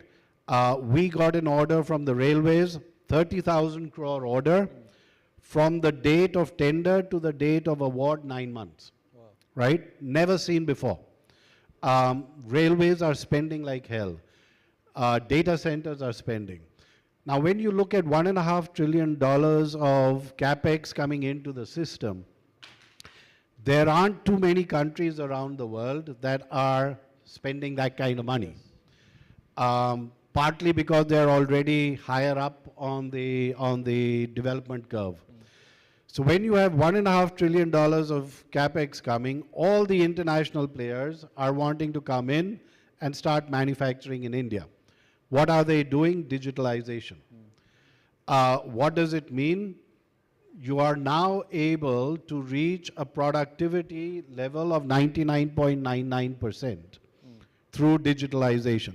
99.9. We have a factory in Germany that produces PLCs at a productivity and efficiency level of 99.99%. The average efficiency level in India is 75%. There's no way you will meet that 25% gap through scaling labor. You will need technology. The only way you will be competitive internationally, because now this labor arbitrage that India was known for no longer exists, right? They have got the 25% advantage through digitalization. The only way we can be competitive in the global environment is through digitalization. That means internet, connectivity, energy, data centers. That's why we are all here. Excellent. Thanks so much. So, before I come to India a little more deeper and on digitalization, one quick question which is, been on my mind for some time is, normally for all these developments, Europe was typically the leader, right? And if you look at sustainability, early solar installations, Europe was generally the one who was, ahead. 2-3 years ago, in the next phase of sustainability also, Europe was seen as the leader in driving this change. But with what's been happening over the last 6-12 months, probably, driven a bit by the Russia conflict, do you see this push on sustainability slowing down in Europe? Because at least I hear for example, in EVs, a lot of the projects that were supposed to come up in Europe for EV batteries are now slowing down. The transition is not happening as fast. So do you see this as a blip which will correct once the supply chain stabilize a bit? Or do you see this as a bigger trend that we should watch closely and see how it evolves? I think sustainability, decarbonization is here to stay. In Europe, in America, it will form the basis of everything that they do. You're probably right, it has slowed down a little bit, partly because of the Russia conflict, but partly because when you look at EVs and batteries, for example, China has got everything, yes, right? So it will take time to build up supply chains. It is easier said than done to set up a semiconductor factory or a battery factory. You need the entire supply chain behind it. That will take time. Europe has been heavily dependent on China in the past, yes, right? They have to start becoming independent much more. At the same time, they're very heavily invested in China. Yes. So you're kind of caught between a rock and a hard place over there. And they cannot afford to slow down. Their GDP has to grow. They have to be able to contribute to people's livelihoods over there. But there is this fine balance between, I have surplus capacity in China, China is slowing down. I have capacity, it is now surplus, but I need to build up parallel capacities. Is there a business case to build it? And I think India is being very, very wise over here. We are watching this and learning from it and saying we want to be independent ourselves. Right from day one, yes, we are dependent a lot on China and we will continue to be. But in parallel, we are developing our own parallel resources and our own supply chains here. Will it happen overnight? No. But do you see this as a big opportunity where India, even if we are able to take 20-25% of what's going from China to Europe, and if we are able to build that capacity on top of what we have a strong demand in India itself, do you see that as something that is doable and companies that you interact with actually working on it? Or do you see still a lot of talk but nothing happening on the ground to really make it happen? No, I think it is beginning to happen. But we have a lot of work to do here, right? For a company to come in over here, they need reliable power supply. They need reliable logistics. They need a reliable supply chain, right?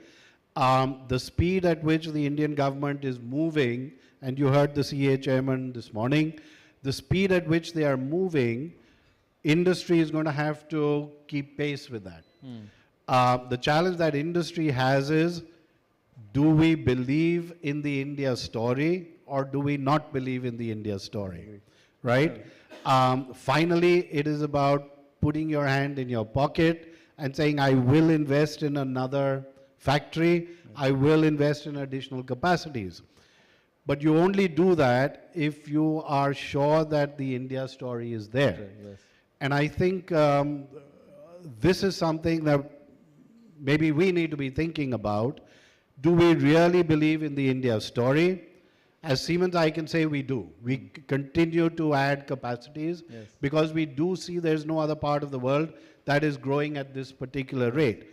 And if you want to go from 15 to 25% GDP, energy is going to be fundamental for that.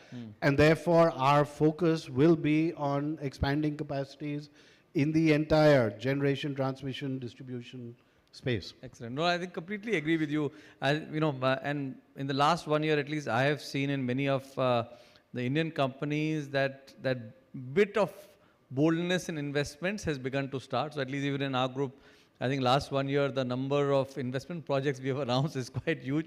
In Hindalco too, we have announced quite a few projects now, so we're going to accelerate our capex cycles because I think there's a big opportunity for us. And it's a bit of a self-fulfilling prophecy. If you don't invest, anyway it won't happen. If you invest, I think it's something that will probably take you through and drive. Absolutely. And I mean, let's not forget, there are the top 7 business houses in the country are investing, have announced investments of 250,000 crores in the next 5 years. Yes. Right? And these are capital market day announcements from serious companies. Tendering is beginning to happen. Some of you in the room are aware of the challenges on electrical equipment, availability, on capacities over here. We've got to be doing something there, right? Unless we are ahead of the curve, it will become a self-fulfilling prophecy because unless you provide energy and enough energy and reliable energy and infrastructure, industry will not come in. Yes. So we've got to be ahead of the curve.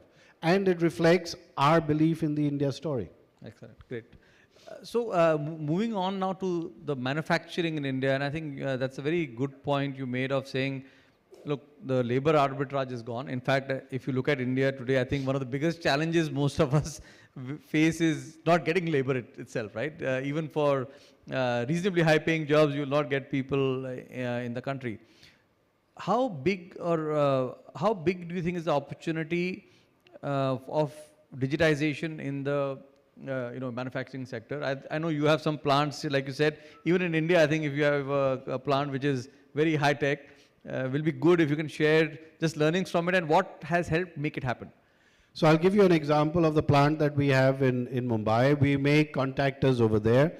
We were doing 80 variants of contactors on 3 production lines. We needed to bring in new variants of contactors. Every time you wanted a new variant of contactor, you needed a new production line. There was no business case for it.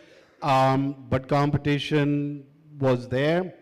And then we said, let's try digitalization. We talk about it, let's try it in our own home. Long story short, we went from 80 variants on 3 production lines to 180 variants on 1 production line. Wow. We went from 13 quality checks to 52 quality checks. We went from 21-second cycle time down to 9 seconds cycle time. Immediately, it opened up a complete export market. We were able to produce 5 times more with the same workforce, with less equipment, with less space. Wow. Right? Multiply that philosophy by 60 million small and medium enterprises in the country who are strapped for cash, strapped for cost, strapped for capex. If they can produce more with less, right, through digitalization, that is exactly what Indian industry is good at. We are the software center of the world. We aspire to be the manufacturing center of the world.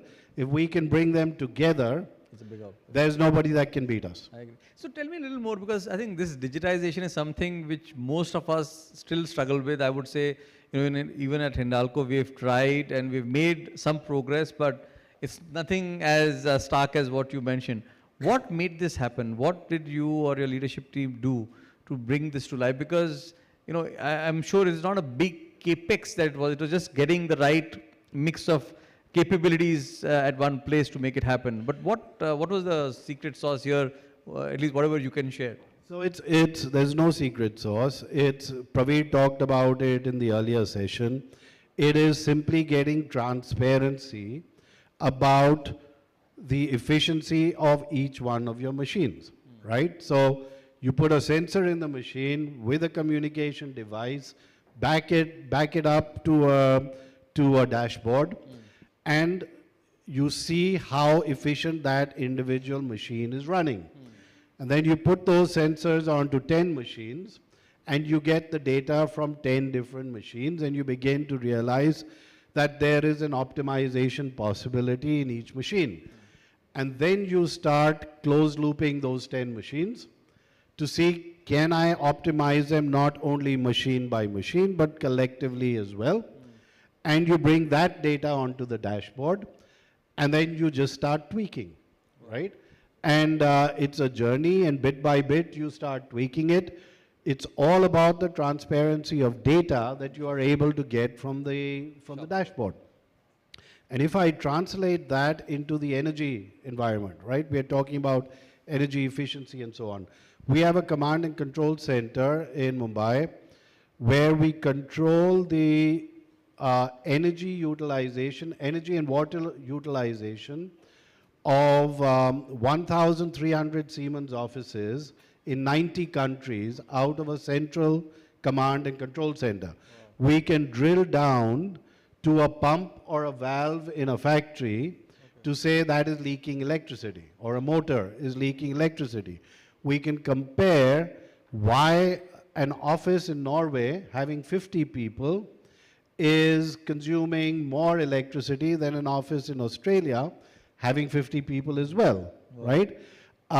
You translate that philosophy into industry. Cement uses 40% of the cost of cement is energy.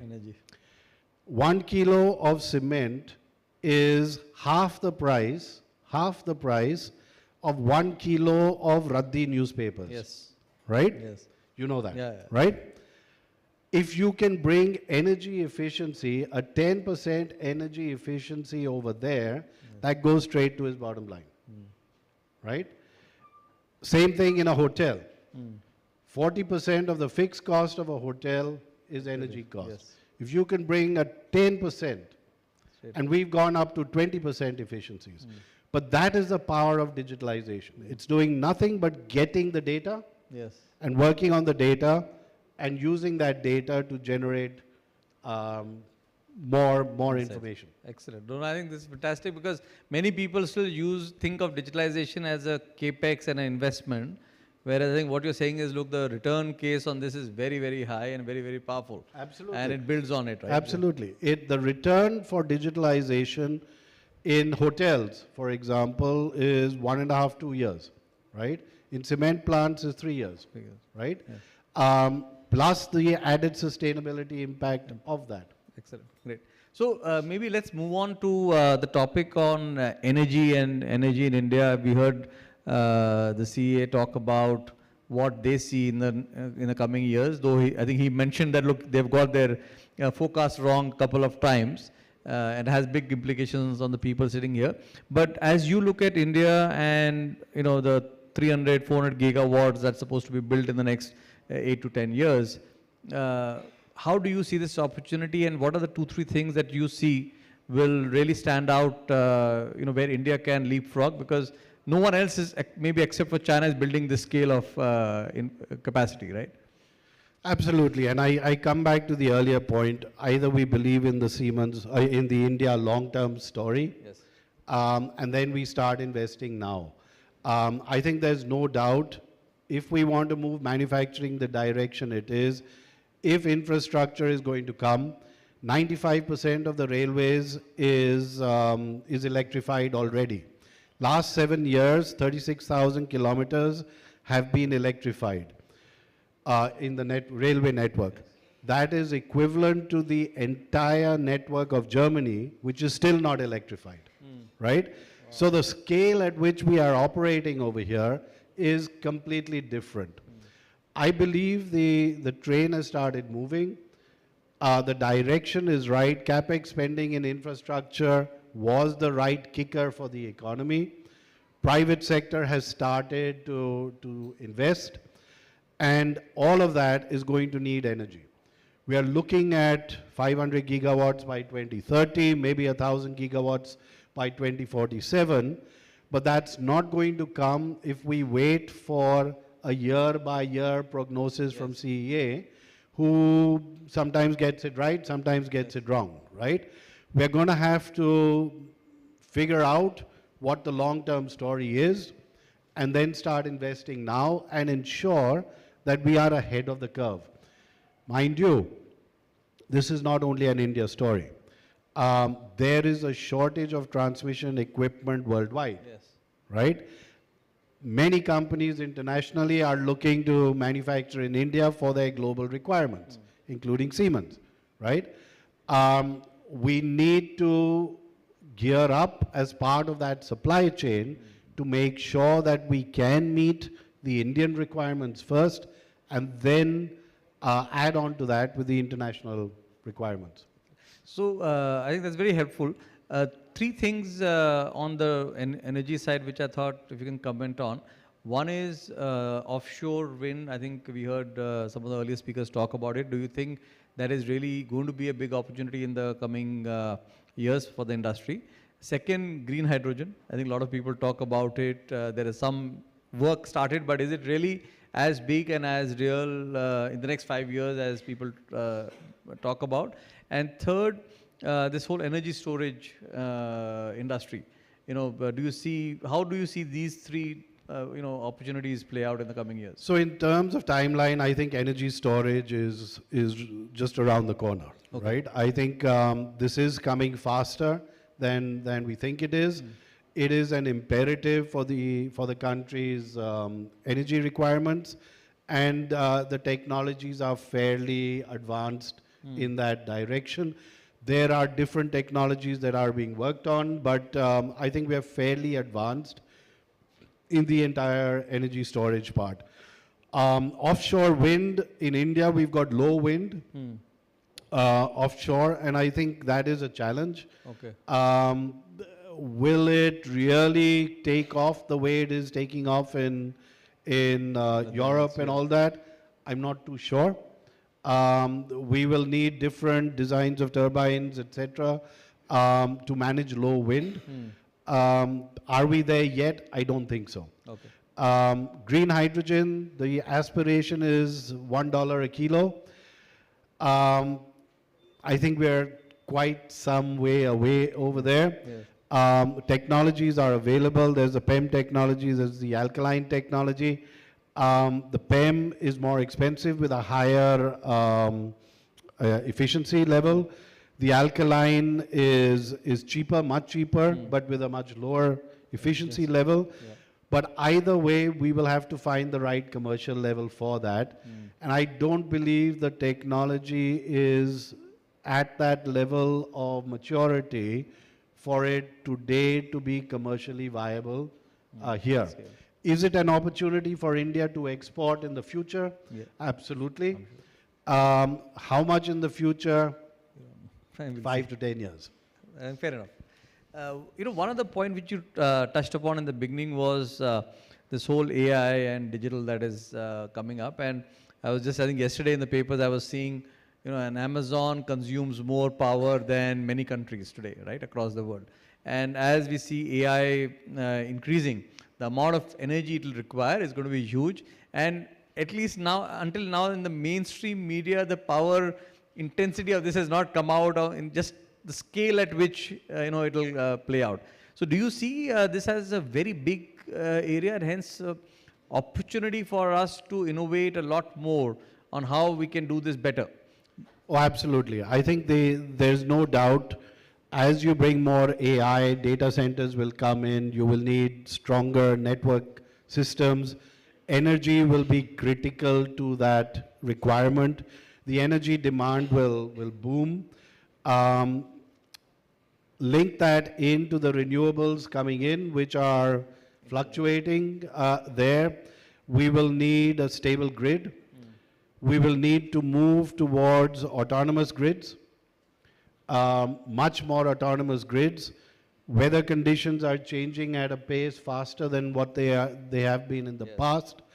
We will not have the cycle time to make adjustments to the grid due to variations. So there will have to come new technologies into the system. We will have to make the grid smarter. The grids will have to move eventually to completely autonomous grids as well. So tell me, just staying on this grid side, you know, everyone talks about and we are all proud of the fact that India is the largest single grid. And with so many now new variables coming in, do you think and do you see enough intelligence and effort going on to ensure that this remains as reliable? Because, you know, the problem of a single grid is something if you're not planned for, especially if you go off in a hurry, you can actually compromise the entire country's network, right? No, that's right. And I think the government is hugely aware because everyone's talking about a secure energy grid. And I think the steps have started being taken in that direction as well. The question is, can we keep the pace with the pace of growth that the country is running in? Right now, with a 7-8% GDP coming up, the pressure on the grid will increase every day. And as you get more towards smart manufacturing, smart infrastructure, smart everything, and bleed in more renewables into the system, the variations in the grid will also be there. So we will have to step up our pace in the entire grid management systems here. Excellent, great. So, you know, before we open it up to the audience for some questions, one last question from my side. You know, given a large part of IEEMA is MSMEs, and you know, in India, as you know, there's quite a few MSMEs. Given your experience and having seen this industry and many cycles in these 37 years, what would be the 2-3 top suggestions that you would give to the owners, entrepreneurs here of the MSME in India on what should they be thinking of in their companies and their businesses in the next 2-3 years? I think, to be honest, there's not much of a difference between the MSME and the large companies over there. And that the first item is talk to your customer. Find out where your customers are moving, where their plans are. As I said in the beginning, customers' needs are changing. We are moving everywhere from a CapEx to an OpEx model. Yes. Yeah, we are moving everywhere onto as a service activity. Customers are going to force that from the large players. Utilities are moving into that direction as well. That will play down into the entire supply chain. So the first thing is we will have to move away from supplying products only. That's true for our MSME as much as it's true for the larger companies as well. Yes. We have got to be answering a problem of our customer. Ideally, that is a recurring problem so that it is a common problem for multiple customers. Yes. But we will have to find out what is the major problem that is hitting a customer and try and address that. So it moves to solution providing with the know-how of our technology as the base, and then providing something on top that adds a little bit of a solution and answers a problem that ideally a recurring problem that a customer has. So that's the first.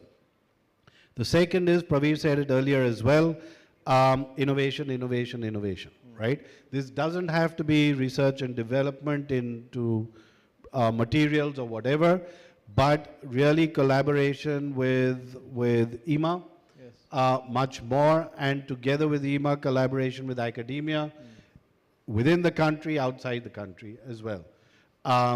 We are not doing enough of that. We are not necessarily at the cutting edge everywhere, although I believe as an industry we have that capability. We have that know-how, we have the capability, we just need the minds to be broadened there, which is what academia can do and what we can acquire from international players as well. That's the second. The third is digitalization. There is no other alternative but to go into every single business that we are doing using the latest technologies of digitalization. And this is not expensive, as I said. The return on investment is 1 to 2, 3 years at the maximum. But this sets us up for the future. For an MSME, the critical factor is, can we produce more with less? That's what digitalization can help one do. You know, and I think just building and fantastic points, and on this digitalization, I think the other big impact, if we are able to do this, I see is that you will attract people with a different skill set into the industry to look at this and drive this digitalization, which is, I think, also going to be very value adding for these companies to get that talent in and that diversity of thinking in the company. Otherwise, you know, you get so lost in this, doing the same thing day in and day out, that you miss out on that diversity. You're absolutely right. So we have the know-how of the technology. Yes. They have the know-how of the software. Yes. The challenge is bringing both of them together to make magic. Yes. Right? And that they can't do. An IT company will take a lousy process and will automate a lousy process to make it lousier. Yes. Right? Yes. When you are looking at IoT, you are looking at using software to take you to the next level of technology. Yes. And that only we can do. Yes. You know, and I think you said a beautiful thing, because that's one thing which I've been telling my teams is, you know, this also helps solve for our issue of transferring knowledge in the organization over generations. You know, in our company, we have many people who have been there right from the beginning. They know the process in and out. Some of the new people who are coming in, they move in 5 years, right? So you lose the knowledge which is tacit in the company, and through this you can actually codify a bit of the knowledge in a systematic way. So that's absolutely. Great. Absolutely. So maybe I think with that we'll open it up for a couple of questions from the audience. Please raise hands, and I guess mics are around. Yeah. So Kate is like very, very active. Good, so Kate.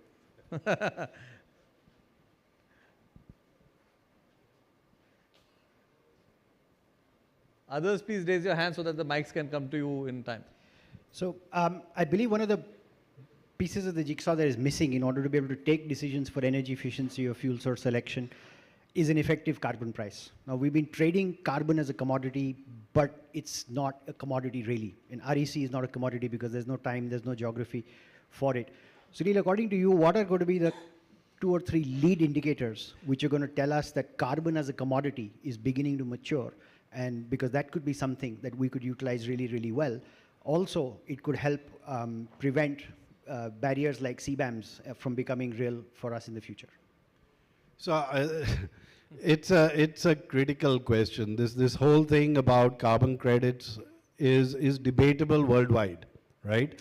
The question is that really a benefit? Is that really an incentive? And I think the jury is still out. I am not sure that carbon credits are enough of an incentive to move into that direction. What will become a driver for our industries and for Indian industries overall will be regulations in India and regulations abroad. The CBAM is a perfect example. They are looking at introducing CBAM to create a level playing field there. That will force us to start looking at a green supply chains. And I think that will be a greater driver. We are looking at BRSRs and all that in listed companies first, but it'll come down. Banks are now having quotas that they have to lend only to green companies. So all of these are indicators that now bit by bit it is coming. Whether the carbon credit is the nirvana, I'm not too sure. And I think we've got to concentrate more on ensuring that over a period of time, we do transition towards more carbonized manufacturing. Any other questions? Yeah. I am Manoj Pandey. I am basically representing MSME, and my question is not exactly on digitization, which is an interesting thing and right thing.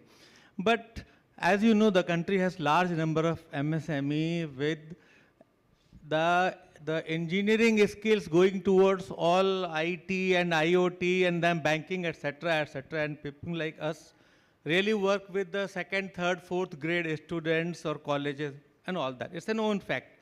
However, what I am asking from Siemens that, like auto industries, do you also have some plan of some giving technology, creating an ecosystem, helping them even in green energy, because nobody gives loan to this industry.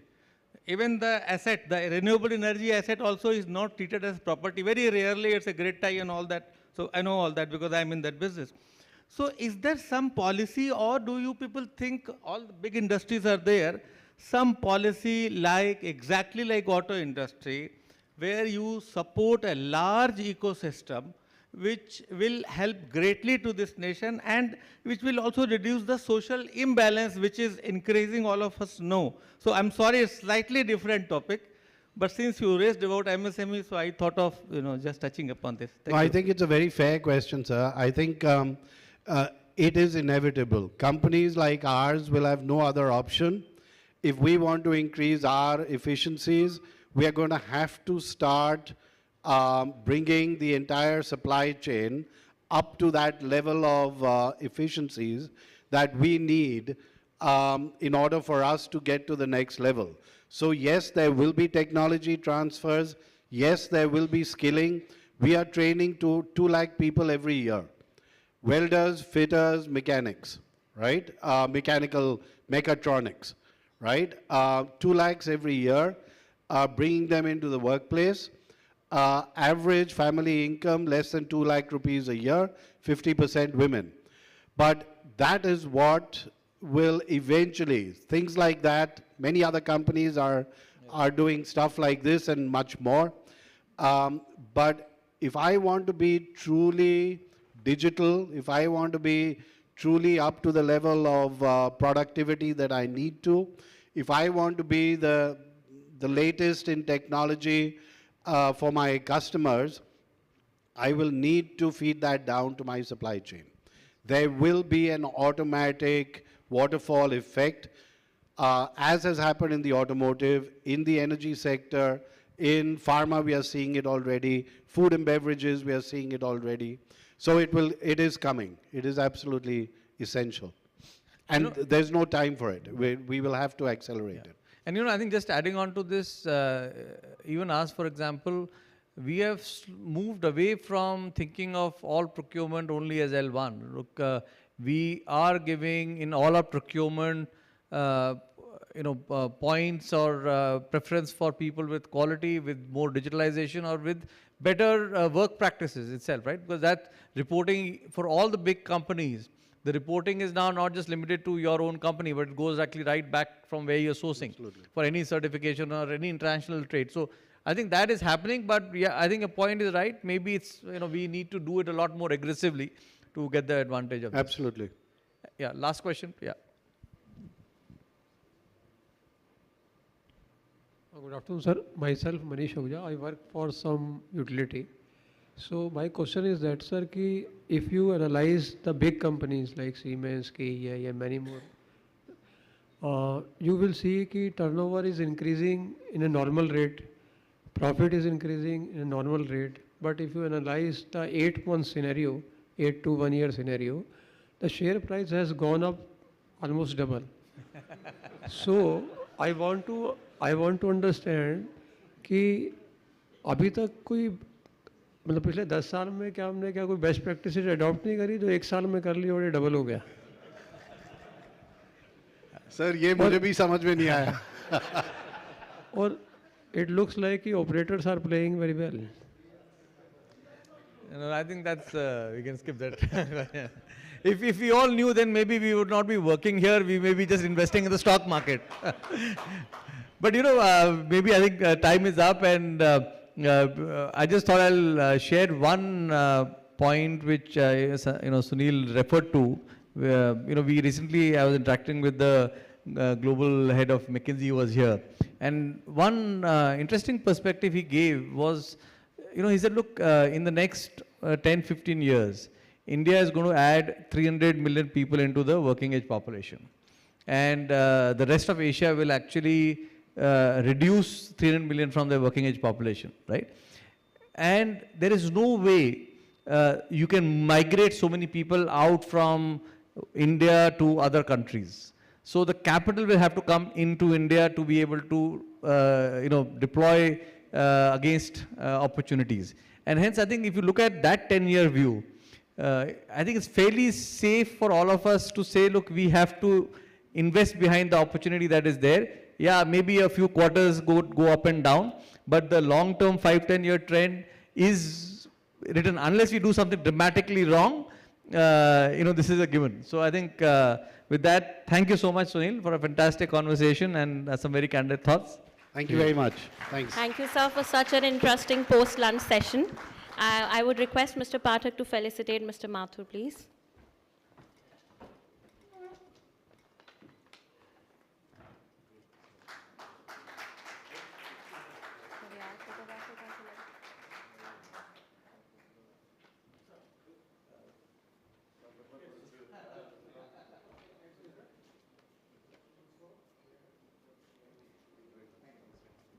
Thank you, sir.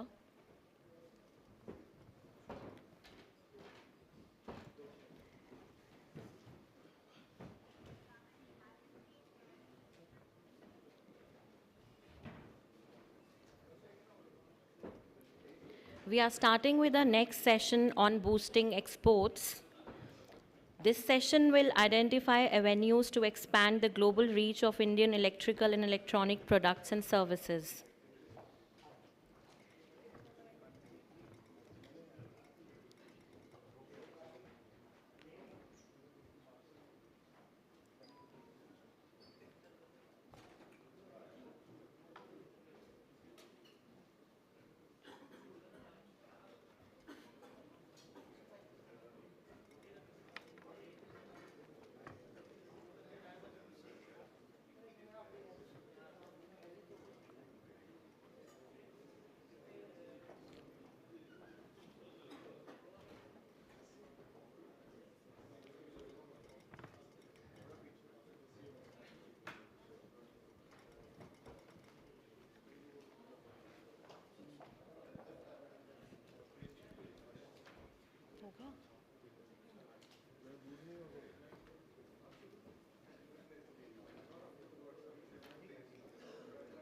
Now for this session, I would request Shri Vimal Anandji, Joint Secretary, Ministry of Commerce, Government of India, to come on the dais along with Mr. Gaurav Moda, Energy Leader, Ernst & Young, Shri Gopal Kabra, MD, RR Cable, Mr. Suket Singhal, Group CEO, Secure Meters, Mr. Ganesh Srinivasan, President, T&D, KEC International, and Mr. Vinamra Agarwal, Joint MD and CEO, Technical Associates.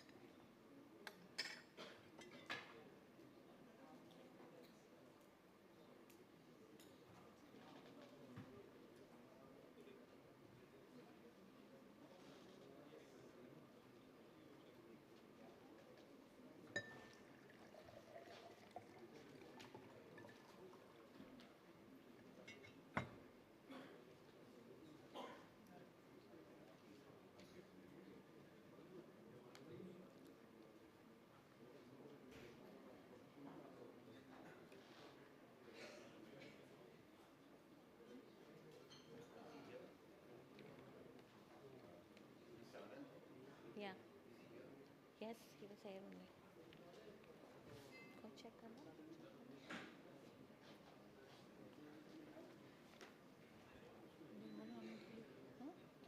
Check करो जल्दी. हाँ बोल दिया. Rishabh, check करना.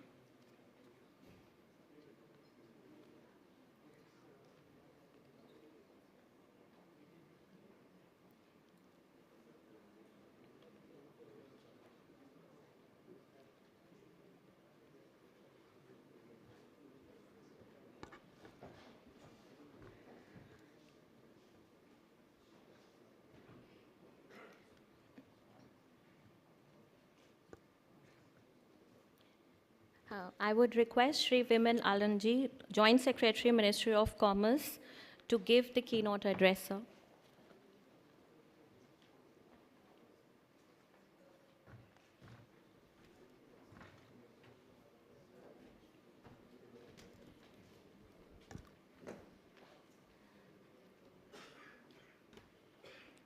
Thank you. Ladies and gentlemen, a very good afternoon to all of you. At the very outset, let me express my sincere gratitude to IEEMA for organizing this Industry Conclave 2024 and providing me with the valuable opportunity to share my thoughts and insights with such a distinguished audience consisting of industry captains,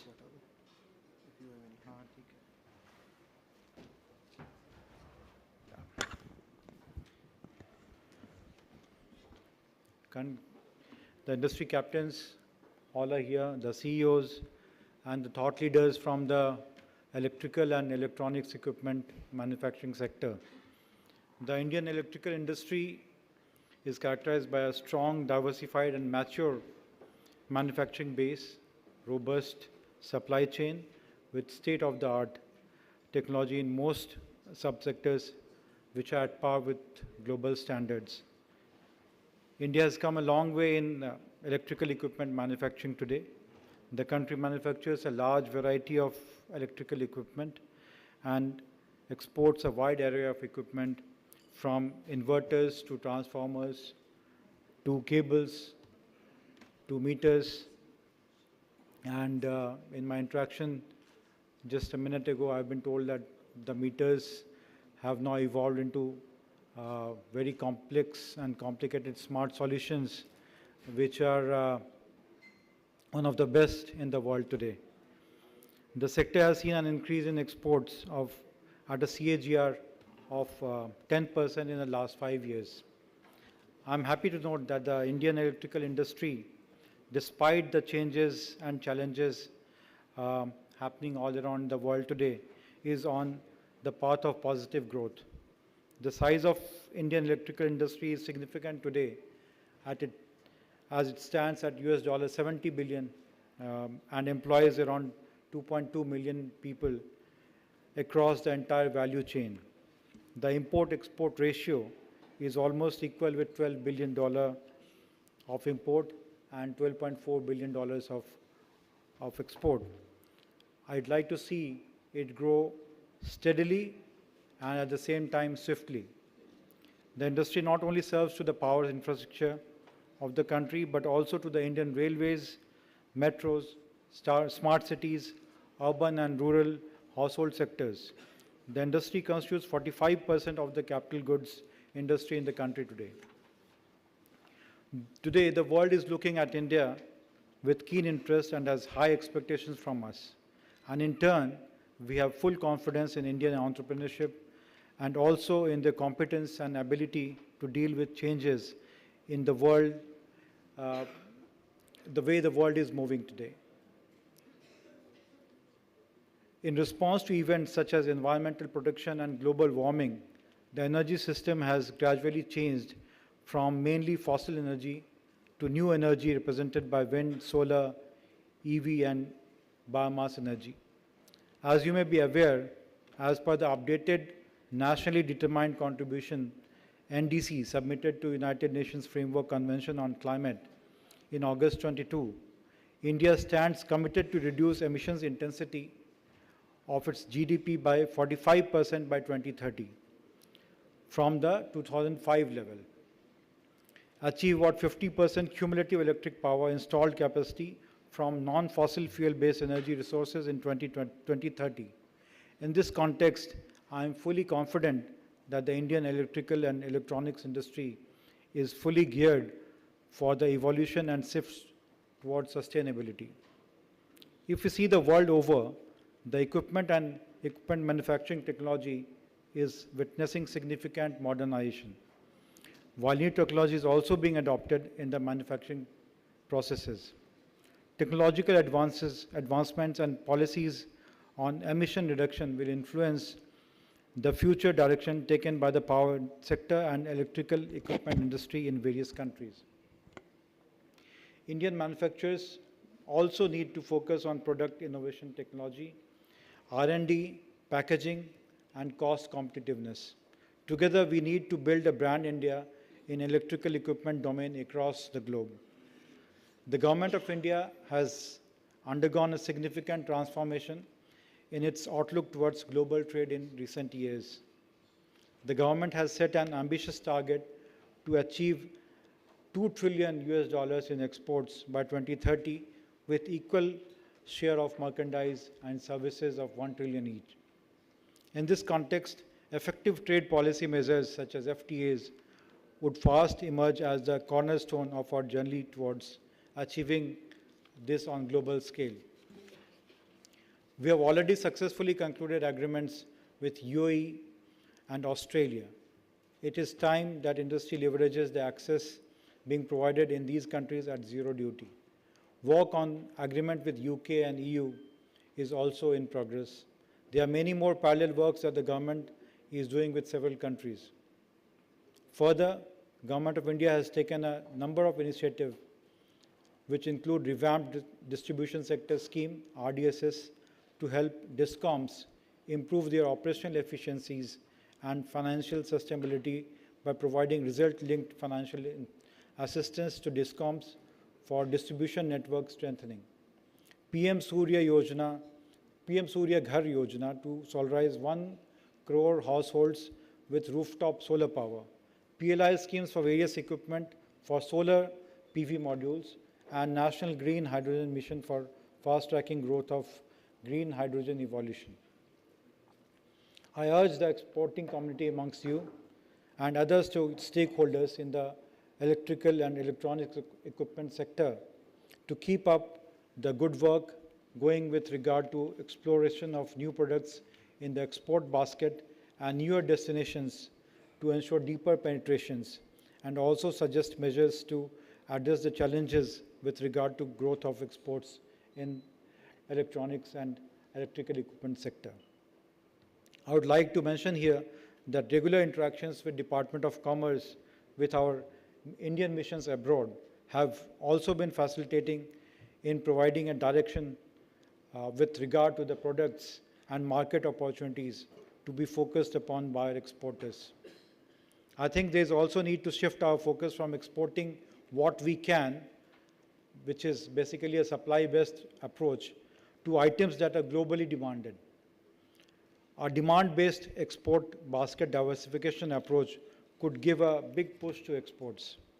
While India has made remarkable progress in the recent past, there is a task to ensure that India repositions itself as an important driver of global economic growth. For this, I would urge IEEMA to facilitate and work towards mapping of high priority products with international geographies in consultation with industry to promote exports.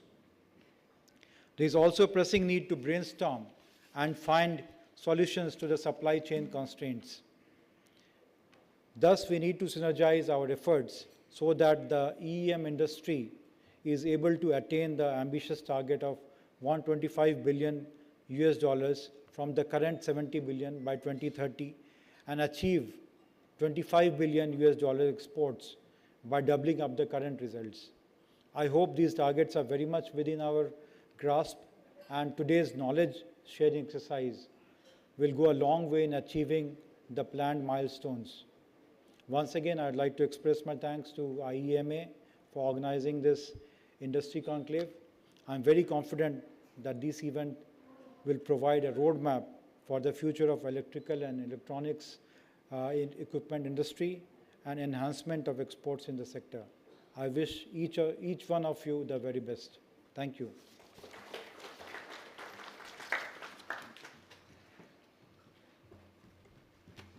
Thank you, sir. I would now request Mr. Gaurav Moda to do the context setting and moderate this session, please. Yeah. Please introduce.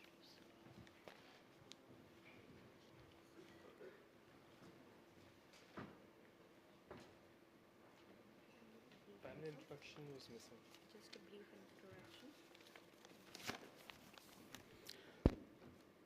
Very good afternoon, everyone. We had an invigorating session after lunch. Not usual. I hope everyone is awake after a heavy lunch now. Good. Shri Vimalananji, thank you so much for sharing your perspective. It was very insightful. We missed sharing a bit of background on our panelists before that. So I'm going to just introduce all our panelists for a minute. Shri Vimalanand is Joint Secretary for Department of Commerce. He's an IRS officer for 2003 batch with over 2 decades with Government of India. He holds a territorial charge for Latin America and also handles special economic zone, export-oriented units, and export promotion for engineering goods. And we've heard his perspective on exactly all of those aspects. Thank you, sir. In addition, we have with us Shri Gopal Kabra, MD RR Global, one of the driving force behind the transformation of a trading company into a global giant. Shri Kabra is the managing director at RR Global. Alongside being the business leader, he's also executive council of SAARC Chamber of Commerce, as well as IEEMA. Thank you for joining. Suket Singhal, Group CEO, Secure Motors. He's been working in building and growing Secure Motors for more than a decade now, after having done his master's in chemical engineering from Imperial College London and PhD in biochemical engineering. Suket is based in Udaipur and drives the team for global expansion of Secure Motors. And I think we heard also from Vimalji about how our meters are converting into smart meters and being world-class at that level of quality. Thank you, Suket. Ganesh Srinivasan. Thank you, Ganesh, for joining. Ganesh is President, Transmission and Distribution at KEC International. Prior to that, he was the CEO of Tata Power Delhi Distribution and worked in various leadership capacities at McKinsey & Cummins before that. He's a regular speaker at industry forums, championing utilities of the future with sustainability and strategic planning at its core. He did his MBA from ISB and BTech from IIT Chennai. Welcome, Ganesh. And last but not the least, we have Mr. Vinamr Agrawal, Director, Technical Associates. Vinamr did his college at St. Stephen's and MBA at XLRI. He plays an active role in representing interests of the Indian power sector and has served as Chairman North Region of IEEMA and that of UP State Council, CII.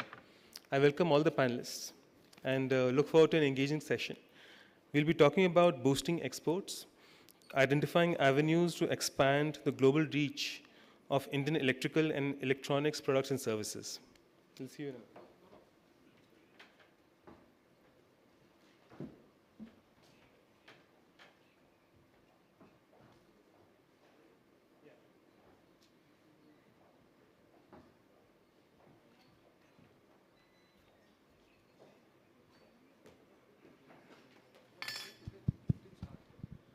All right, welcome all the esteemed panelists. So, given our conversation today is about boosting exports, we will look to cover broadly 3 kinds of questions.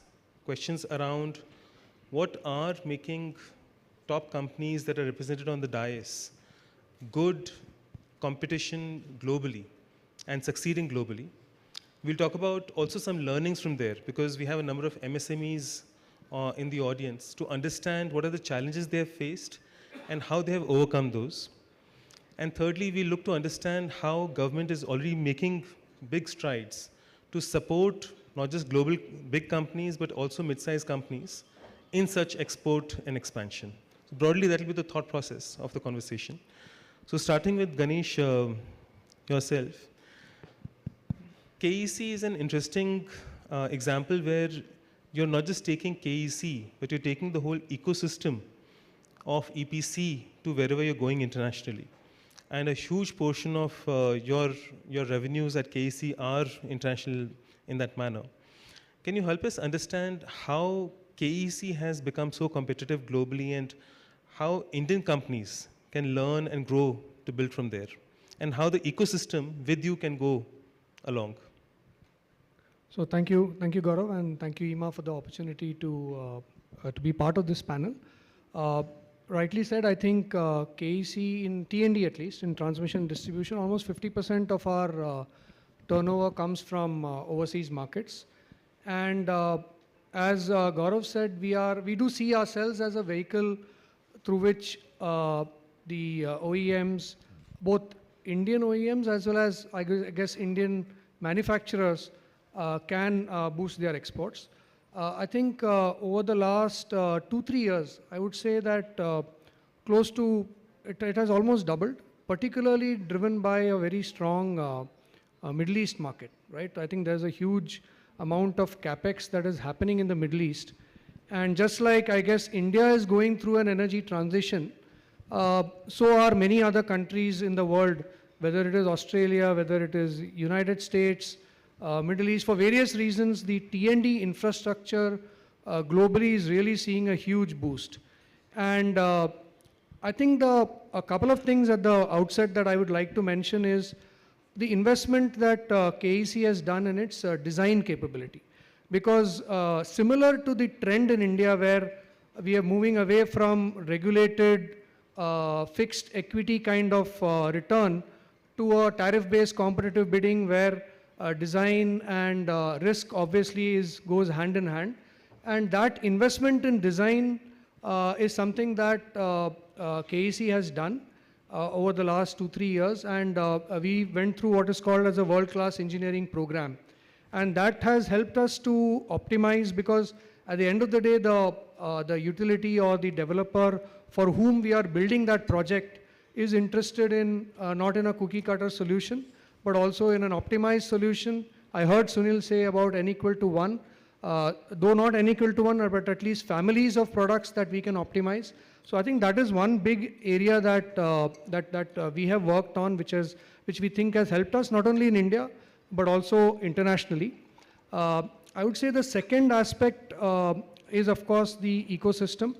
We have invested in our capacities in India. We have expanded our factories. We have tower manufacturing capacity in 3 cities in India. We have in Nagpur, Jabalpur, Jaipur. We have expanded these. We are investing in a cable manufacturing unit in Baroda. So there is obviously an expansion in capacity looking at, I would confess, firstly looking at the Indian market, but also as capacities for the international market. So I would say that these are 2 critical areas. A third softer aspect is the human dimension that, yes, we are working in, or we have worked across over time in more than 40 different countries. And even today, we have employees from 35 different nationalities, right? So being successful in exports requires us to, in a way, become a local company in those markets. And that is not possible without investing in the HR systems there or the talent in that country. So I would say that these are 3 areas that I would like to highlight in this forum. And of course, more as we take this discussion forward. Thank you. Thank you, Ganesh. Very interesting. Invest in design, take the ecosystem along, and build cross-cultural capabilities to really be global. Let's hear another perspective, Kabraji.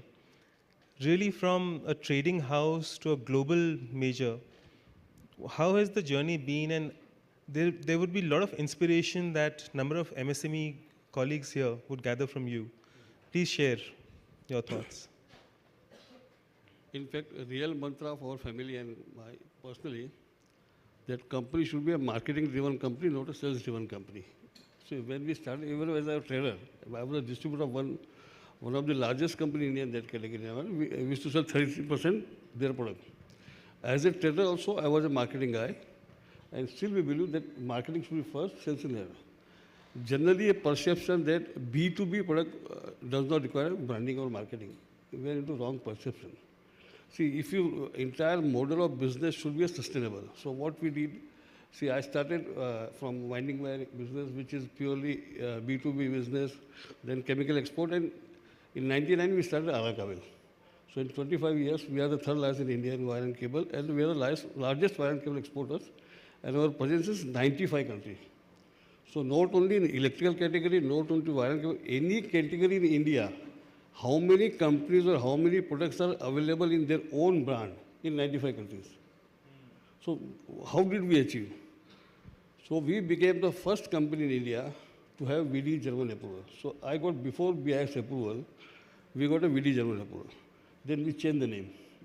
See, generally Kabel word, Kabel, it's not cable. So we are the only company which is only except Germany. In Germany they call Kabel, the entire world is called cable. So everything depends upon your thought process, what is your vision, and we wanted to become a global player and to go to global market. And then we took VD approval first. Then India to BS later on.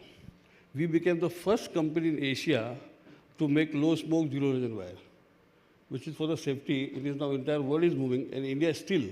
And so in front of, I want to tell you, to get me this BIS approval for this product, it took me 20 years. Because BIS didn't have the facility. It was not my problem. So we are trying to make a world-class product. For us, safety, quality, marketing is to be required. What exporter in export business mistake? Because when I used to do a merchant exporter, I still have my merchant export division is there. Chemical I do, still I do electrical accessories, many things, a couple of things we do. Generally in pressure, when as the Indian community, because we are answerable to our parents, then grandparents, many answerable. You went there, you spend money, you spend time, you didn't get a business. So that fear pressure, people make a mistake and they take a, I call it a street smart commitment they give. Okay, I'll supply in 1 month, I'll supply in 2 months, I'll supply this month. And they make the mistake, then they spoil the country name.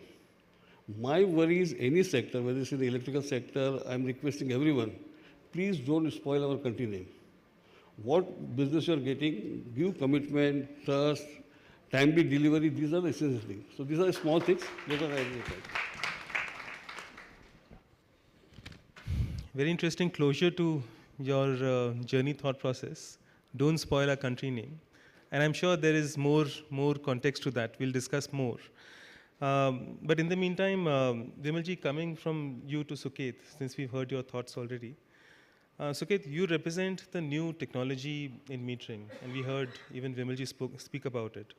He also spoke about demand-driven exports, and smart metering with the latest technology does represent that. So can you share your experience on how you built that world-class technology, and what challenges you faced to really go to market, given you were ready with that technology to globe? Sure. And thank you, sir, because the first point I have as I was thinking about this question is R&D and building the right product portfolio. I think it is absolutely dead correct. If you want a strong global base, you have to have products that the world wants, not the products that you want to sell to the world. There is a big difference between both. And that is a significant challenge. It needs a lot of R&D investment. And unless you invest in R&D, you don't actually have a long-term sustainable product portfolio, and that's a guarantee. However good you are today, if you don't invest in R&D, you will not have a good long-term product portfolio going forward. Secondly, what you've got to invest in is customer service levels. There are every country, every customer has a different expectation or a different standard, I should say, of customer service levels. But the minute you go overseas, or even if you go to good, private, non-government linked, apologies, sir, non-government linked business in India, that is where world-class customer service levels come to the fore. And it is essential that you as a company are capable. And that was a big challenge for us to get to those customer service levels. Third challenge is choosing the right channel partner when you go overseas.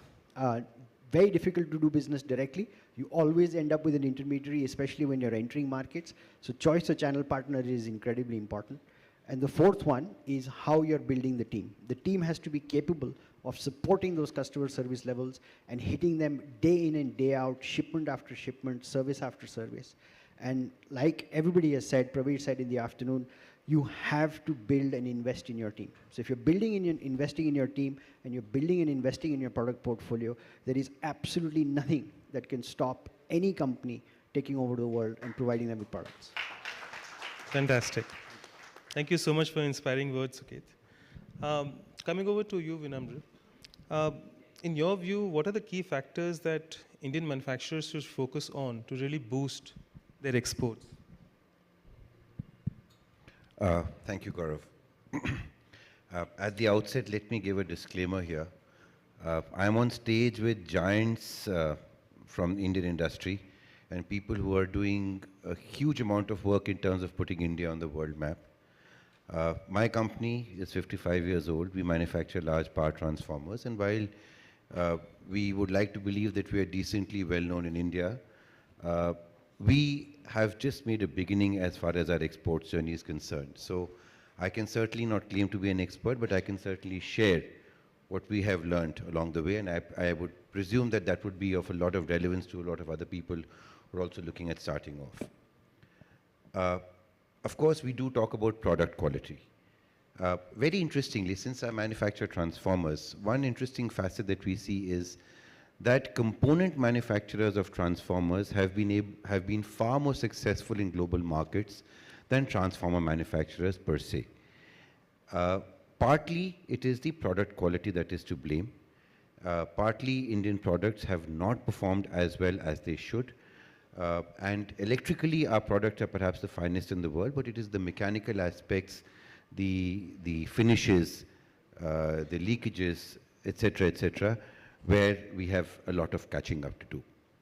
And I think that is something where we have consciously had to work on tremendously. And that essentially involves three things. One, constancy of following a process-based approach. Unfortunately, we Indians are not very good at following processes, and I'm sure, as my friends here would attest, probably getting your people in the factory to follow a process is amongst the hardest things in the world to do, more so if you're from northern part of the country. I'm from UP as well, so I hope nobody takes light about that. But that is a very, very difficult thing to achieve. Second, and I'm sure people have spoken about that in the past, is investing in your people and making sure that they follow the right approach, and ultimately the vision of what you want to do as a company flows from the top. And third, of course, is the product or the technology or the inputs. I think it is a huge misbelief for people to believe that you can make products of variable quality depending on the variable pricing that you get. There is perhaps a country near our borders that has been able to achieve it, I don't know. But in my experience, that is certainly not possible. You have to work at enhancing your average level of quality that your factory produces. And one way or the other, there will be an average level of quality that your factory will be able to achieve or that your factory is working at. And unless you work consciously at elevating that, I think you'll have a serious problem at your hands. Communication, I think Suket, you mentioned that. I think Ganesh also spoke about it.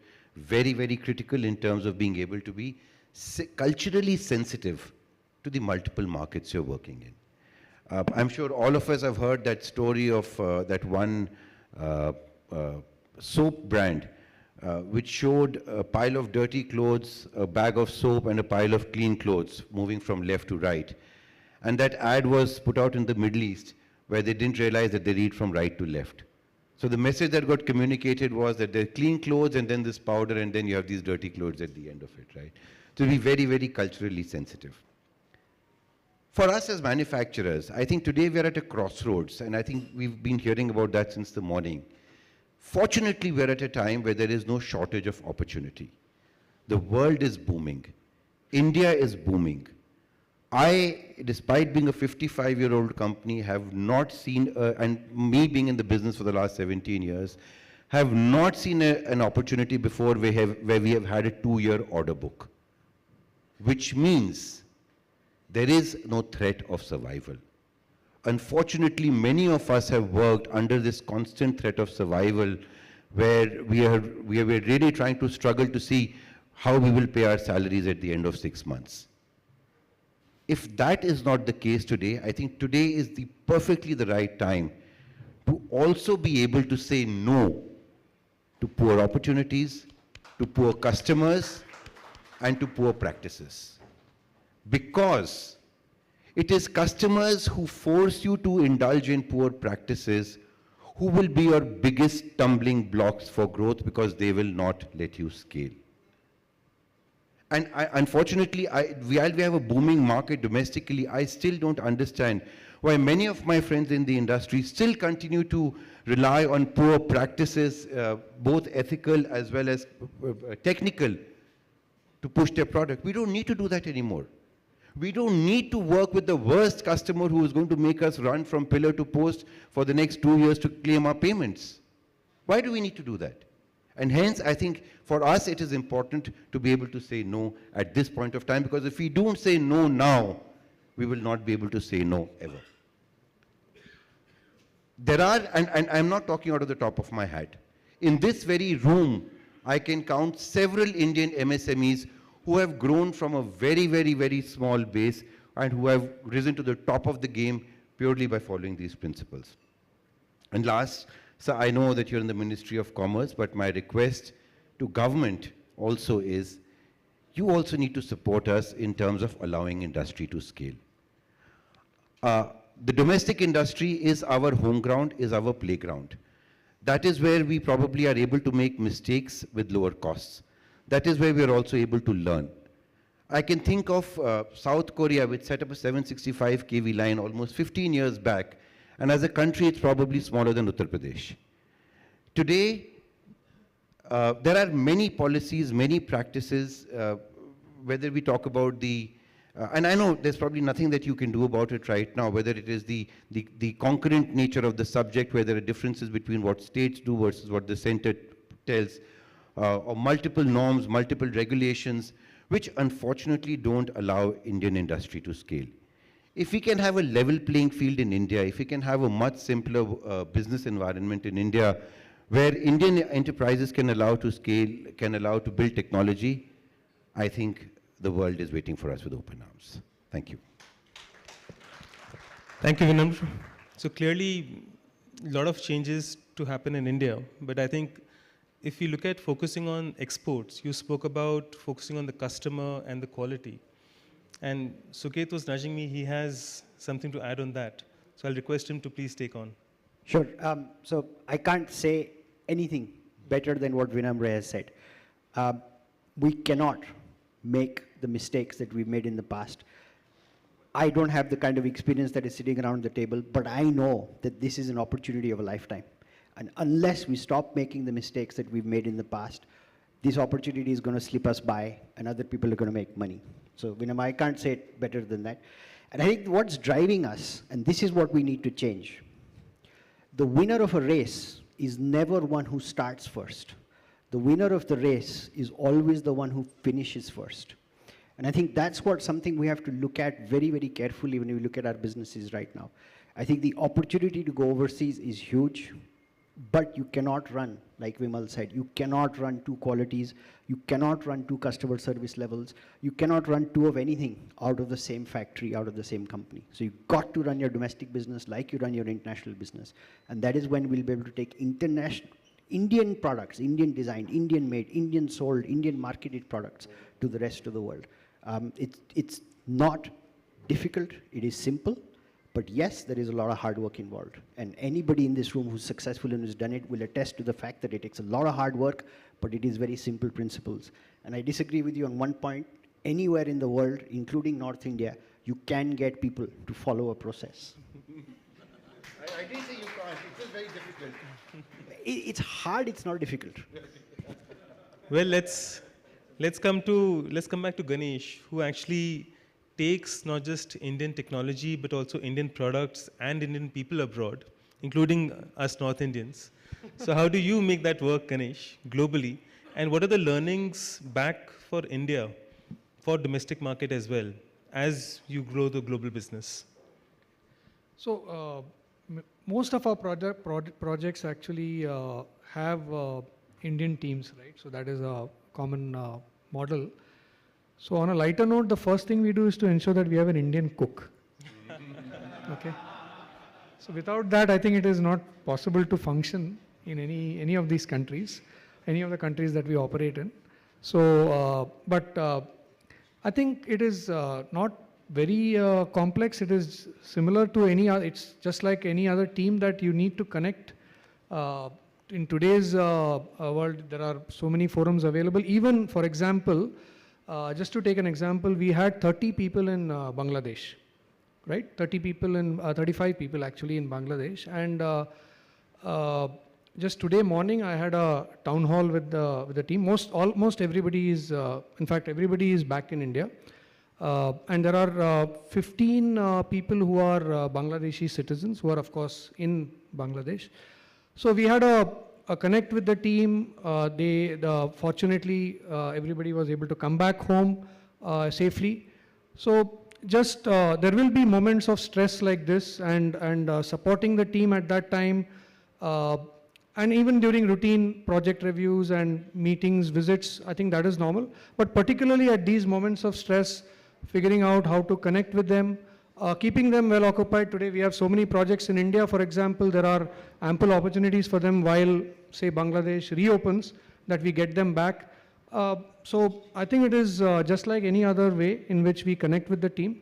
I think the other aspect that, the second question that you mentioned about what we can bring back, I think one thing that I am particularly keen and want to do more is how do we improve safety practices in India in construction, right?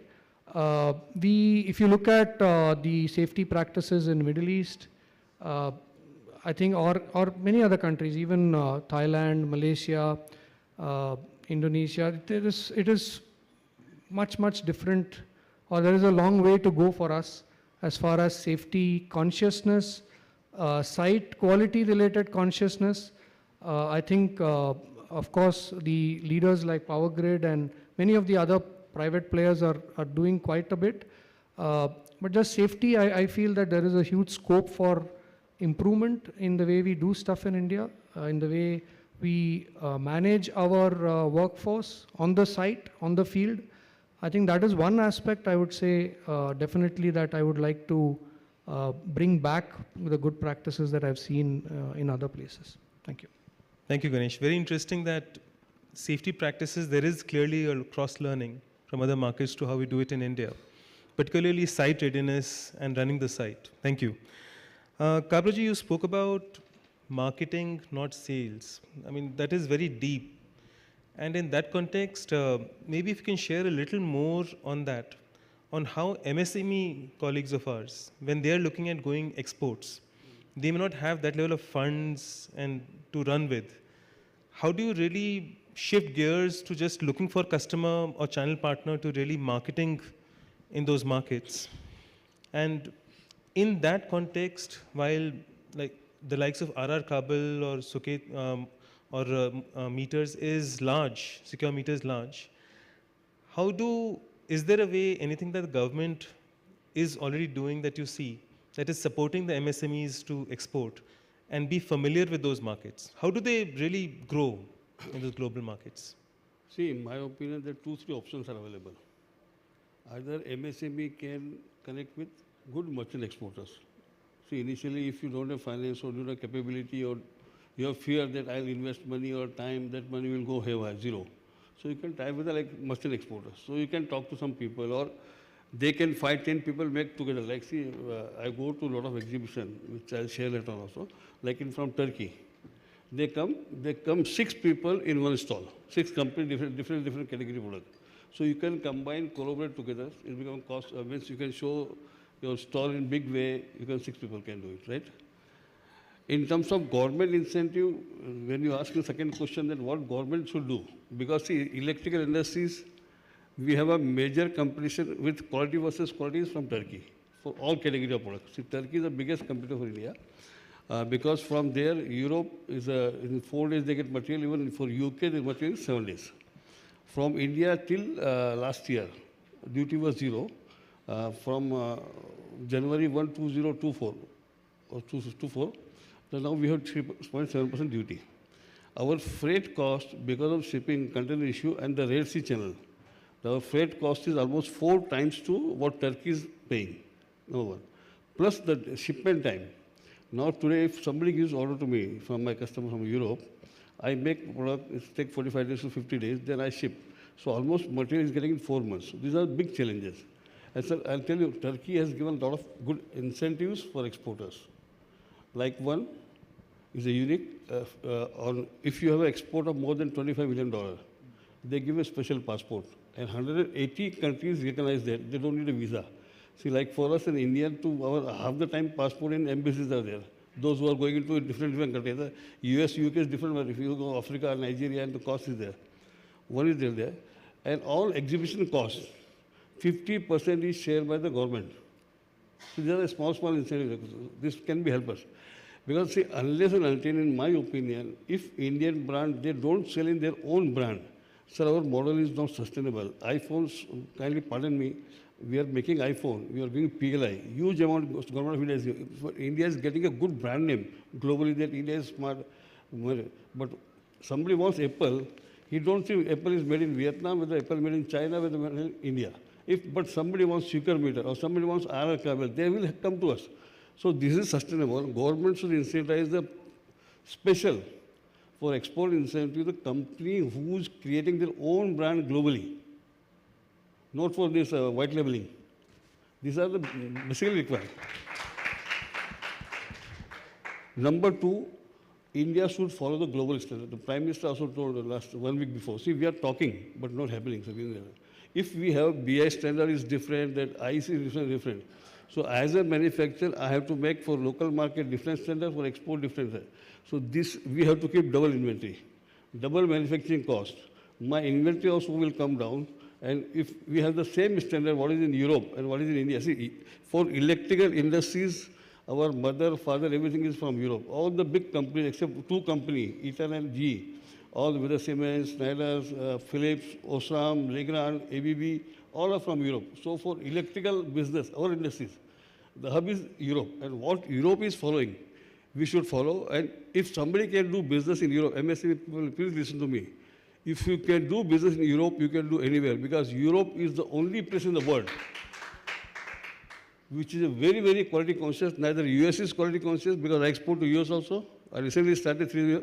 Their samples all were pathetic. We prove them that we are buying a wrong product, and they are buying. That's fact. That's why they want 100% business from me, but it's my company policy. I don't give my 10%, more than 10% to one customer. Otherwise, the single customer, I can get 2,000 crores business. So gradually, I'm developing that. So this is fact. So our 55% export is to Europe. Why we are talking so confidently? This will give a good lesson. Go to all European exhibition, go to Hanover, go to Light and Build Show. Follow the European culture, improve your DNA like European. They don't compromise on quality, means they don't compromise. This first decide. First clear thought process that I want to become a global player, I want to go into exports, I'll make quality. Then only go. Otherwise, what you are doing in India, you'll be happy. Thank you. Very straight in the face. This is how we should do it. And he's made it happen, so clearly. Sugit, coming back to you, what will make Indian industry, Indian companies really competitive to grow, genuinely grow their business, to add scale? And in that context, one additional question. You spoke about choosing the channel partners, and Kabraji spoke a little bit about that. If you can shed a little more light about how do we really gain access to those right channel partners and build the business, because they represent your brand. Sure. So I have long believed what will make India competitive. I don't think we should compete head-on against China. China can make 1 or 2 SKUs and they can make millions of them, and they'll be really cheap. What we have always done better than anybody else in the world is, rather than 2 million of one SKU, we've done 500,000 of one SKU, 300,000 of the second SKU, 100,000 of the next 5 SKUs. Nobody in the world does that better than Indian companies. And there is a very, very large market for that. And I think that's where we should really be competing.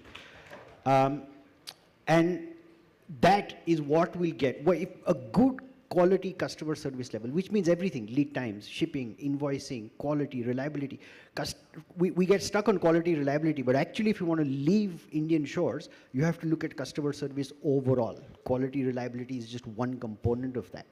And that is what all companies look for, and I completely agree with Kavraji. If you can sell in Europe, you can sell anywhere in the world, because the standards that European customers set are the highest in the world, bar none. So go for that. Channel partners, unfortunately, जूता घिसना है और कोई solution है नहीं. You have to look out. लोगों को भेजो, 2 जूतों के साथ भेजो, जब तक घिस के वापस नहीं आए तब तक वापस आने मत दो. It's as simple as that. Very critical. जितने लोगों से मिलोगे उतने लोगों, and marketing not sales. What is the objective you want out of that channel partner? And आपसे tuning बैठती है कि नहीं बैठती है. The most important thing, tuning बैठती है कि नहीं बैठती है. अगर ये दोनों चीजें आप कर लोगे तो आपको channel partners मिल जाएंगे. So whether tuning sets up or not is the key, and take an extra pair of shoes for sure. Thank you, Sukit. When I'm coming to you as someone relatively building up their exports, how should one think about prioritizing export markets? I mean, there are 180 countries, 200 countries. There would be only a few. And I'm also referring to Vimalji talking about IEEMA taking the effort to prioritize which markets are relevant for us. But how are you thinking and learnings for our MSME friends? Sure. So there are, it's actually not that difficult a question to answer. I think you have to look at both your capabilities, your competencies, and of course, where you are probably most welcome and where you have growth happening. I think all three, it has to be a function of all three. So I think the first thing that we should probably look for, and what this, again, I'm sorry, I'm not saying this what anybody should do. Let me say what we are doing. What is the standard that we are comfortable working with, and which country in the world is following that particular standard? Because that is a technology that we understand, that my people know like the back of their hand. Thankfully, India is on IEC. Most of the world is on IEC. So that, of course, makes the decision a little easier. Of course, there are some other markets that work on other standards. So perhaps if you're starting off, it might not be the best thing to do is to start picking the hardest battle first. Second, where are you welcome and where are you not? Unfortunately, there are still many markets where, for right reasons and for wrong reasons, Indian manufactured products are not very acceptable, especially when it comes to engineered products. So again, when you're starting off, perhaps that's not the first market that you should be looking at. You should be looking at markets where there is still a greater degree of acceptability for your products. I'm not saying that you should not treat the world as your oyster and you should not try for those markets, but again, when you talk about market selection criteria, I think that would be important, because that, when you're talking about a perception battle, where somebody feels, let me share an example with you. There's somebody I know who's based out of Delhi, who used to make a lot of, who used to do a lot of work in gas, and they used to make cylinders in gas. Now they were very keen to enter the growing American fire department market, where there's a lot of demand for fire extinguishers, etc. Now they very clearly realize that that is unfortunately, it's a very mid-US redneck kind of an industry, where there is a very strong bias towards, be in the US, buy US, be American, buy American, etc.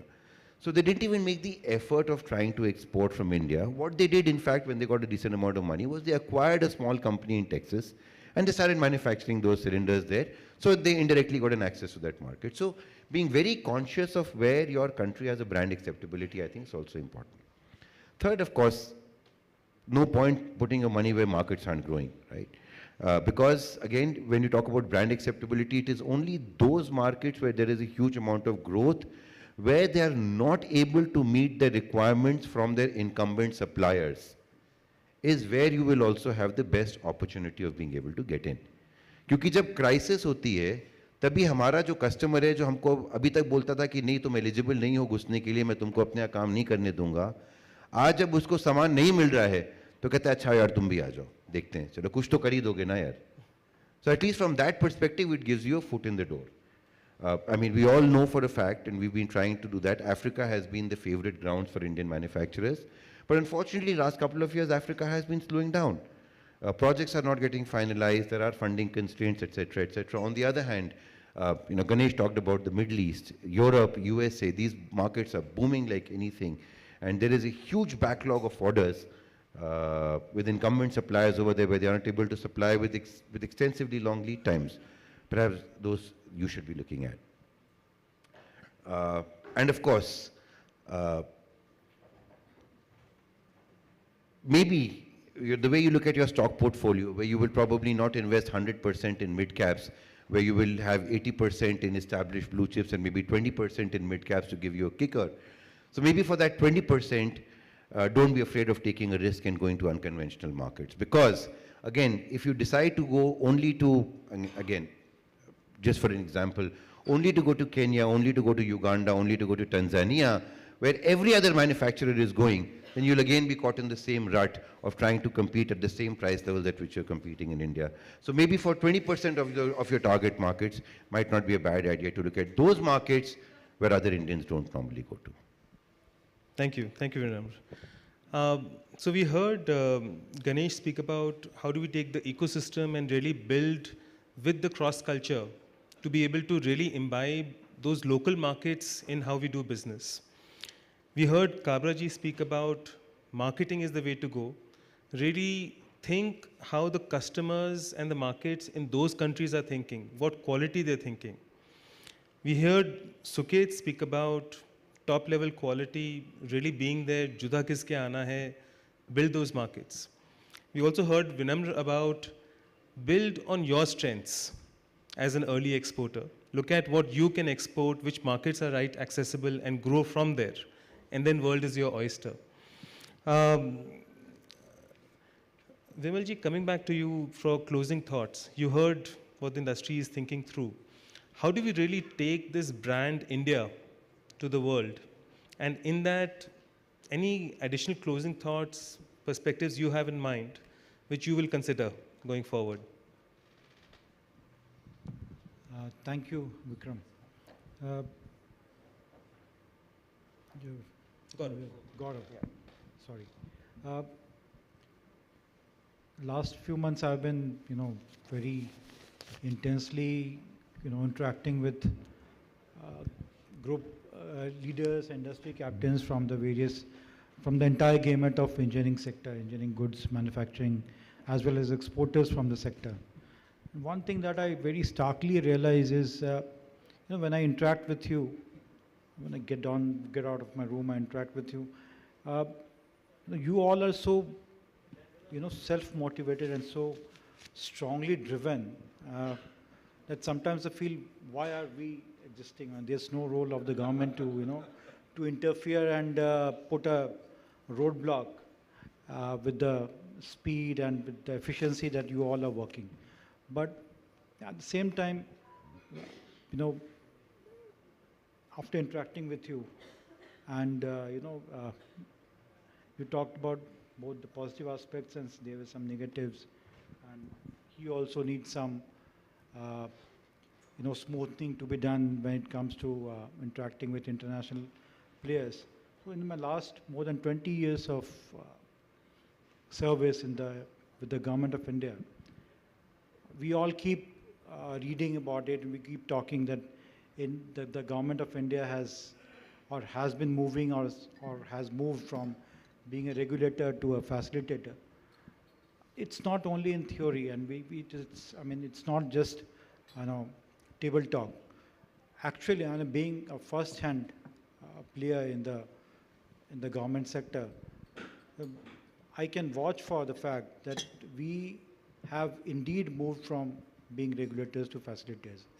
And there's so much to do in terms of facilitating and leveling the field for you all to play, not only in the country but also abroad.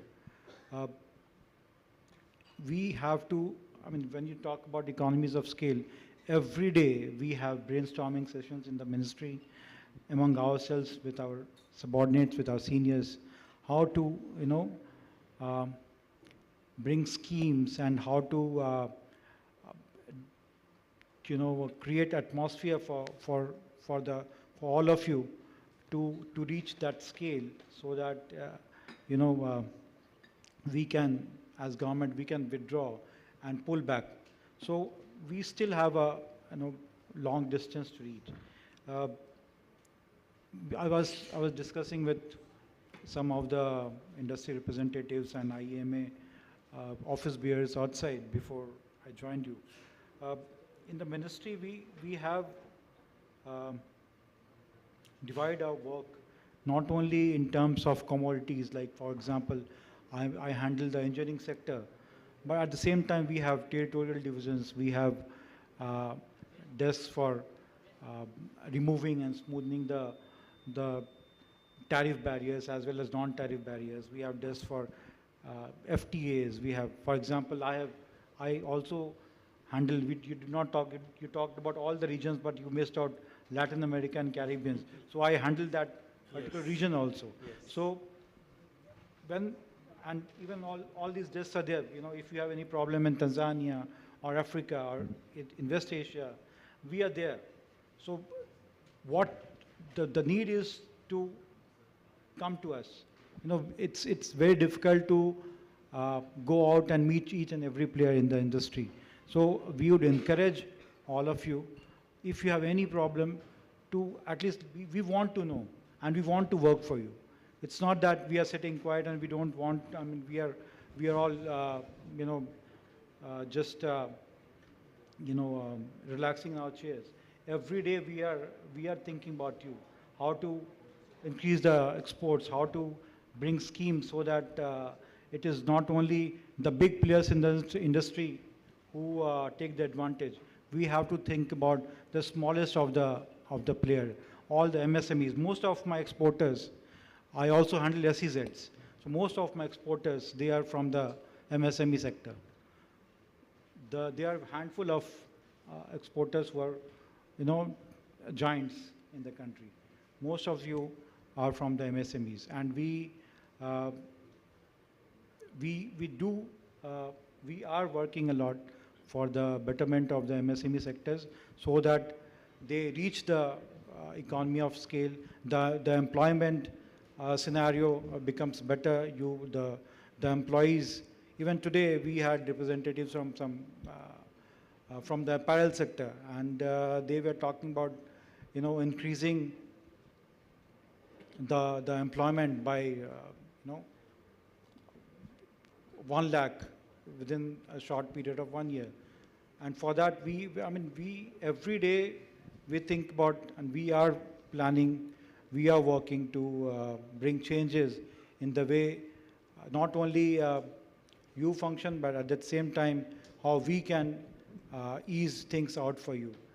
Ease of doing business is not only a slogan for the country, for the government of India.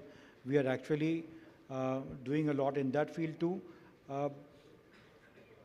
There was a presentation before us a couple of weeks back which said that there used to be more than 70,000 licenses and permits that were required in the country. And there has been a massive reduction that each of one of you can vouch for. There has been a massive reduction in the number of licenses and the number of people, the human interaction that you have to undergo to erect an industry. Yesteryears, you could not count on your fingers how many people you had to meet. But today, and believe me, every day we want to curtail the number of interactions that you will have to go through to start a business or to become an exporter or to increase your economy. We not only want to do it through computerization, through digitization of processes, but at the same time we want to reduce the number of approvals and the number of permits and the number of forms that you have to fill to achieve what you want to. So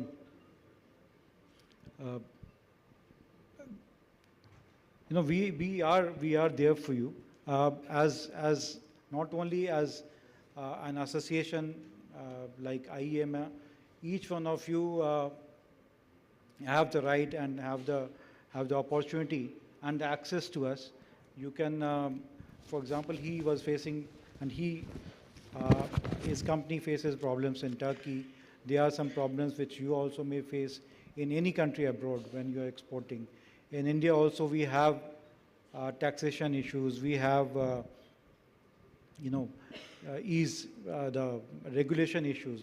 So we are trying to make it as comfortable for you as possible.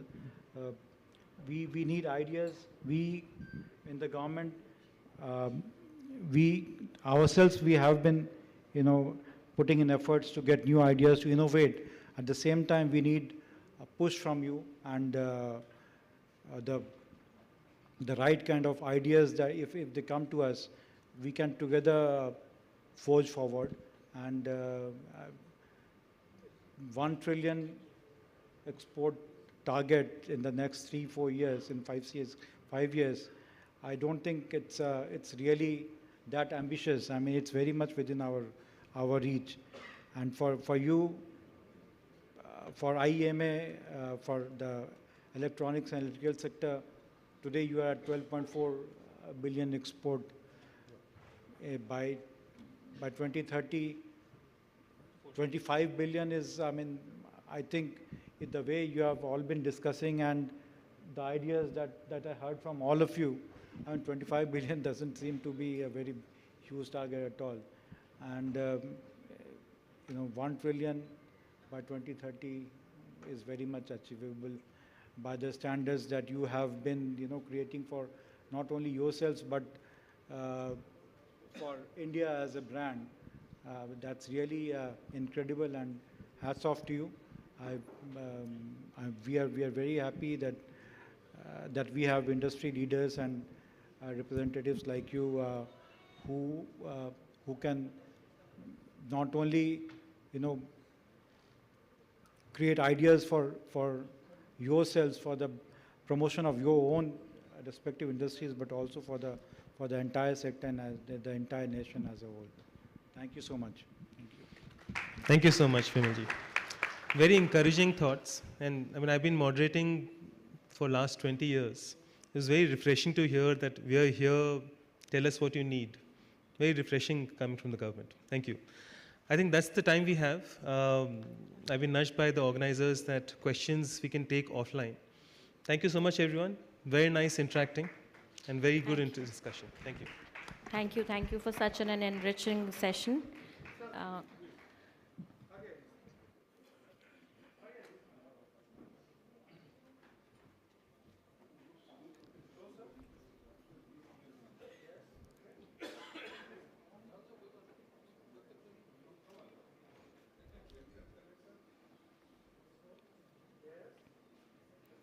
Sir, also, I would request Mr. Kabra to felicitate Shri Vimal Anandji.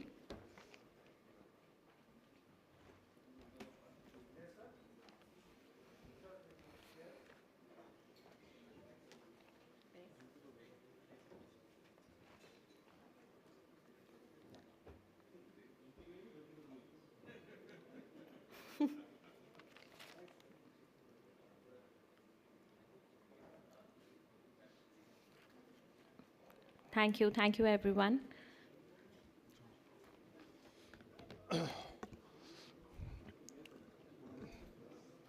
Thank you everyone. So now we will break for a short tea break, following which we have the pleasure of having the CMD Power Grid with us, and he will be sharing his views how we can strengthen the transmission infrastructure and how our industry can contribute further. So request everyone to be back in 15 minutes. So request to be seated in next 15 to 20 minutes. Thank you.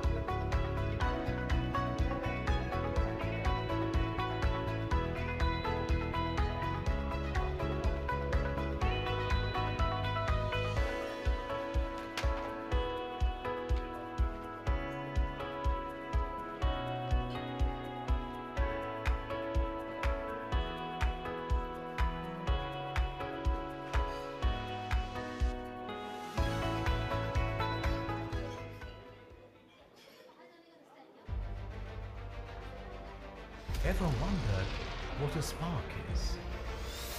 For some, it's just the beginning. For us, it's a powerful idea that creates opportunities for powerful transformations, unleashing a massive electrical future that knows no bounds.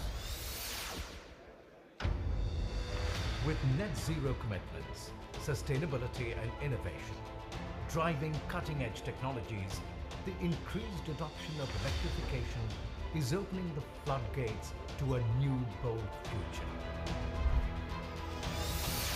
Leading this epic change in India's own energy sector that's transforming at a rapid pace and unfurling exciting global opportunities. With every passing year, it is fast emerging as one of the biggest energy markets in the world and a trusted global supply partner.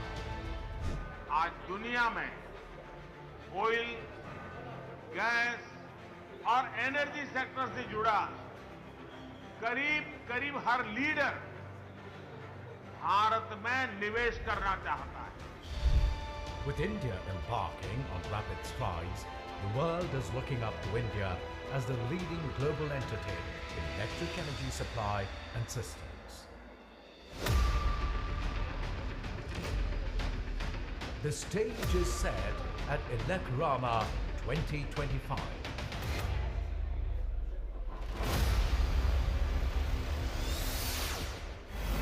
IEEMA is the flagship showcase of the global electricity industry and the largest gathering of power sector ecosystem in the world.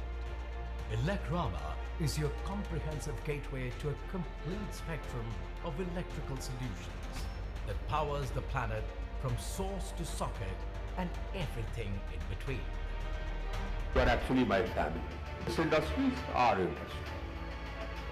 And in our industry, for the past 5-6 years, we've brought about a huge transformation. The 16th edition is all set to be bigger, better, bolder than ever before. With the theme Reimagining Energy for Sustainable Future, IEEMA 2025 will focus in emerging areas of sustainability, innovation, quality, safety, reliability, digitalization, automation, and energy efficiency. This edition will feature for the first time dedicated themed pavilions for new energies, digital energy, battery and energy storage, automation, motion and drives, power generation, smart homes and buildings, and occupational health and safety.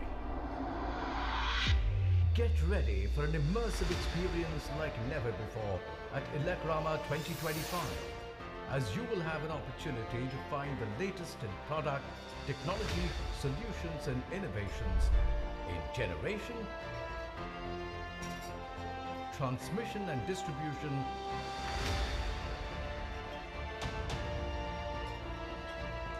consumption,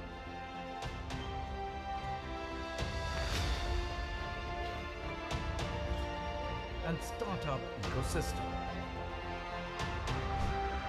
IEEMA promises to deliver an unmatched experience and opportunity to engage with the spectrum of industry players and network with global counterparts and key decision makers. It not only promotes the showcase of products and ideas, but also provides a platform for growth opportunities and forging new business ties. The impressive lineup of co-located events offers a 360-degree touch that rounds up the IEEMA experience. Your search for the latest in product, technology, innovations, solutions ends here at IEEMA 2025. This is not just an event. It's a journey into the heart of power and electricity, where future of energy takes center stage. Be a part of IEEMA 2025 to script the future of the new energy paradigm. See you at IEEMA 2025.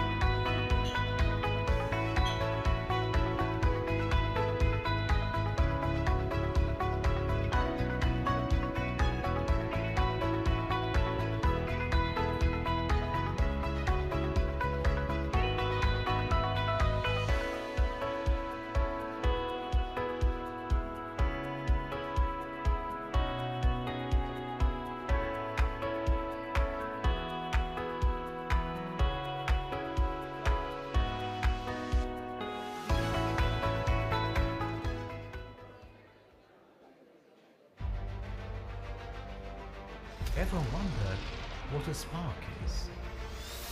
For some, it's just the beginning. For us, it's a powerful idea that creates opportunities for powerful transformations, unleashing a massive electrical future that knows no bounds. With net zero commitments, sustainability and innovation, driving cutting-edge technologies, the increased adoption of electrification is opening the floodgates to a new, bold future. Leading this epic change in India's own energy sector that's transforming at a rapid pace and unfurling exciting global opportunities. With every passing year, it is fast emerging as one of the biggest energy markets in the world and a trusted global supply partner. आज दुनिया में oil, gas और energy sector से जुड़ा करीब हर leader Bharat में निवेश करना चाहता है. With India embarking on rapid strides, the world is looking up to India as the leading global entity in electric energy supply and systems. The stage is set at IEEMA 2025.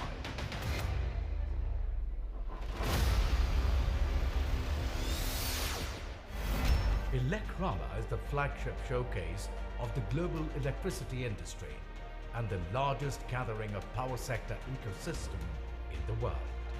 IEEMA is your comprehensive gateway to a complete spectrum of electrical solutions that powers the planet from source to socket and everything in between. You are actually my family. This industry is our industry. And in our industry, for the past 5-6 years, we brought about a huge transformation. The 16th edition is all set to be bigger, better, bolder than ever before. With the theme Reimagining Energy for Sustainable Future, IEEMA 2025 will focus on emerging areas of sustainability, innovation, quality, safety, reliability, digitalization, automation, and energy efficiency. This edition will feature for the first time dedicated theme pavilions for new energies, digital energy, battery and energy storage, automation, motion and drives, power generation, smart homes and buildings, and occupational health and safety. Get ready for an immersive experience like never before at IEEMA 2025, as you will have an opportunity to find the latest in product, technology, solutions and innovations in generation, transmission and distribution,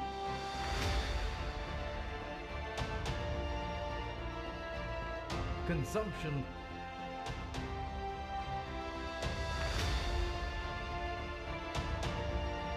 and startup ecosystem. IEEMA promises to deliver an unmatched experience and opportunity to engage with the spectrum of industry players and network with global counterparts and key decision makers. It not only promotes the showcase of products and ideas, but also provides a platform for growth opportunities and forging new business ties. The impressive lineup of co-located events offers a 360-degree touch that rounds up the IEEMA experience. Your search for the latest in product, technology, innovations, solutions ends here at IEEMA 2025. This is not just an event. It's a journey into the heart of power and electricity, where future of energy takes center stage. Be a part of IEEMA 2025 to script the future of the new energy paradigm. See you at IEEMA 2025.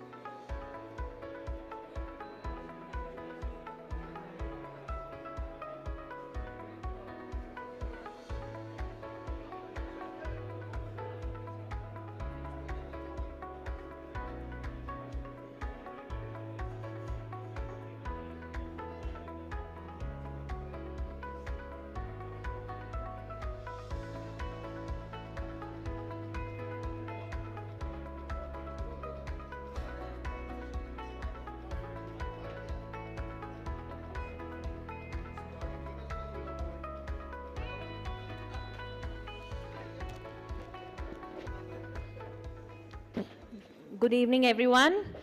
Requesting everyone to please settle down. We are starting in a minute. You can grab your tea or coffee here and you can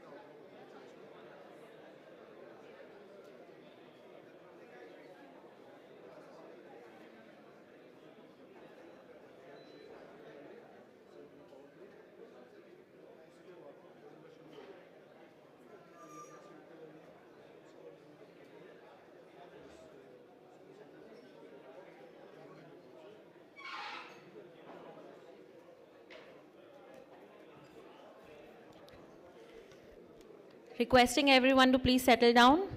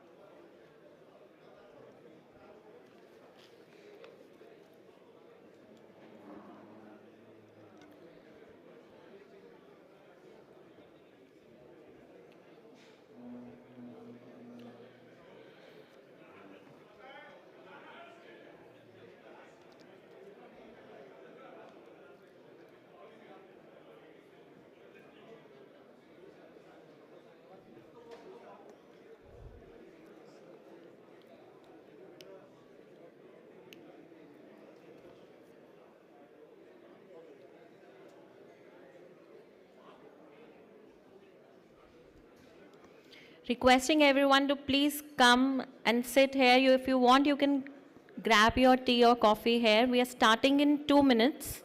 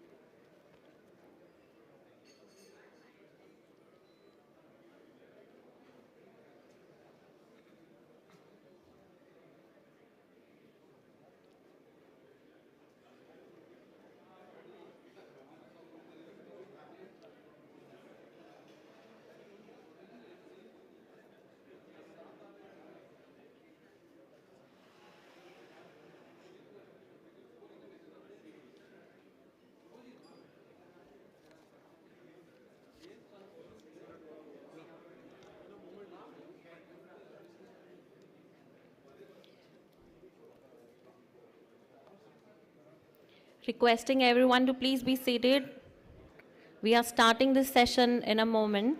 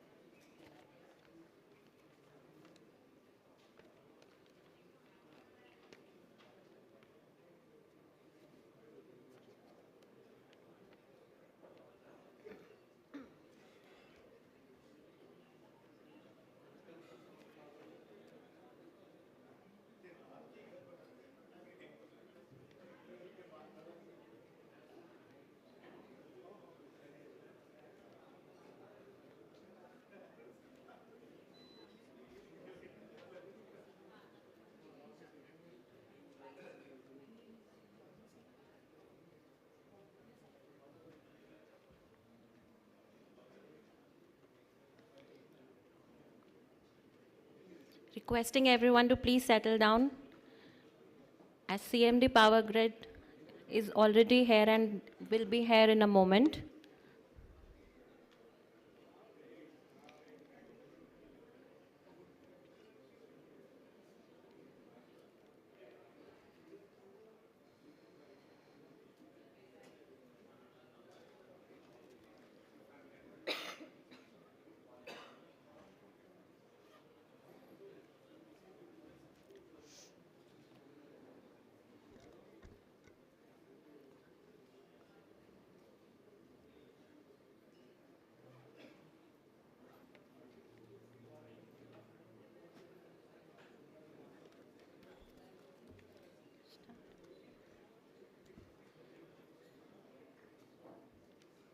Good evening, everyone. We are starting with a special session on strengthening transmission infrastructure and outlook. And for the same, I would like to invite on the dais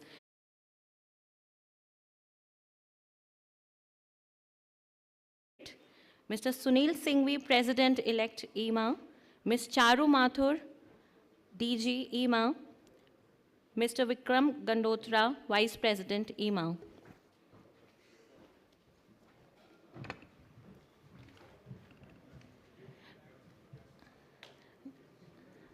Now, I would request Mr. Arziwala to give the welcome remarks.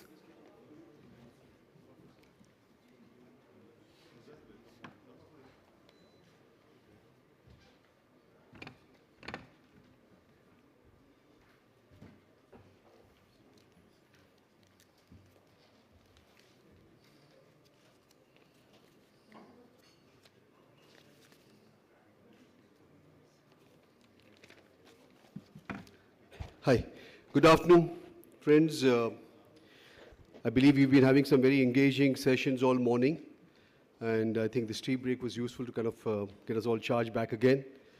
It's really a pleasure to welcome you for this crucial session on strengthening of the transmission infrastructure at this conclave today. We are honored to have with us our special guest, a leader who has been instrumental in shaping India's power sector, Shri R.K. Tyagi Sirji, the Chairman and Managing Director of Power Grid. Sir, your presence here today underscores the importance of the topic we are about to delve into. So, to give you a little introduction, Tyagi sir has had a very, very illustrious career. He's handled various power grid businesses most effectively, amongst them asset management, engineering, business development, both domestic and overseas, the telecom division, load dispatch and communication, and the National Transmission and Asset Management Center, among so many others here. We all know that Tyagiji holds is the head of one of the world's largest transmission utilities. A power grid transmits over 45% of the country's power. It has a network of over 1,75,000 odd circuit kilometers with over 270 substations with a transformation capacity of over 4,95,000 MVM. Proud to also say that 99% of the system, 99% is the system availability, which is amazing because, you know, all the time, I mean, you will never find outages happening in that case. So today, as we move cleaner and towards a more sustainable energy future, the role of the transmission infrastructure has even become more critical, and Power Grid, the nation's largest transmission utility, has been at the forefront of this transformation. So under the visionary leadership of Tyagiji, Power Grid has actively enabled the integration of renewable energy into the national grid, a key step in our journey towards a sustainable energy future. So looking forward this afternoon to interacting more and hearing from the man himself as we go along this session this afternoon. Thank you.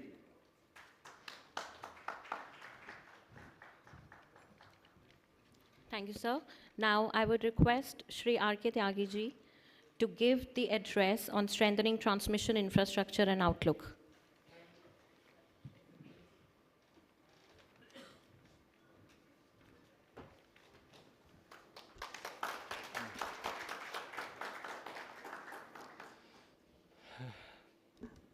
Good evening, everyone.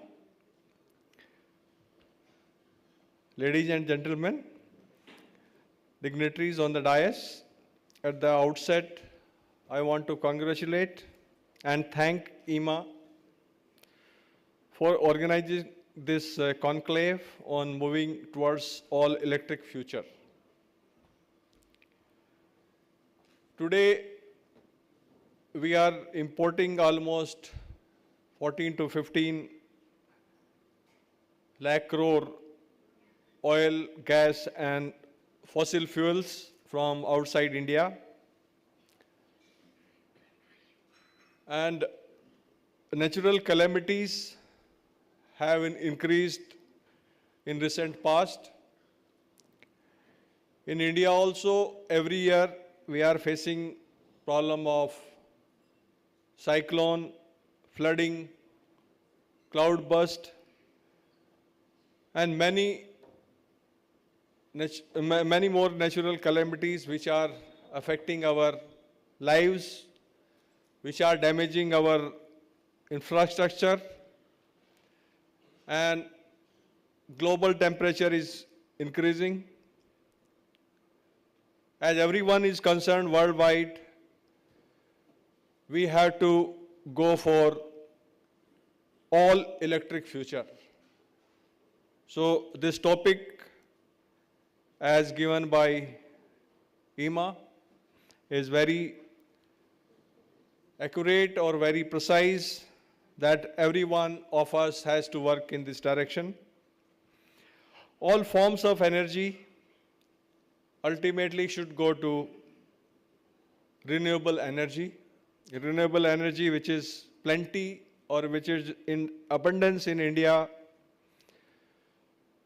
So if we find the way how we can harness this renewable energy, and all forms of energy can be converted, or we can make use of green energy for all forms of energy, that day India will become developed country, we will become superpower, and we will not be dependent on any country for energy security.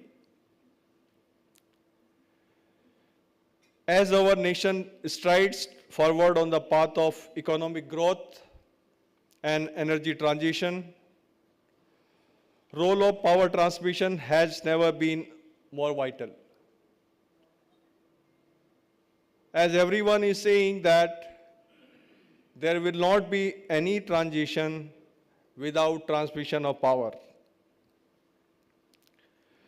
So integrating renewable energy into power grid presents several significant challenges, primarily due to the inherent variability and intermittency of sources like solar and wind. These fluctuations can lead to instability in the grid, making it difficult to maintain a consistent power supply. Additionally, we also have challenge that RE resources in India are mainly in Gujarat, Rajasthan, and western part of the country, and wind is mainly in western part and southern part.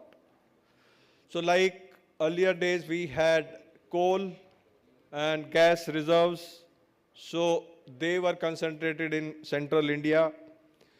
So power required to be transmitted from one corner of the country to another corner of the country.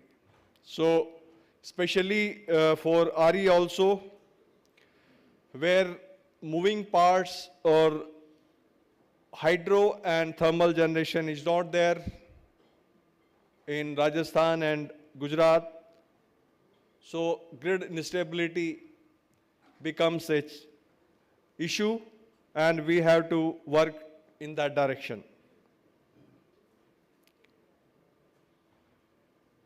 Power grid or Indian grid is very robust. Our backbone transmission network is so robust that it is one of the strongest grid in the world.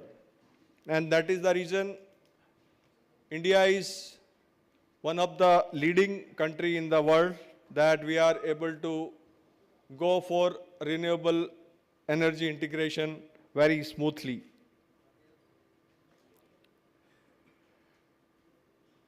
As we know that power transmission plays a critical role in mitigating these challenges by providing the necessary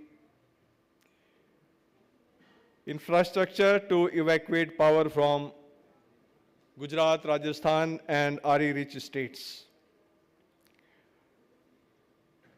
Sufficient transmission capacity, advanced technologies like HVDC, and dynamic reactive compensation such as SVC and STATCOMs are essential for maintaining grid stability. By continuously expanding and modernizing the transmission network, we can enhance the grid's capacity to absorb large-scale renewable energy, thus supporting India's transition to sustainable energy future. Today, we have inter-regional capacity of about 1,18,000 megawatt and about 4,86,000 circuit kilometer of transmission line, 12,55,000 MVA capacity, and about 450 gigawatt of installed capacity. And we plan to become 500 gigawatt RE installed capacity and more than 800 gigawatt capacity of total installed capacity by 2030 and almost 900 megawatt by 2032. So you can imagine today that we have about 12,55,000 MVA capacity and only installed capacity of 450 gigawatt. If we want to go for almost 900 gigawatt, so we will require more than 10 lakh MVA capacity in next 6 to 7 years. But the present capacity in India is, I feel it is not adequate, it is not sufficient. And my request to all the manufacturers, to IEEMA, will be that we should go for capacity augmentation.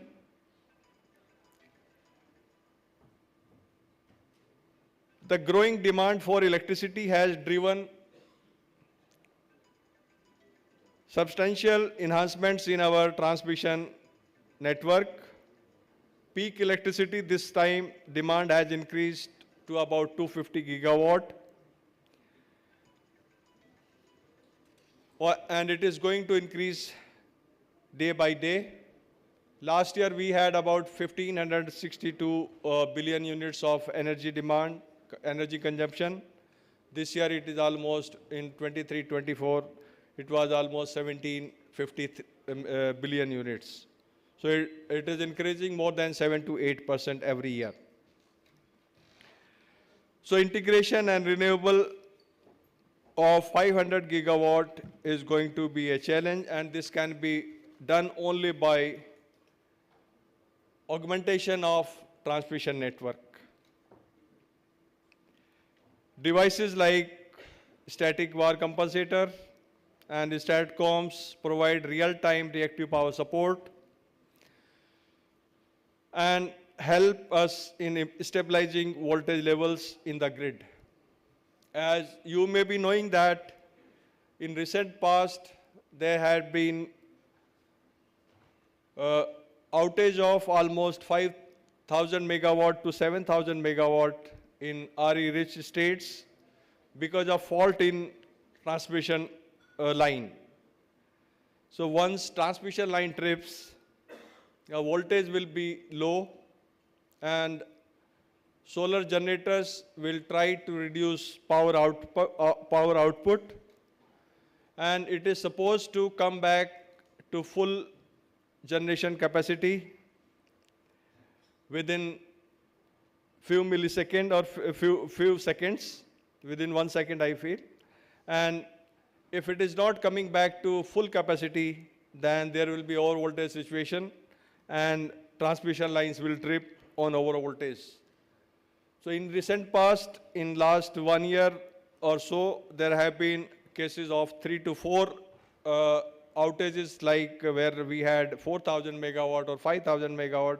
In one case, outage of almost 7,000 megawatt was there. In addition, HVDC will play a very important role. We already have plans for Badla to Fatehpur, HVDC 800 kV, 6,000 megawatt transmission system. Then Khavda to Nagpur, 6,000 megawatt. Then there will be one more from Rajasthan to somewhere in MP, and Kurnool to Vizag, 6,000 megawatt, 800 kV HVDC transmission line. And there are talks that there will be one KPS to Surat or South Olpad, about 2,500 megawatt VSC.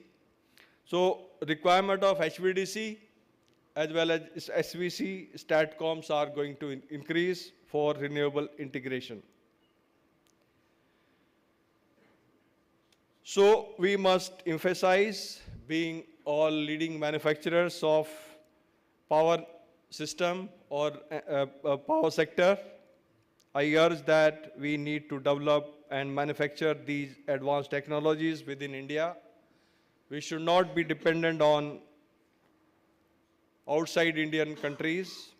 Currently, much of the equipment for HVDC and dynamic reactive compensations are imported, making us vulnerable to global supply chain disruptions. Our cost will increase, our availability of equipments will be affected if we are dependent on outside Indian companies. So building domestic capabilities in these areas will not only enhance our energy security, but also create economic opportunities and drive innovation within the country. One most important development which is being discussed, and it is in initial stage, is development of 1200 kV system. I remember that in 2007, 2008, that time we all together, we came together and developed 1200 kV technology within India, and all the technical parameters, all the equipments were developed indigenously. As India's energy demands continue to rise, so we will have to go for 1200 kV. Power Grid is already having one 1200 kV transmission line from Wardha to Aurangabad. So there are talks that this needs to be converted to 1200 kV, and presently it is charged at 400 kV. So I urge or I request all the Indian manufacturers to support us, to support Government of India for upgradation of this 400 kV line to 1200 kV, so that we develop all transformers, breakers, equipments indigenously, and we upgrade this technology so that we can demonstrate that 1200 kV transmission system is developed indigenously and it is totally Indian, so that we can plan more and more 1200 kV transmission lines. But there are challenges in power transmission. We have been discussing that this much of renewable energy and other forms of energy will be integrated into the grid.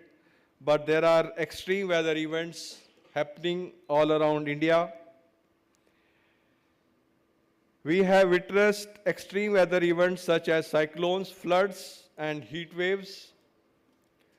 Cyclone, which was maybe once in 3 years, 4 years, now every year we are facing a severe cyclone in some or other part of the country. So we had to mitigate this risk. We are increasingly relying on advanced technologies like emergency restoration system, which enable us rapid restoration of power after an event. Similarly, for floods, for wetlands, we have to be dependent on porta decks, which facilitate restoration of transmission network at faster rate. Then right of way is a very big concern, because now everyone is aware, everyone is knowing that what is the cost of land. So nobody is allowing transmission system developer that the transmission line can be built in their land. So wherever even a single tower is a project for transmission system developer. You imagine 300-kilometer long line, which will have 800 to 900 towers, and we may have to deal with almost 800 to 900 landowners. Apart from that, there will be ROW between two towers, so maybe we may have to deal with so many landowners. So constructing or developing transmission network is going to be a very big challenge. So unless until government or state governments help a transmission system developer, this transmission network will not be easily developed. And ROW, because load is there mainly in urban areas, so ROW in urban areas is much more. So we already, Government of India on June 14th, 14th June, they have come out with the ROW policy, where a tower base, 200% of that tower base and 30% of ROW area can be compensated. But normally we pay as per the circle rate, but no landowner will be happy with the circle rate. They are demanding either market rate or maybe 4 times of the circle rate. As I told, that supply chain constraints and need for indigenization is a very big challenge. We are facing problems in transformers. Transformers, I don't know, there are 7 to 8 manufacturers, but normally we are getting bid from 1 or 2 manufacturers. So it is a big challenge that how transformer manufacturers are claiming that there is adequate capacity of transformers, but the utilities, Power Grid, I can tell that we are the best among all utilities. Other utilities, even they are not getting a single bid. Power Grid is getting 1 or 2 bids. So we...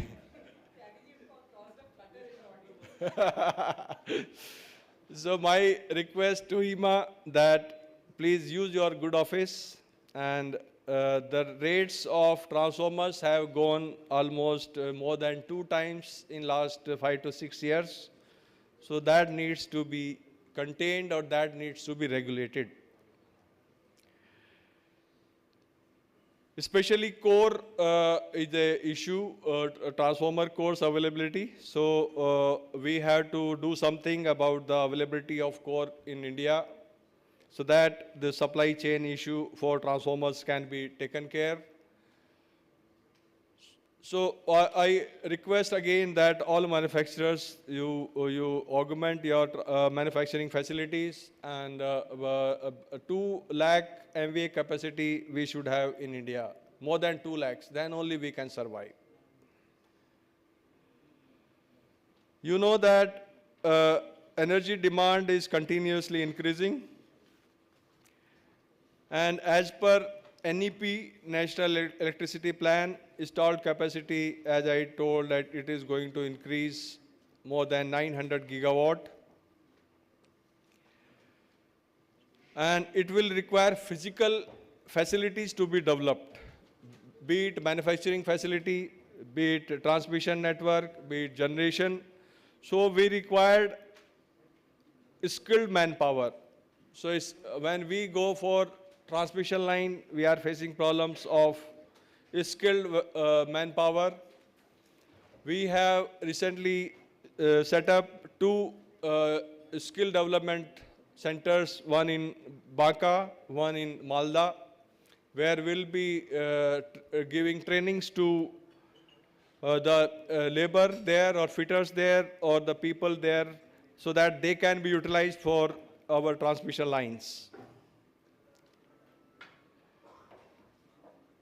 So how this transmission line will need to be evolved.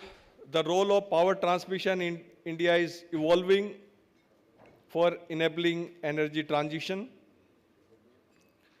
Power grid has been playing important role in green energy corridors development, which are very crucial for renewable energy integration. Our efforts, as you know, that they are beyond national borders. We have already transmission system with Bhutan, Nepal, Bangladesh. And now we are talking about Myanmar, Sri Lanka, then Singapore, and Middle East countries.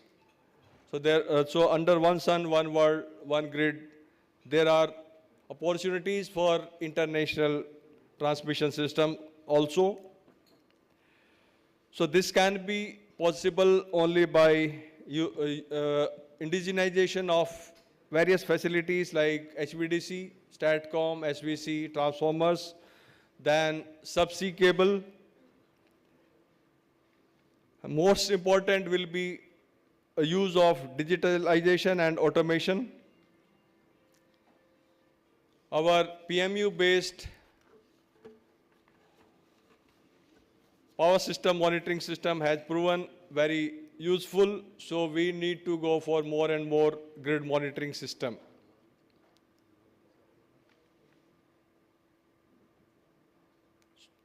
So at the end, I will say that we have a big challenge for development of RE power, renewable power, and integration into the grid through advanced technologies like HVDC, 1200 kV, SVC, STATCOMs, then synchronous condenser also. We will have to start using synchronous condenser.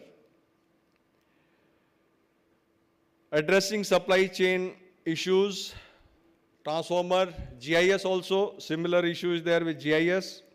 So we need to develop more facilities for GIS, especially GIB supply chain issues there in GIB for GIS.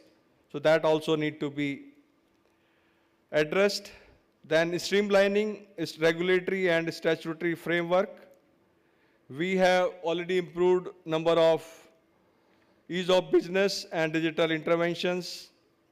Still we have significant opportunities for further evolve various statutory approval processes for ensuring faster execution and smooth connectivity to the grid. Then building capacity and skill development is also very important in each area, be it transmission system, be it transformer, be it GIS, or any part of any segment of this transmission network. So outlook of power transmission in India is challenging as well as promising. As we continue to expand and modernize our grid, integrate renewable energy, and meet growing energy demands of our nation, the transmission sector will play a central role in ensuring that India's energy future is secure, sustainable, and resilient. With the right policies, investments, and innovations and collaborative approach, we are sure that we will achieve our goals and continue to lead the world in the energy transition.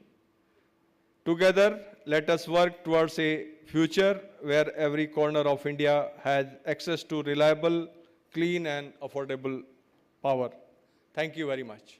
Thank you.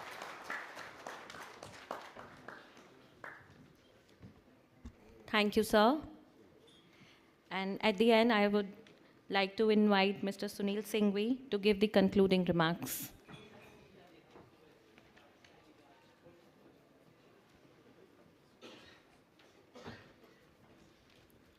Honorable R.K. Tyagi Saab, Chairman Power Grid, my colleague of IEEMA Presidium, Hamza ji and Vikram ji, members of Executive Council, ladies and gentlemen. Sir, thank you very much for sparing your valuable time. And we know it was raining heavily in Delhi, and it took more than 2 hours for you to reach, and thank you very much for that same. More than 2.5 hours. I think, sir, the few important points I think we, as an industry, we really appreciate that there is a huge potential for the industry because of the expansion plan.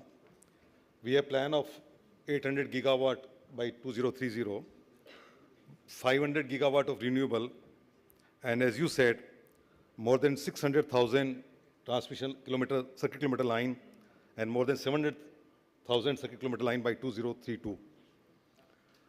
You raised a few important points. One, you raised about the core of the transformer, CRGO core. Another point you raised was about the availability of transformers. So, Charu, I want to bring the attention of SAF for the 2 points. You raised 2 points, sir. One is the availability of CRGO. Another was the transformer availability. We have been at IEEMA, I think, we got very good support from the Ministry of Power because a few particular manufacturers of CRGO were not BIS approved.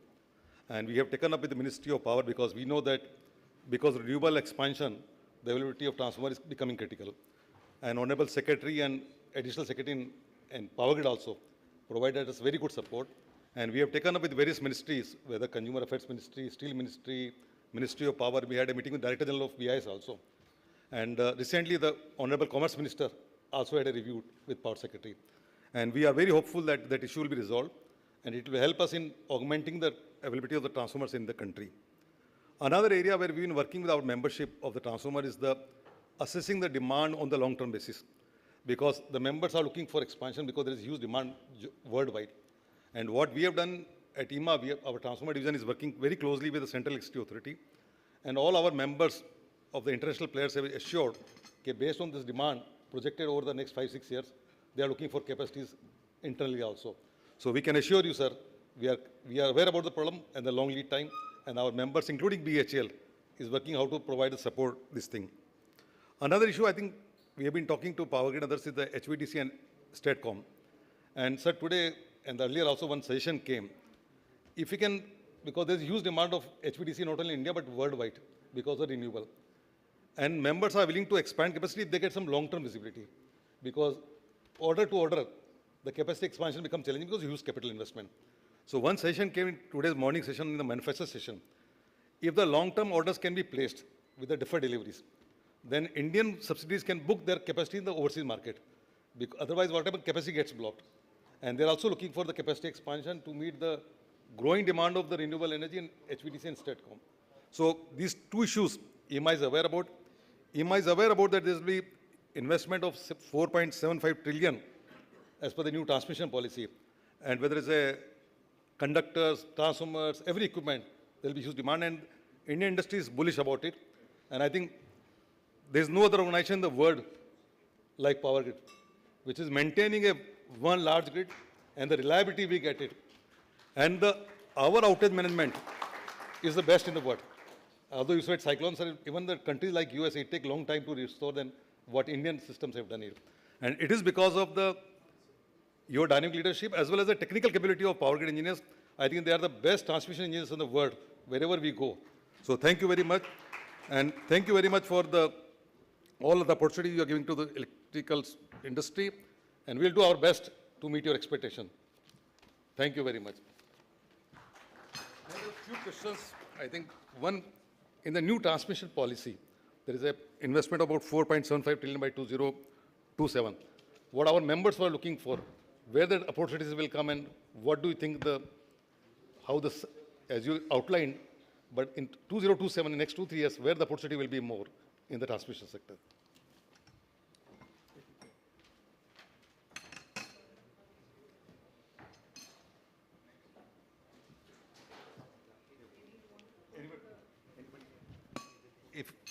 Anyone wants to ask question, then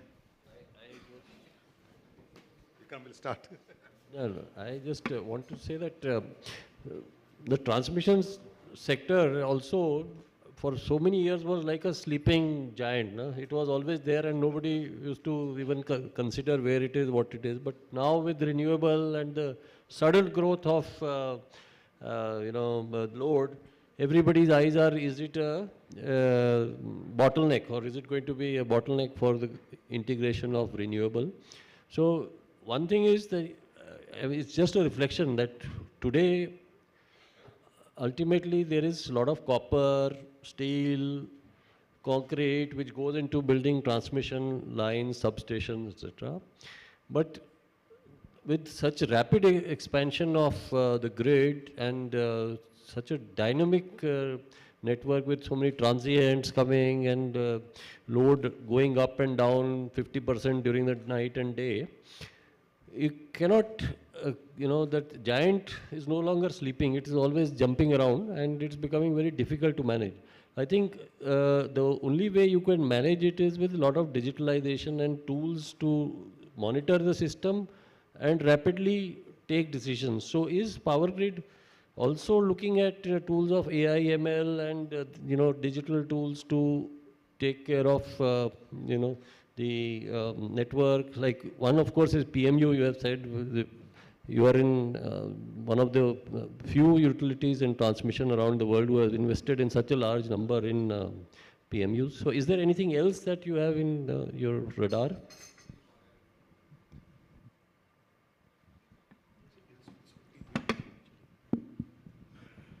Thank you. Power Grid has been in the forefront for using state-of-the-art technologies. As I was referring that the use of PMU has really helped in monitoring transmission system and grid as a whole. And we all, have this PMU output in our NTMC as well as in all the RLDCs and NLDCs. Apart from this, we have many digital tools for monitoring of our various equipments, use of artificial intelligence, machine learning. Like we have sensor-fitted drones or even a single normal camera. We take the pictures of various transmission line towers, insulator, transmission line conductors, and we send these pictures to our server, and these pictures are automatically analyzed through artificial intelligence and machine learning, and automatically the defects are identified and maintenance order is made, and it is automatically sent to the maintenance team for rectification. Similarly, for transformer, breaker, and other equipments, we have digital-based or software-based analysis tools for condition monitoring of various equipments. So far, we have been having these tools in isolation. Now, we are coming out with one tender for APM, Advanced Maintenance Management Tool, and this will be helpful for integrating our all assets and all digital tools of condition monitoring. And we will have one platform for total condition monitoring of and asset management of all the assets like transmission line towers, insulator, jumpers, and all sort of equipments, including protection system, will be monitored digitally and through artificial intelligence and machine learning.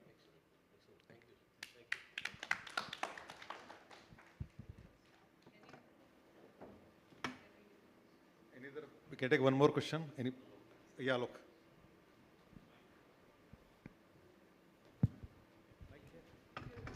Mr. Tyagi, Alok Brara from Powerline. Our interstate grid is very, very good. However, in some other states, we are seeing that not enough investments have been made. In certain states, intrastate, there have not been enough investments. Now, the central government has had many schemes over the years to help distribution companies. Should the central government look at a way to help the state transcos or the state governments invest more in intrastate transmission networks? Yeah, like we have been talking about intrastate transmission network and intrastate transmission, the way it should have been developed, it has not so far. But now there is a increased focus by all the states. Unless until there is a integration of ISTS in each state, it will not be possible to handle the demand of energy in each state. Like I was talking to someone like UP, which had about 12,000 megawatt about 7 to 8 years back. Today it is going almost 30,000 megawatt. So in less than 8 years, the demand has increased more than 2 times. So this will happen in all the states, all the cities, and until there is a strong connectivity with the grid, so states will not be able to handle their demand. And now each state is coming out with their plan. Like Rajasthan, they have recently signed MOU with the Power Grid for formation of joint venture company for developing intra-state transmission system. So we will be given those projects to the joint venture companies. And similarly, UP, then Andhra Pradesh, Odisha, and Assam, they are also talking to us so that we can join hands with the state and we can develop intra-state transmission network. So states are getting more focus for development of intra-state, and which is the need of the time. So unless until there is a more transmission network in a state, this integration will not be smooth. Thank you.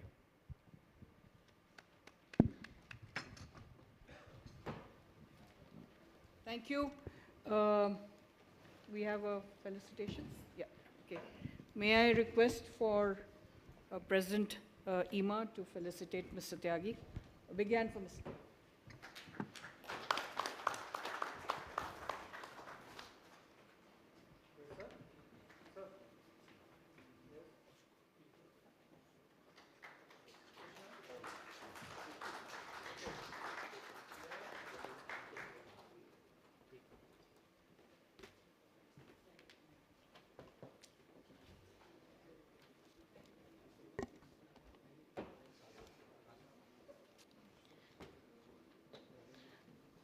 Thank you, everyone.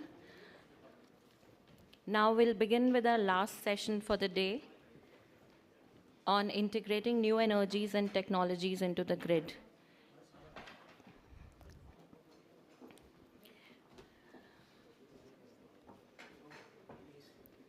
Requesting everyone to please be seated.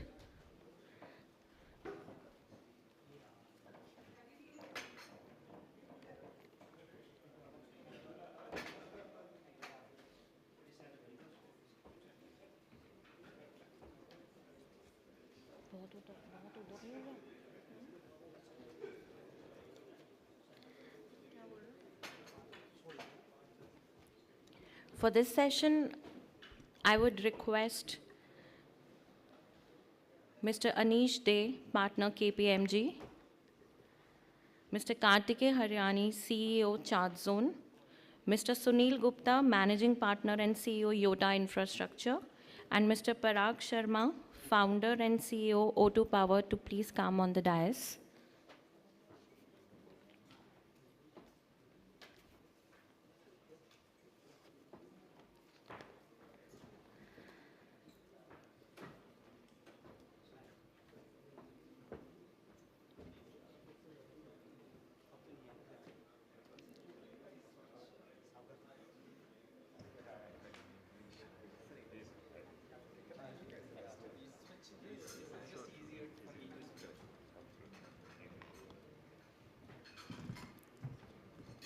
And I would request Mr. Dey to do the context setting and moderation for this session, please. Well, thank you. Last session of the day, full hall. So glad to see that. And absolutely. And I understand that you have had a very, very good sessions, sessions through the day. So hopefully we have to live up to that standard which we had through the day and make this productive for the audience over here. It's a very interesting time, so I'm sure we're going to have some fascinating discussions. Just in terms of my panelists today, so first as my introduction, I lead energy, natural resources, and chemicals for KPMG. So I've been in this sector for about 27, 28 years in consulting roles in India as well as globally. But India is a place where it is a place to be, and because every action is here, and I'm going to actually call out how India is so different from anywhere else in the rest of the world I see. In terms of the panel, fantastic panel. We are missing Mustafa, who was supposed to be here, but there's a bereavement in his family, so he couldn't be here. But we still have 3 people who are really, really good and bring very different perspectives.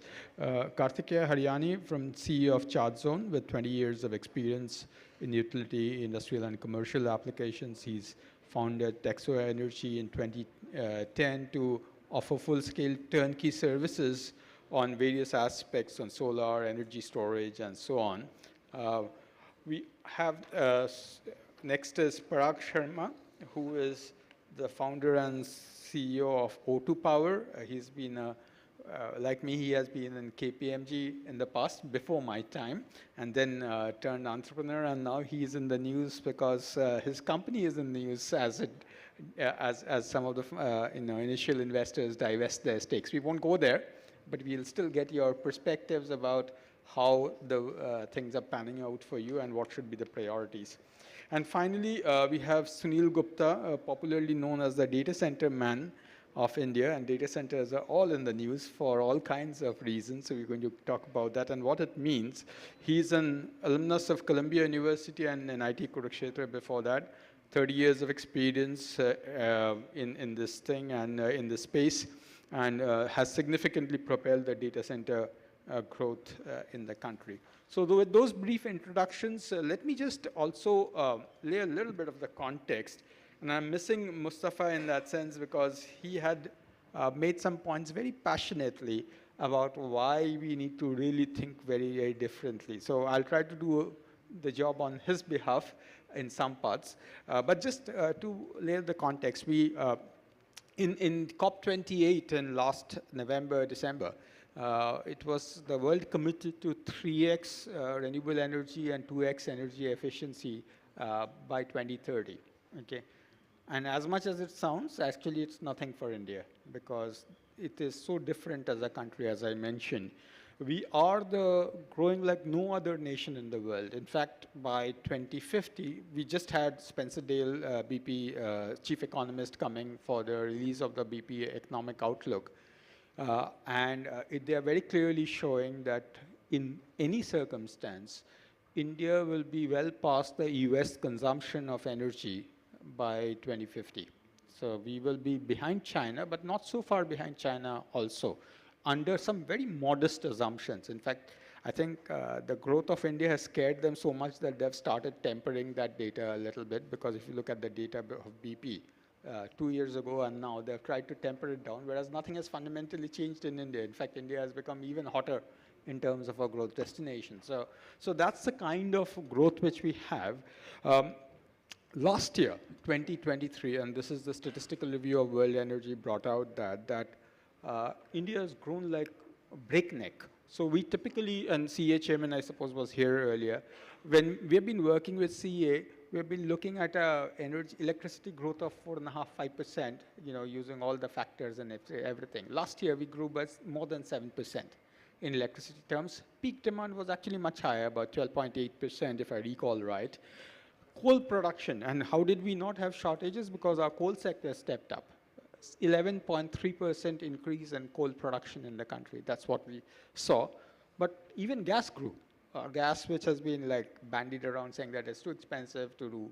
We had 66 days of unlimited gas, those plants running unlimited without limitations. Okay, so, and that was way beyond what was budgeted for initially. Sadly, because of all of this, our emissions also grew. And our emissions grew to a point where in the next few years, we are actually almost on an incremental basis emitting more than anybody else in the world, much of the world put together in an incremental basis, of course. In terms of change of emissions, our emissions are actually, if you add up much of the rest of the world, our emissions are going faster than that, barring China, and even then we are going to cross China there. That's a dubious distinction. That's a dubious distinction because we really cannot go that way. The world cannot afford, we also cannot afford. So I think something will need to change over the period of time.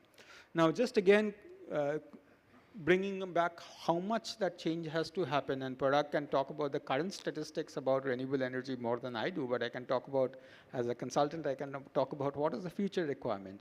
By 2047, when we are talking of Viksit Bharat, we are going to actually need 1,400 to 1,500 gigawatts of renewable power, okay, unless utilization factors radically improve. That's so massive, the whole countryside will be covered with renewable energy if that has to happen. And that is without counting the demand for green hydrogen. If green hydrogen becomes what it becomes, then it's going to be something else. So this is the kind of thing which we are, just to summarize this opening comment, we need pretty much everything. We need wind, we need solar, we need storage, we need lots of transmission, which we were talking about. We need gas, we need coal, but more than anything, we need renewables to step up and now take the center stage. In fact, just as I close and start with the Q&A, one startling fact is that in the combination, if you combine wind, solar, and hydro together, as a proportion, India generates less from those sources than we did in 1975. In 1975, we used to generate more from clean energy sources than we do today. So that has to change. That's why I said 3x and 2x are not good enough. So this is where we are going to start. Since I've started with the power sector, maybe Parag, your opening comments, and I'm going to invite all of you to make your opening comments in this context about how we can really scale up and what does it mean. And given that I've started with power sector statistics, let's start with Parag. Yeah. No, thanks, Anish. I think you covered well. But just to add on the stats, so we used to think that 500 gigawatt by 2030 is a massive number, and how will we add 50 gigawatt every year in renewables? But if you look in this financial year, in the last 4 months, solar capacity addition is 5 gigawatt plus. So this is second highest to China. So we are really gunning for 25 to 30 gigawatt of solar this year. On top of that, wind already is almost 1.2 gigawatt in the first 3-4 months. And hopefully that also will be 5 gigawatt plus. So we are not at 50 gigawatt a year, but at least we are gunning for 30 gigawatt this year. But having said, this is not sufficient. A lot more needs to be done. And I would say 2-3 things which can really change this dynamics. So why India is able to do 25 gigawatt plus this year? Because 5 gigawatt is coming from one single solar park called Khavda. So we need more of Khavdas. Only when a player like Adani announces that they can do 50 gigawatt by 2030, we start getting comfort that yes, we can reach to 500 gigawatt by 2030.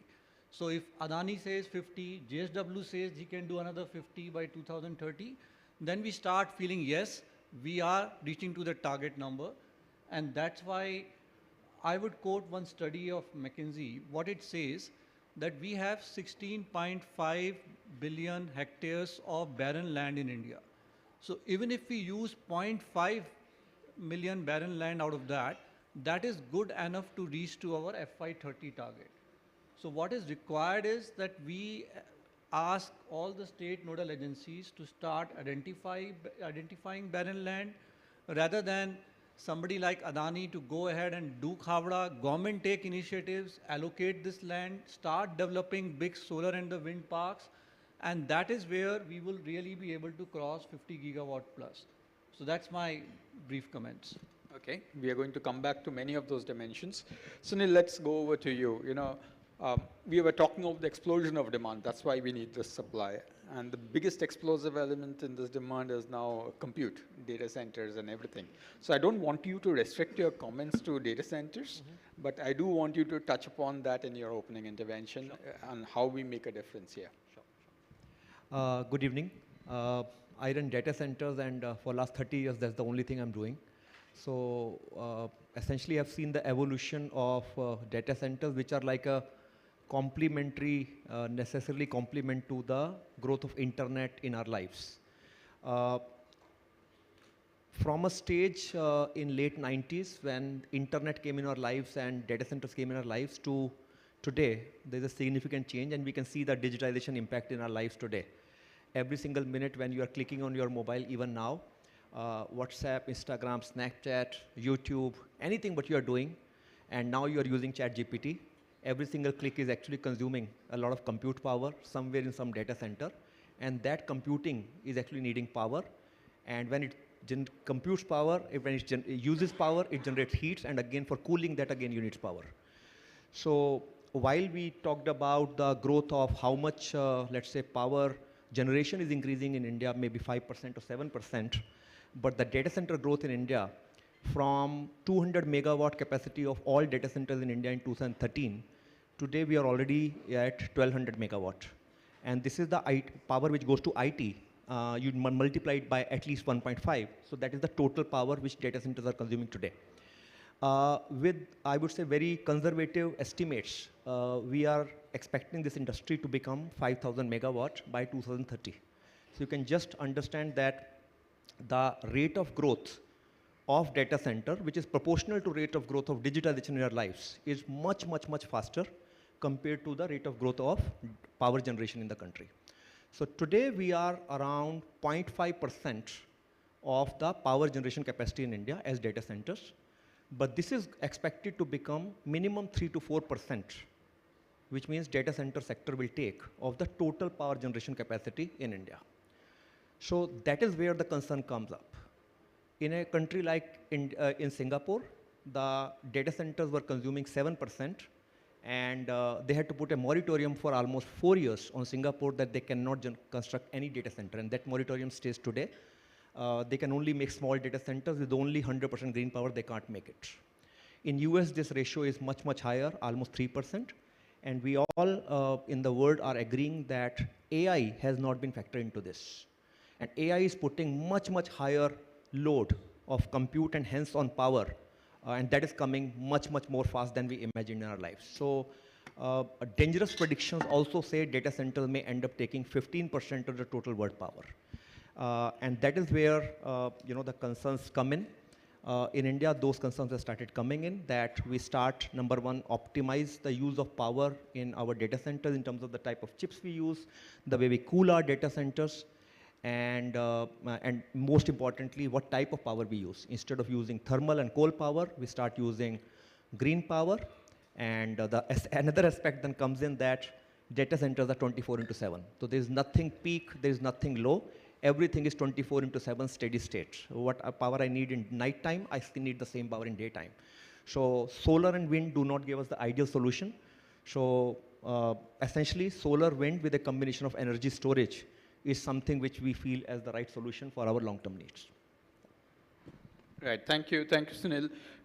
Just a quick observation before I go to Karthikeya. You mentioned the explosive growth. It's like much like green hydrogen, except that green hydrogen hasn't happened. Parag will disagree with me, but AI has happened already, and it's going to be exploding in the next 2-3 years.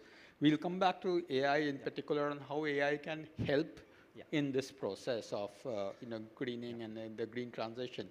But one observation I must make over here is that while you can clean up your data centers by using green power, okay, the reality is that unless we produce net new green power, incremental green power for you, you are actually displacing some other user of green power, right? So it doesn't necessarily solve the problem unless we are able to scale up, which is why that 3x is not good enough if we have such heavy incremental loads. We need to be going much more. Let's come to Karthikeya as the next big area. You're the CEO of Charge Zone. You have seen much of the demand side, and you're getting the infrastructure in place. I wanted you to have a take on the various things which you're seeing on the demand side, including mobility. And specifically on mobility, just like green hydrogen, is the interest in e-mobility waning a little bit? Seems like it's softening a little bit. Yeah, Anish, I think, so over the last 5 years, we've been involved into e-mobility space. We are, as chosen, we are the second largest CPO in the country after Tata Power, with more than 3,500 plus high-speed charging points. In fact, you can drive from Amritsar to Chennai using our network in an electric car or in an electric bus without any range anxiety. Now, having said that, let's pause a bit and go back to why a country like India or our country needs e-mobility. So I think the answer is very clear, that the dependence or the energy security can be improved, right? In other words, that you reduce your input bills. One of the data point here is that if by 2030, this is one of the vision of government, that at 30% of the new vehicle sales, if it's going to be EV, it will put up a load of roughly 7 to 8% of new energy requirement from the grid, which translates effectively to roughly 20 gigawatt of power that the EV industry will require. Now, a lot has been said about electric cars, and Anish, as you rightly mentioned, that yes, the recent market data are not really exciting. But honestly, I would really ask myself and the industry out here that why are we really bothered about cars? Why are we really bothered about personal mobility? While the elephant in the room is actually about commercial mobility, because those are the gas guzzlers over here. Another data point which actually prompted us to launch an electric truck platform in the country. Last week, we ran the first electric truck between Bangalore and Chennai, a 19-tonner and 55-tonner. Top 51 cities of India have 100 million plus vehicles, including two-wheeler, three-wheeler, and four-wheeler. Less than 5% are trucks and buses, and they consume 40% of the diesel every day. Just 30% of those buses and trucks, if they become electric, you will save enough in import bills to fund the healthcare and the education budget of this country, and that too on recurring basis. Isn't that far more motivating in terms of why we should not start addressing commercial mobility in the country, commercial mobility in the country, where the fuel is produced by likes of Parag and several other generators in the country, both renewable and non-renewable too. Now, having said that, I think the results has not been very, very ominous in terms of how many electric cars are sold and so on. But let's pause and go back to the last 2 quarters. For the first time, the cost of battery has breached a $200 mark and a $200 per kWh mark for the mobility application. For energy storage, we have seen now several new rounds of tenders and PPAs getting signed under what we call RTC mechanism. And I think that's a good news. And then obviously there's a topic to be addressed separately in terms of how energy storage will help you stabilize the grid and so on and so forth. But the cost of battery going down for the first time, I think that has led to a very interesting business cases in terms of improved TCOs in the country. And therefore, you are seeing a new round of tenders in GCCs, I mean electric bus under GCC program. Corporates asking for employee transportation services using electric car, a fleet of electric car. Again, I would not rate it as personal mobility, but rather a commercial mobility. And similarly, you have other vehicles like electric truck and other application of electric buses for employee transportation, for intercity applications, going forward. Therefore, of course, the questions do come that, well, we import oil, we import lithium from China. I mean, the cells. Well, I have a very simple kind of banya view over here. You import diesel and petrol, I mean oil, you smoke it, you can't do anything about it. At least lithium will stay with you. And lithium stays with you because you can recycle lithium the next time, back into the batteries or cells made in India, which I think is a part of the vision the government has. Now, having said that, we need 20-25 gigawatt of power, new age power in e-mobility sector. Let me touch base a bit on green hydrogen as well. But can I say something about green hydrogen? Let's move further and let's refer to green ammonia. So green hydrogen relates to green ammonia, of course. I'm not sure how many of us are really aware that India the Indian agriculture industry, which is run on urea or fertilizers or inorganic fertilizers, is, the ammonia consumed is hardly produced here in this country. It's a stark reality, by the way. Now, to produce ammonia, you need NH3. Nitrogen is available from the air. Hydrogen you can produce from electrolysis of water, something that we studied in school. And electrolysis of water is nothing but you use electricity. If you use green power, yes, it becomes green hydrogen. Now, a very simple data point out here. For every million of green ammonia to produce, you require 6 gigawatt equivalent of renewable energy. All right? 30 million tons of ammonia is what we require. In other words, the vision that Parag mentioned, that if 500 gigawatt of 2030, and if we are going to do green ammonia, let's say 30 million of that, including the domestic as well as the export opportunity, you'll require 180 gigawatt. In other words, roughly 35 to 40% of that renewable energy addition until 2030, green ammonia alone will consume it. Now, we all have heard about a new roadmap given by MNRE, Ministry of Power, etc., around green hydrogen and green ammonia, as well as on the MHI for e-mobility. I think the time has come to look mostly from the socio-economic point of view. We need to think putting country first in terms of our own energy security as well as food security, right?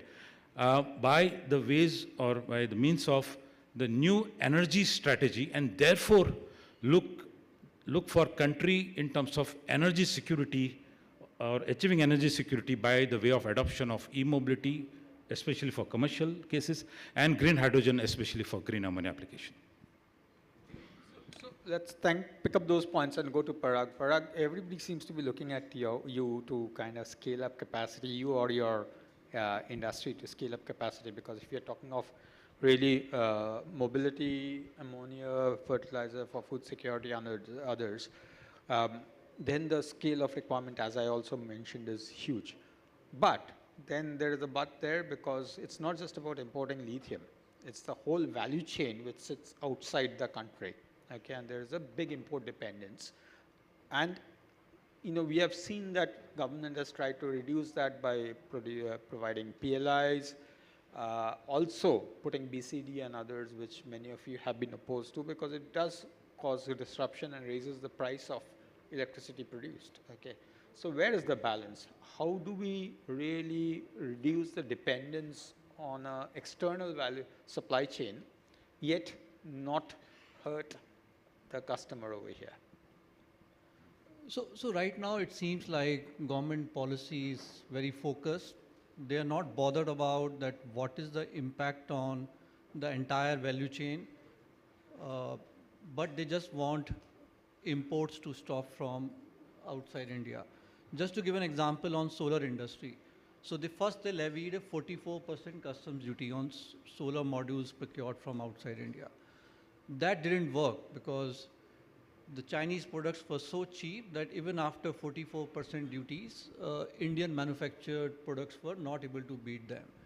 So they went ahead and they levied a non-tariff barrier, which is called IEEMA in our industry, where if you don't have that certificate, you can't import. So from 1st of April this year, we practically can't import any modules from China. People can obviously buy cells, convert them into modules in India. But they are not stopping here, because still cells are being imported from China. So recently they have announced that they will come out with a white paper where IEEMA will be required even for cells. So slowly they will push out over a 2-year, 3-year period that yes, let's force industry to develop cells also in India. You will be surprised to know what is the impact of this. If I would have been buying modules from China, I can buy at 9.5 cents. When I am buying from India, it is costing me 17 cents today. It is almost 25 paise per unit that a customer is paying high on account of this exercise of moving the whole value chain to India. But as I said, government seems to be very focused. They are not looking at impact on tariff. Right now they are very focused.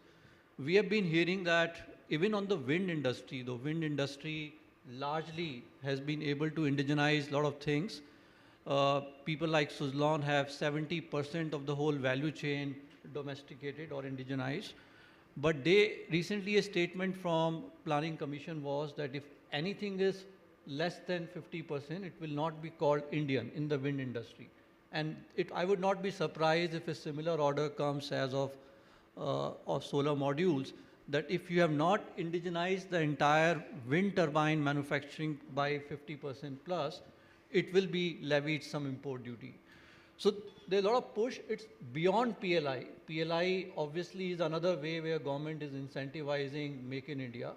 But all these tariff, non-tariff barriers are working around and working out, and it is really leading to a lot of domestic manufacturing happening. So a lot of stick and some amount of carrot, a small carrot, but a huge stick. The government is coming and chasing this industry. Right.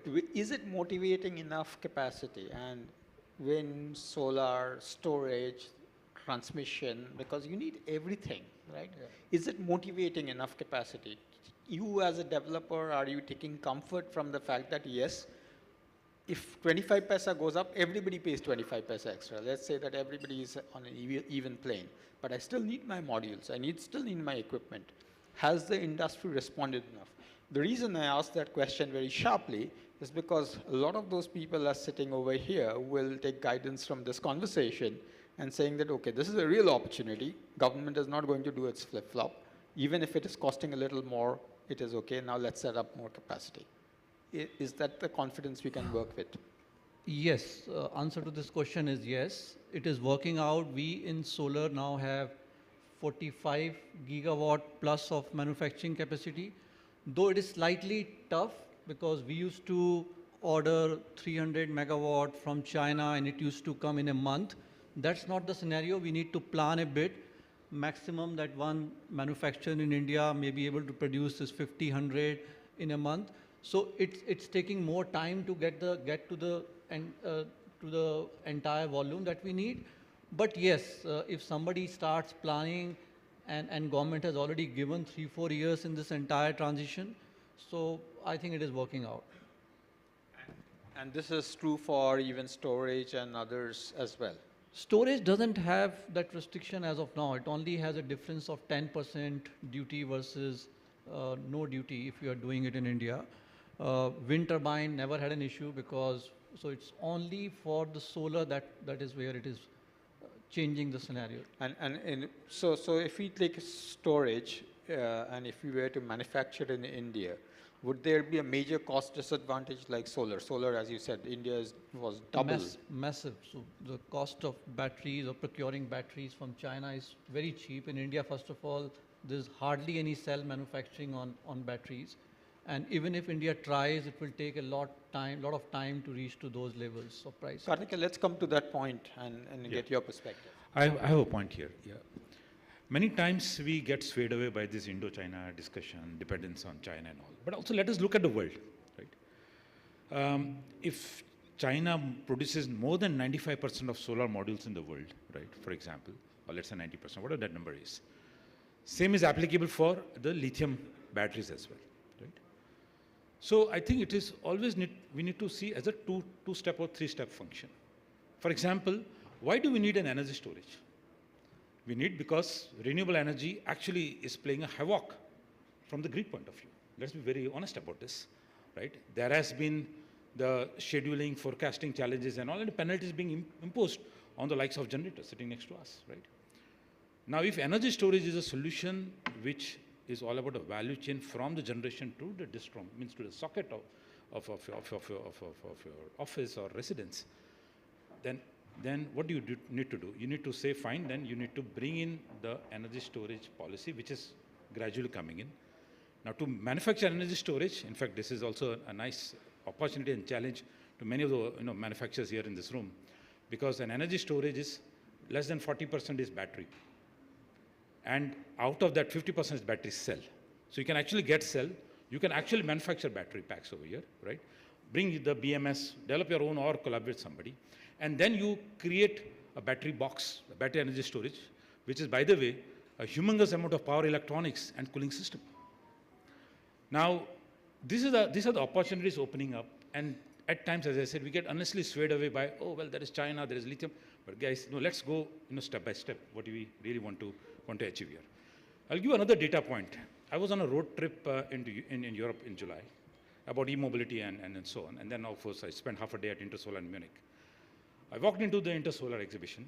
Well, this time it was not less about solar and a lot about energy storage. There were several manufacturers with a different type of energy storage solutions, many of them Chinese. Guess what? I saw a Samsung box of 5.2 megawatt hour. I just wondered what Samsung is doing here. Yeah. Well, it has an energy storage system with a very advanced BMS and power electronics. Of course, they manufacture mobile phones, so they have also best of the battery technology with them. But during that trip, I was in Netherlands, and guess what? If you are complaining over here that to get a new Discom connection for a new factory or a new charging station takes 3 months or 4 months or 5 months, in Netherlands, the waiting time is 3 years. And that has prompted a new age opportunity of creating mini grids with solar. There's renewable energy, wind, solar, offshore wind, and so on, with energy storage, and you are giving energy as a service. Means you can become your own Discom for a corporate park or industrial park in Netherlands. Now, challenges will come in. There are, as I said, all kind of industrial, socio-economic challenges will come in.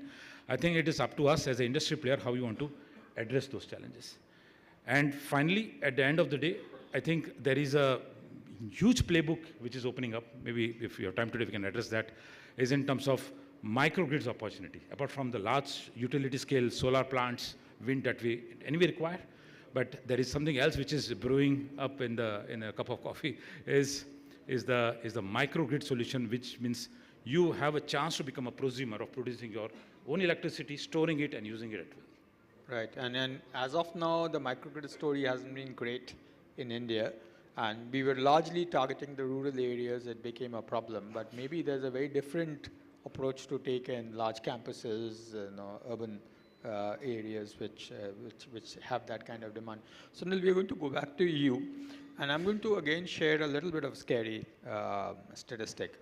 In 2 to 3 years, this is an LBNL, Lawrence Berkeley National Library Laboratories study, which says that in about 3 years, we're going to be back deep into shortages. 8 to 12% is the number they have quoted. Just analyze the data and got there. Actually, there's no rocket science. Each of us sitting in this, we can see that, except that we are almost stopping back from calling it out. Okay. Now, if that happens, how does your industry get affected? Because you need power which is continuous, flat, reliable, and of a certain quality. Yes. Okay, if you can't take interruptions, you can't take bad quality, you can't take bad frequency. How do you react in your industry? I think the answer lies with all of us. What will happen if any of the digital tools we are using right now stops for, let's say, few minutes, forget few hours or few days? I think we saw the impact of CrowdStrike and Microsoft induced outage, and how from airports to hospitals to schools and everything, the life came to standstill, right?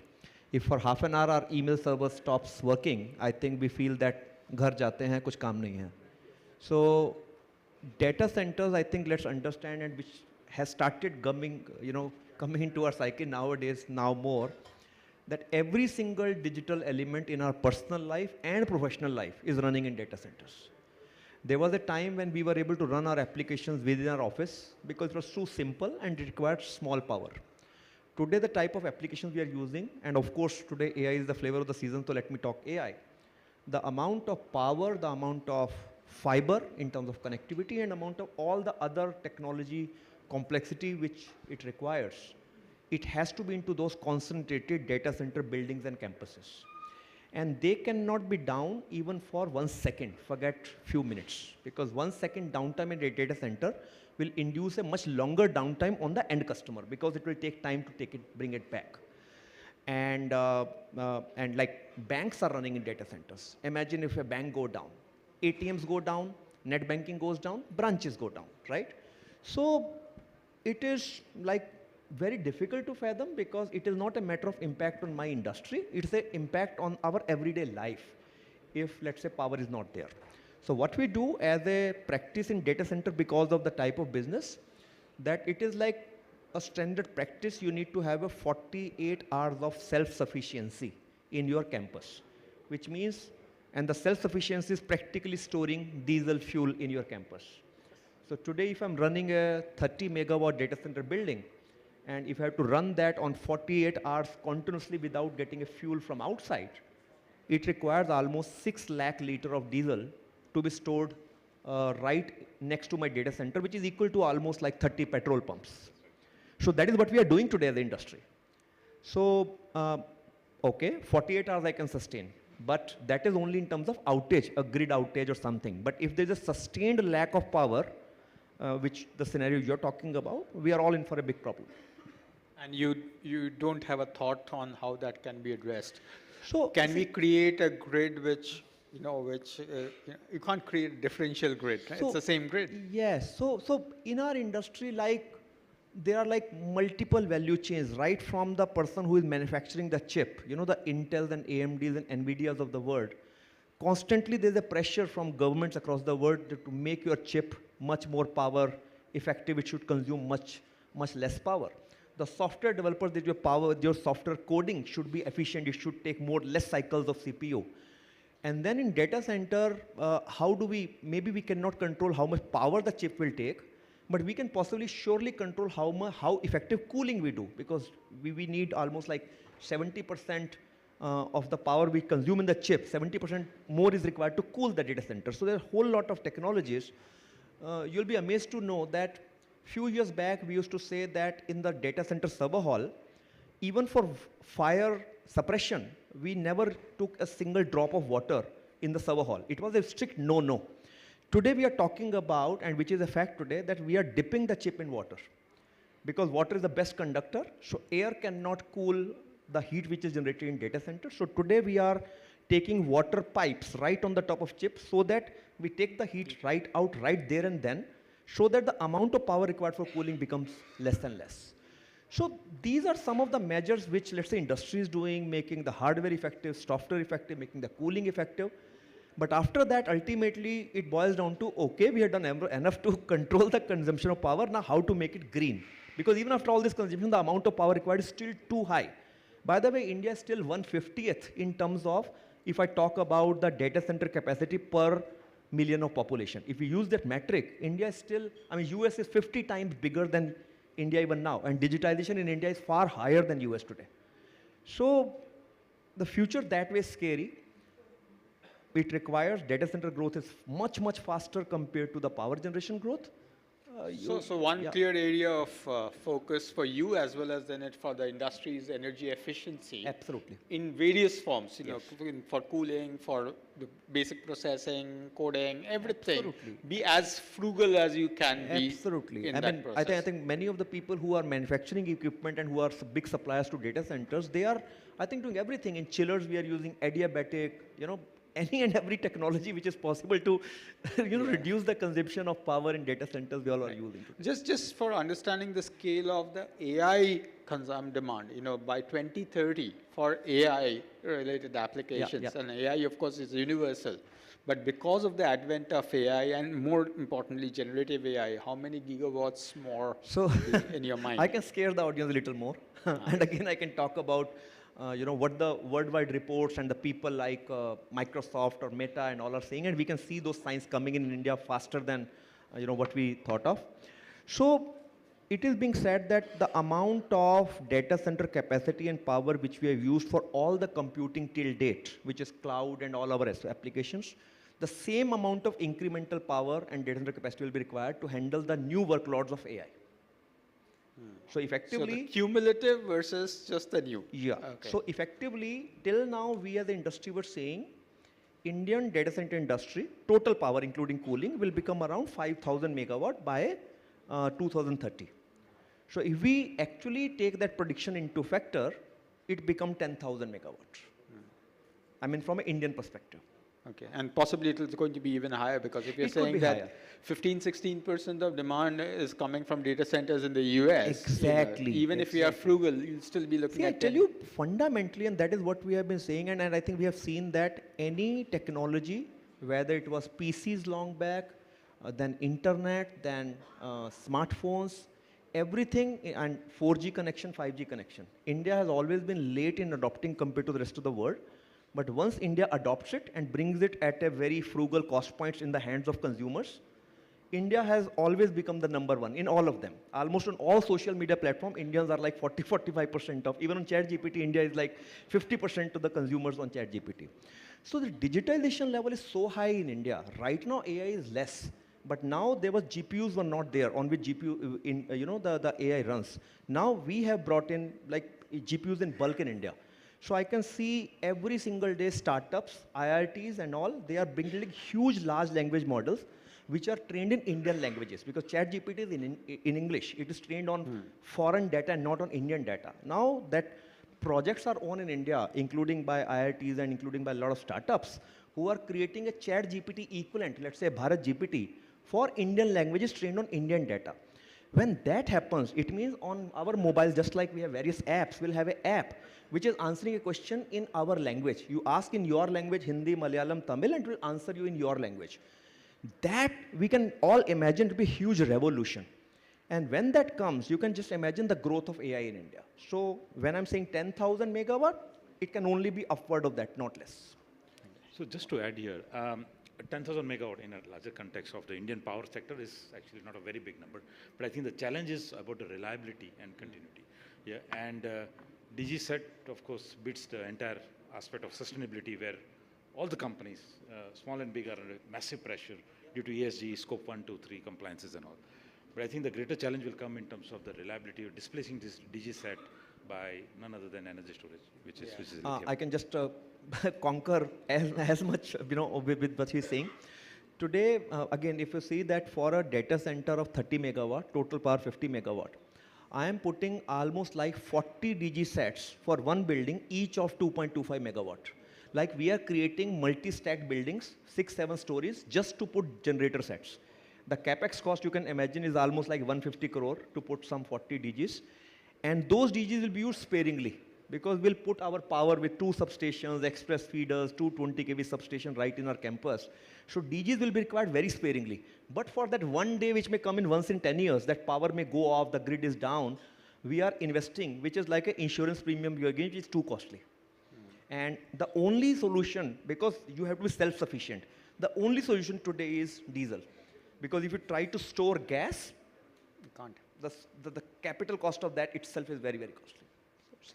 Okay, so we are, just following on from where we started the conversation. It's a land of bounties in that sense. It's a land of shortages also. Okay, and whether you are a solar or a wind or a battery manufacturer, or you're looking at energy efficiency things, or you're a DG set manufacturer, all of us have opportunities over here, and we need to really prioritize that. And some of them may be wasteful, but that's the reality with which we have to live in. I'm still worried about the power quality issues. Reliability is one side. Even anybody who's lived in the electricity industry in the early 2000s knows what kind of power quality we used to deal with. It had become better. Now, there's always that specter of power quality, and how do we handle it? At this point of time, I do want to bring the audience in. This has been a very, very good discussion thus far, but we need to sense the mood of the audience. So your questions, just raise your hand, introduce yourself, and then we can go forward. If you want somebody specific to answer your question, you can always indicate that. Here you go.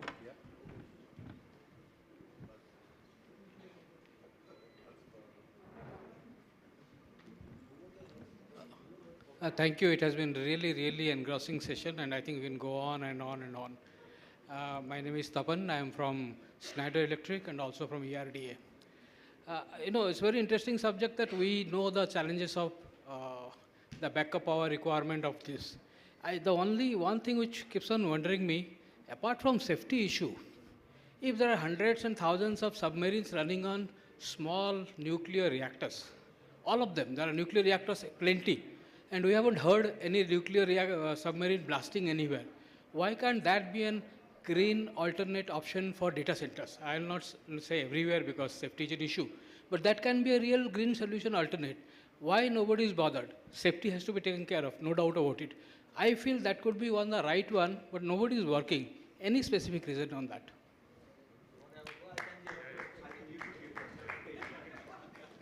So, so you see this SMRs, these are also early days for SMRs. Okay. Data centers, I'm sure if it comes down to the point where it affords the quality, reliability, safety, all of that, why wouldn't you take that? Okay. In fact, if you have a submarine in your basement, it's perfectly okay to have that as long as it's there, so to speak. Okay. But, last I know, there were 75 designs of SMR which are fighting with each other for prominence, but none of them had gone to a point of commerciality. And they're in China and Korea, there have been, the first ones are out, but even in China, you haven't seen SMRs really get to the point of commerciality. Because submarines are defense, okay? So you can do in submarines at a cost point, which might be very different from what is affordable commercially. So till the point, it gets to a point where it is, apart from every other aspect like safety, security, all of that being taken care of, you have to come to a commerciality of that.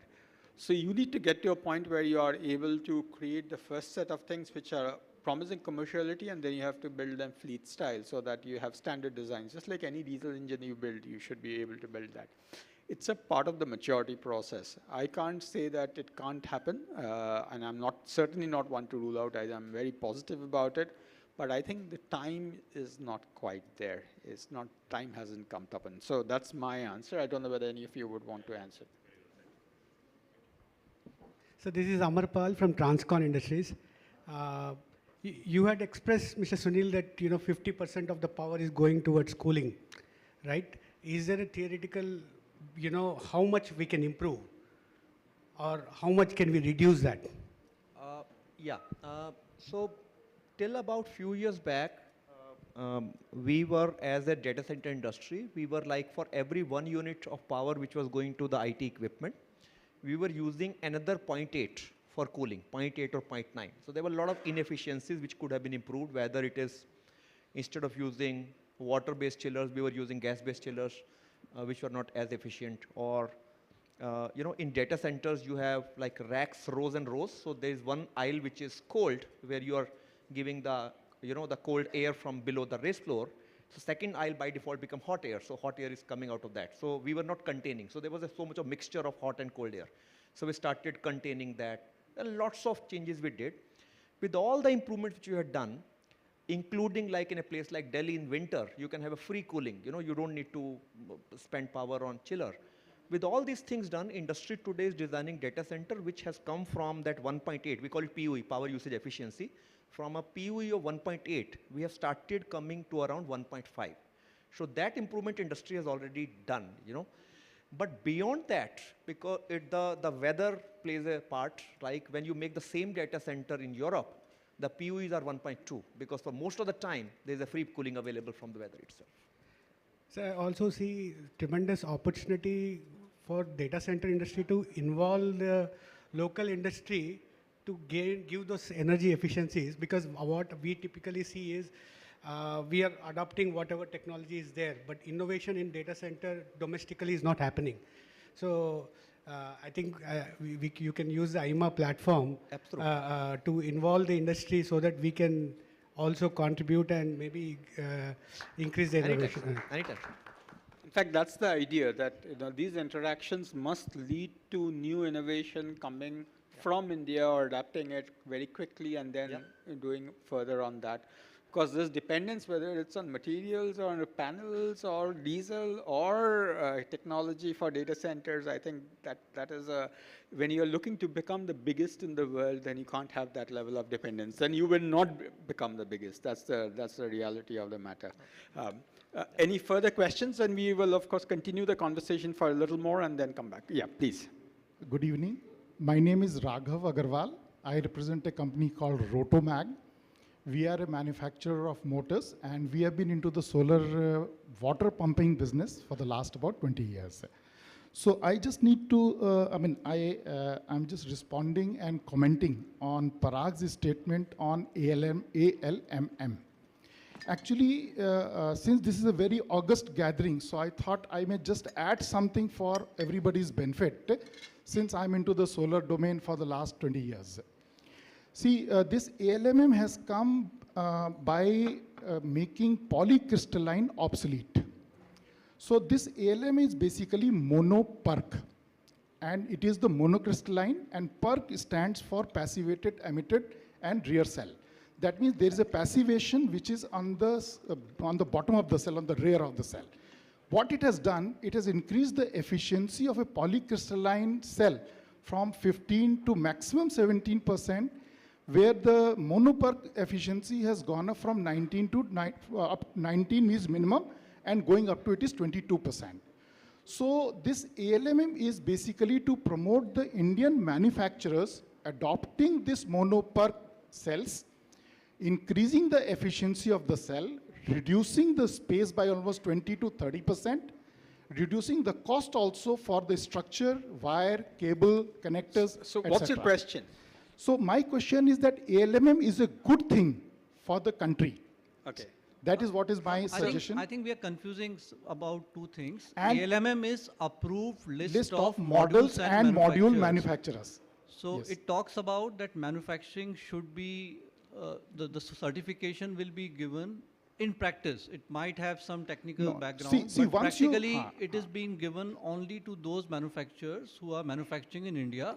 So it's a non-tariff barrier used to block buying modules No, from sir. outside No, India. sir. It is not a barrier. Anyway, I think It is not a this is barrier. policy. It is a promotion of the Indian industry without any barriers. That is what is. I think we should cut this debate for the simple reason that it's a reality over here. We are not debating whether it's a reality. If it's a reality and it's likely to continue, let's not debate that reality unless there's a really hard view to the No, contrary. I stood up because it is not a barrier. That's what was my solution. It is a barrier. You know, any non-tariff barrier is a barrier. It can have good barrier or a bad barrier, but it's a barrier. So let's not even get into the semantics of it. Let's leave that question. One last question, and then we close the thing, because I think we are getting to a point where you know, these kind of discussions can happen over better things. So let's take, if there's any one last question. I've seen a hand there.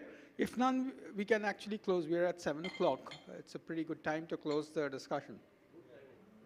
Okay, so then that's good. I must thank the panel. I'm not going to summarize. And I think we should find another way to get together on another day and spend at least 1 more hour, because I have lots of other questions to do, but not today. Thank you so much. You've been a wonderful panel. Yeah.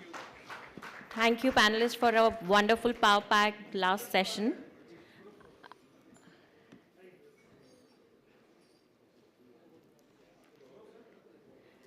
In the meantime, I would request Mr. Sunil Singhvi to felicitate Mr. Sunil Gupta and Mr. Parag Sharma.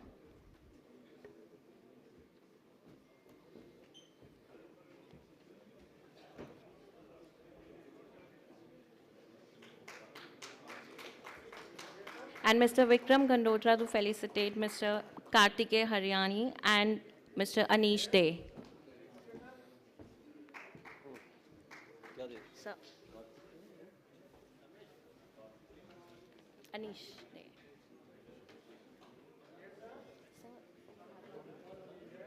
एक last electrum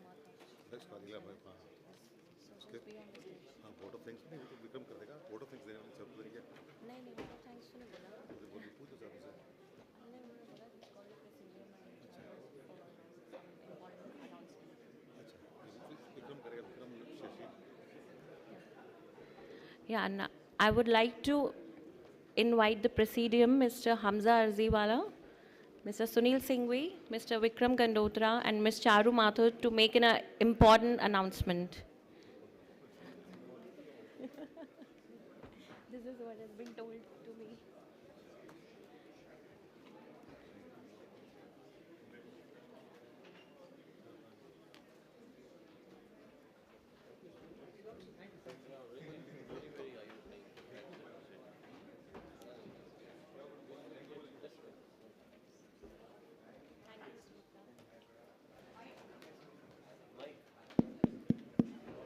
Okay, people, before we begin the evening,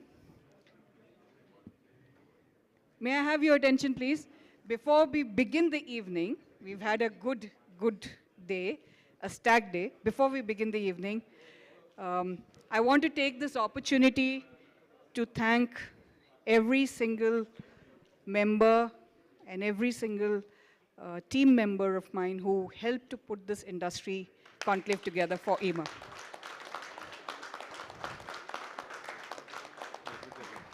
I think rather we should say on behalf of President and Vikram, thank you to Charu. Charu came with this brilliant idea about 6-7 months back. And I think complete IoT worked very hard. A special thanks to Rohit, Naveen, and others who really contributed giving Mustafa Wazid, he's not here today. And I can tell you the IoT team worked day and night, and getting 250 CXOs in a room in power sector when the sector is so busy is not that easy task. And the quality of speakers we got today. Unfortunately, some of them are traveling, we could not get them here, but it's a wonderful event.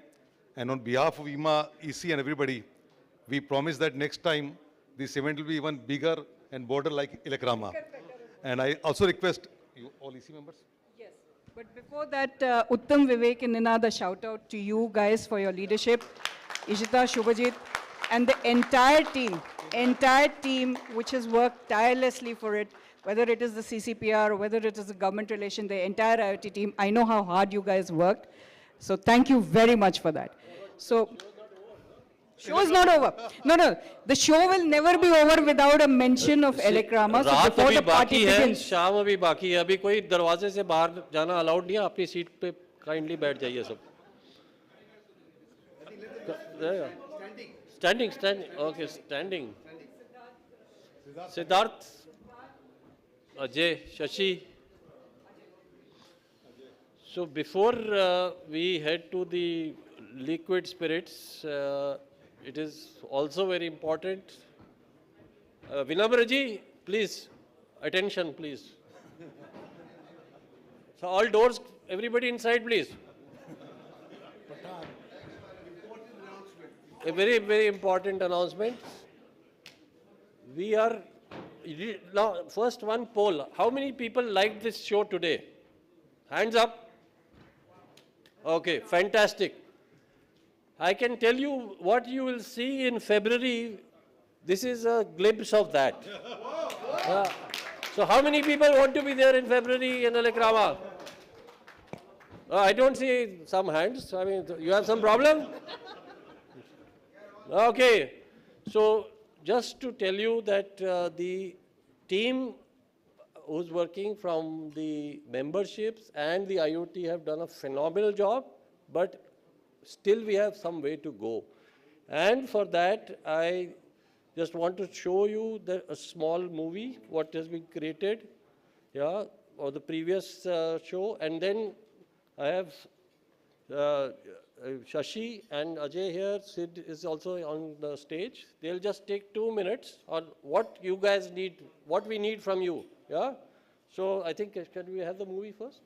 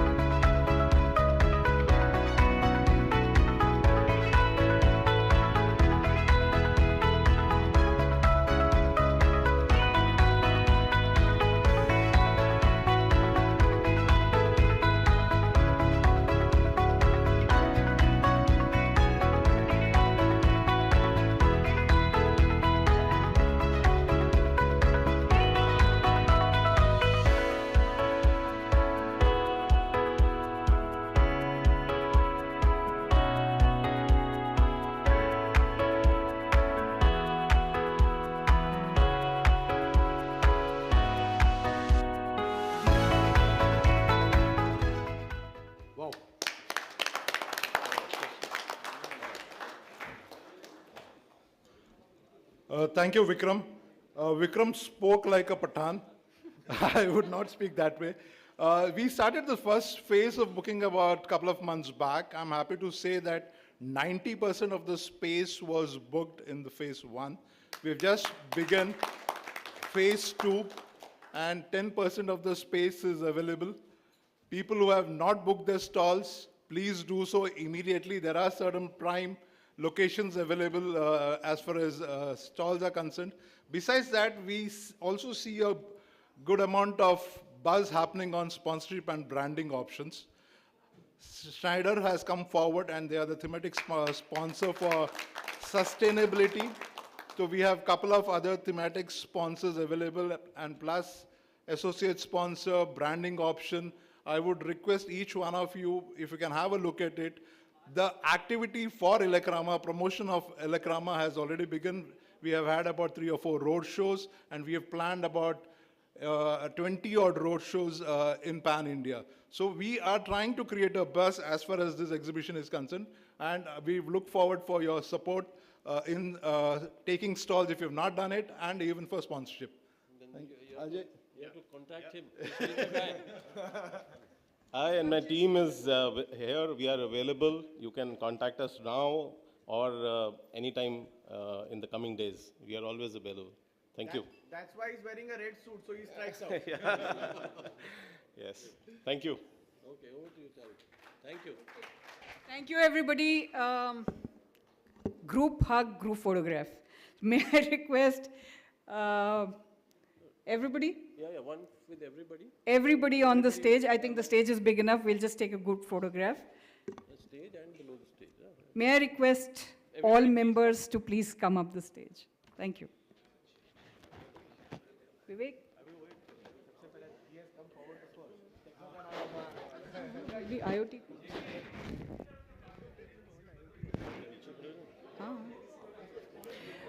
IoT, if you can line up niche or wherever, just be a part of this group.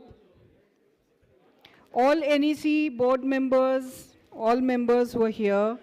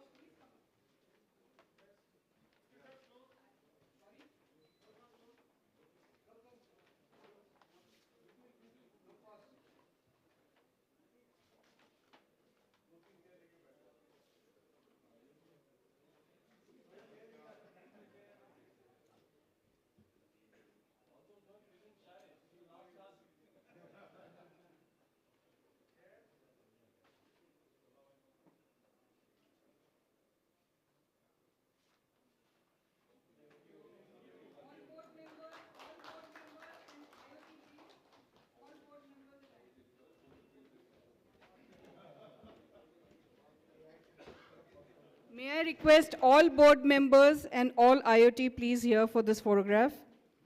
Please align yourselves.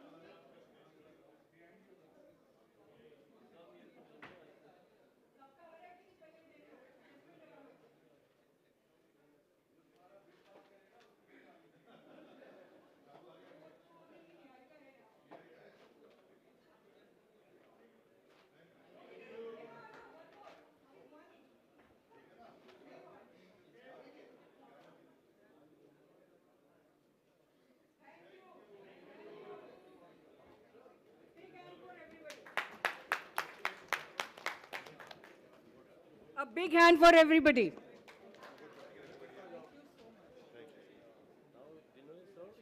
Drinks and dinner, huh? You were drinks announce कर दो